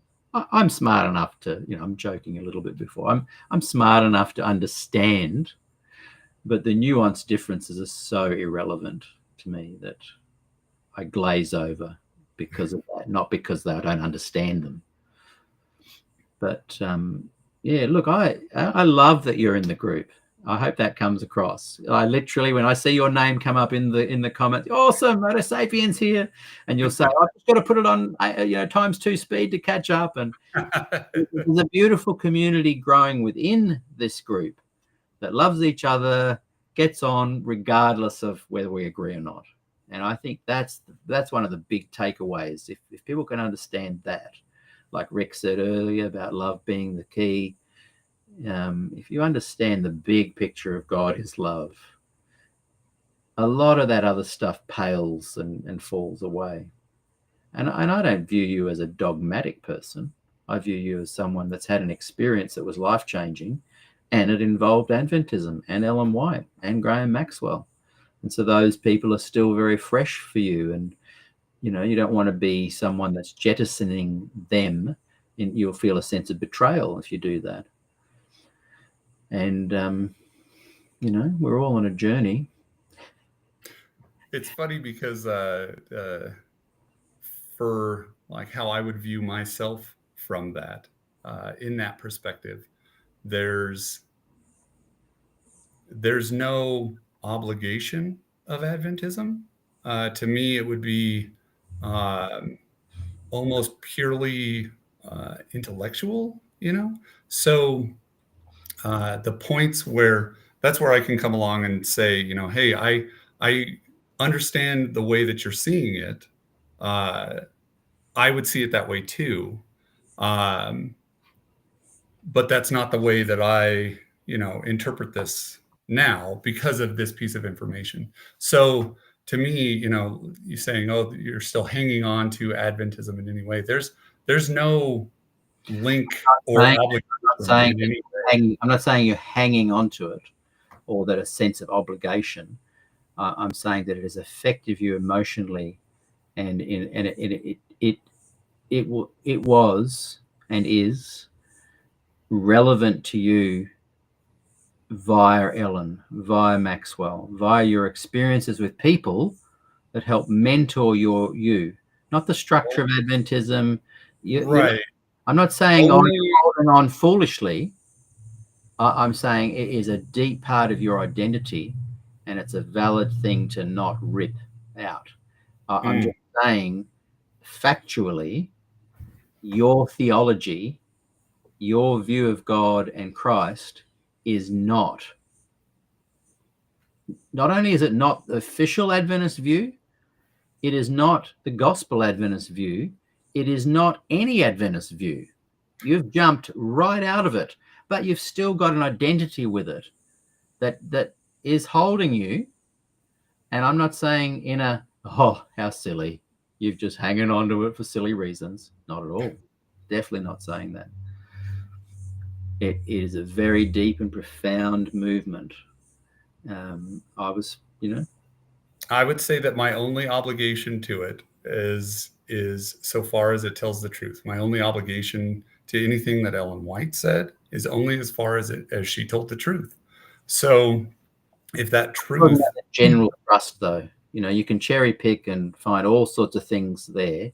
What I think of you as a person is not a cherry picker, but sometimes I hear you defending Adventism in a cherry picker way, which is so. That's why I have these conflicting cognitive dissonance when I talk to you, because you're so not the cherry picker in your garnering of the Christian concept, but in defending Adventism, you do.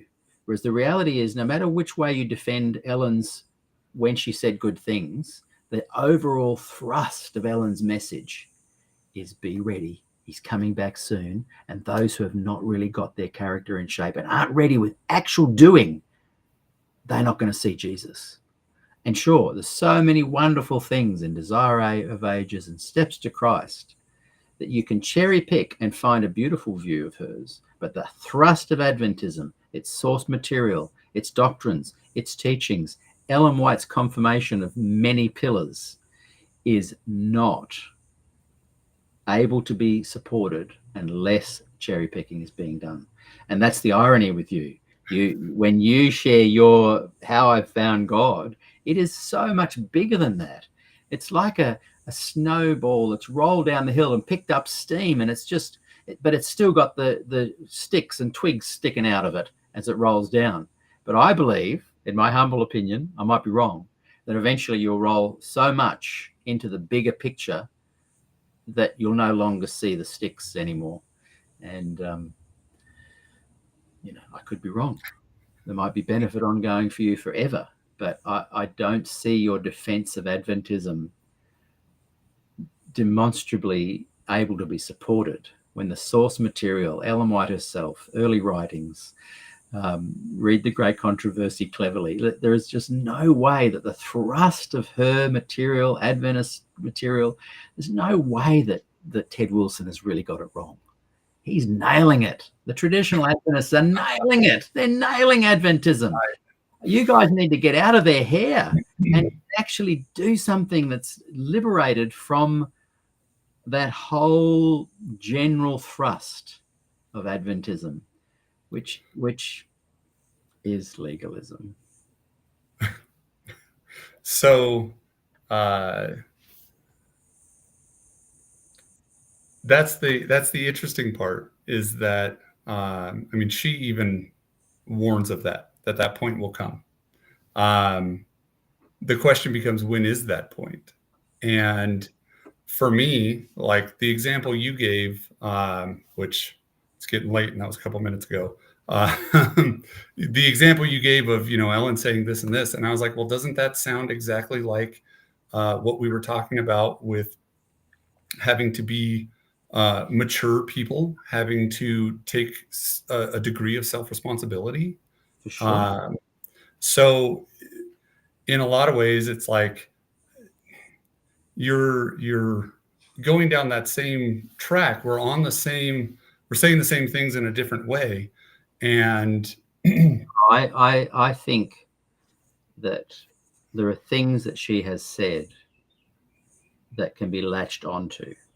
I don't believe for a minute that she really believed.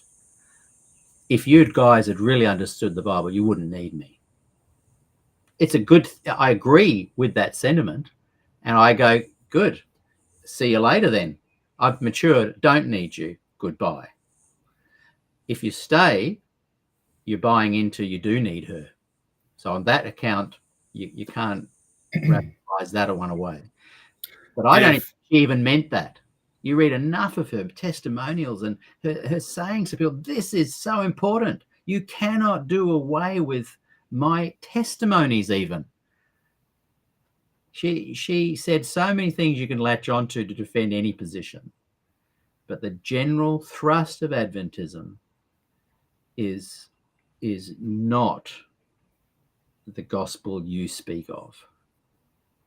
It is riddled with... And where did I learn it, Peter? Because you're a seeker, and Christ says, seek and ye shall find. That's the promise. That's what's given to people. If you seek, you're going to find it. And the kingdom of God is within. And, you will find, like I said, you could have been a Scientologist, but you'd left, and we're having this discussion. Well, how did I find my way out? Because you're a seeker. You are not your denomination, but your denomination played a role. That's not the normal case, though. The normal person who leaves from, say, a high church religion, they leave religion altogether. Yeah, but so what? They're still seeking. So, who's saying the end of the journey has happened? They're seeking. Right, and I would agree that that's not the end of the journey. I'm not at the end of my journey. I'm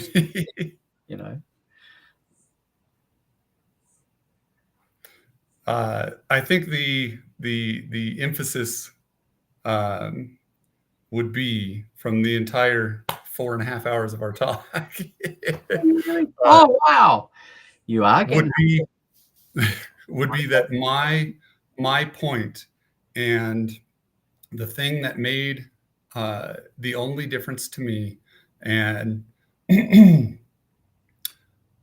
no denomination. I mean, you're not going to be saved by a denomination.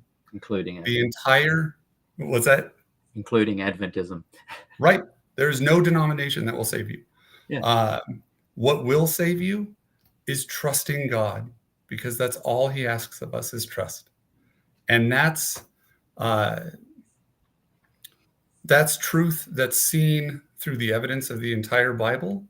And then that's the truth that I see Ellen White, as broken as she is or isn't, human like any of the rest of us, that would be her emphasis as well. I think she was very much saying her way is the trusted path. All ye who fall from Which, if that's the case, then don't believe her, because I mean, she said herself, if I said anything in contradiction to the Bible, throw me out. So be it. But the main point, which I see through the entire Bible, and the only point where she would have any authority is if she were speaking towards the truth that's seen through the entire Bible, is that God is trustworthy and only asks of us trust. We're not challenging that epiphany and that thing you said about trust. That's not under scrutiny or question. If the path is letting go and trusting God to eventually get into the ocean, great. You'll get there. Like I've said, all streams lead to the ocean. That's a whole other conversation. But when we define Jesus and the path of Christian movements and they find God, you have to have an element of trust to get to that. All I'm saying is that there are streams that lead that all involve trusting God, but there are streams that are effective, more effective, less effective. And I view Adventism as a very, go for it, have your trust. That's so important, because once you have that as your North Star, it'll get you through even Scientology. Once you've got that as a North Star, you're going to get through and you'll be fine.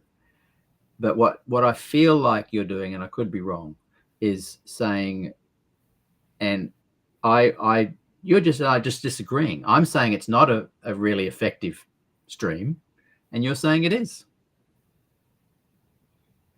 That's really our only difference. The trust applies everywhere, all the way through all of that. Right. Hence why that would be like the hey, let's just circle back and make sure that is the emphasis. I think that's such a good point to wrap it up on, is that if that is your focus point, no matter what comes your way, Adventism, Catholicism, cult, Scientology, Mormonism, whatever, if your North Star is trusting in that divine creator, that's going to guide you through it all.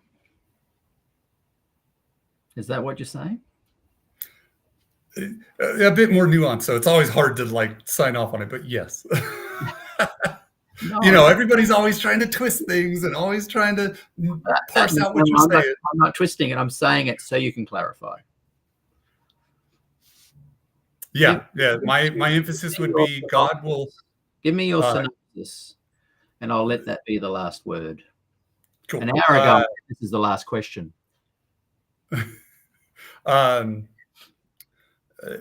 Yes, I would agree in so much that all God asks of us is trust, not blind trust, but trust based on evidence. He's given us an entire Bible full of evidence.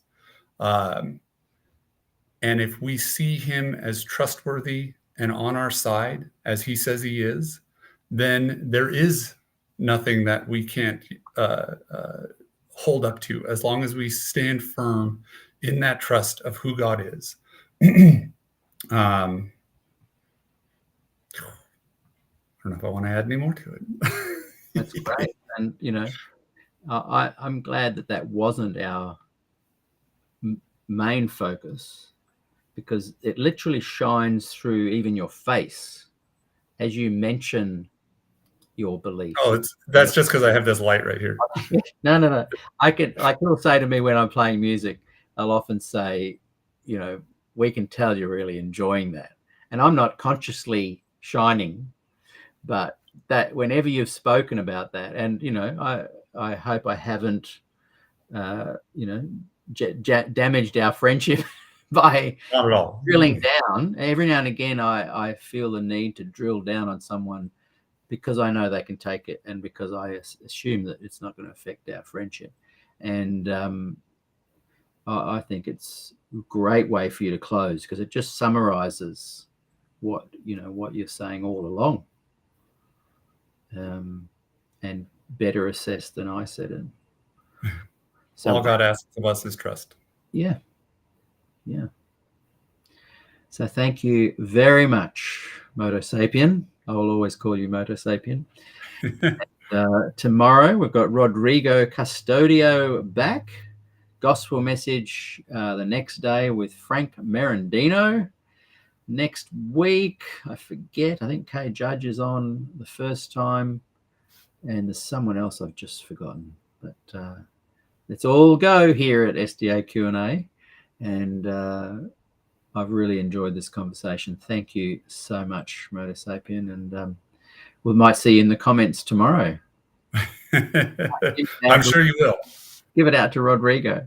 I know you better and understand you better, and feel closer to you because of that. So thanks very much, Joe. Appreciate awesome. it. Thank you. I mean, 4.5 hours. We're going for. We could give them a run for their money. Do you want to go for the record? We could just. Close. We're only, I think the record. What is it? Can we check quickly? I had 2 big cups of water for just dry throat and worried about voice giving out kind of thing, and they are hitting bottom. You reckon we can't do it? I'm just trying to see. Does it have if I can see what the longest one, does it give me a time option on here? Sort by. Oh no, most viewed or most recent. Doesn't give me a numbers with hours. So what I'm saying is, I don't, we could sit here for another 20 minutes and hit the 5 hours, but it might be 5.5 hours. I got nothing to prove. We've done it. We've said it all. Thank you, everyone, for watching. What a great program today has been. And thanks again, MotoSapien. We look forward to seeing you all next time.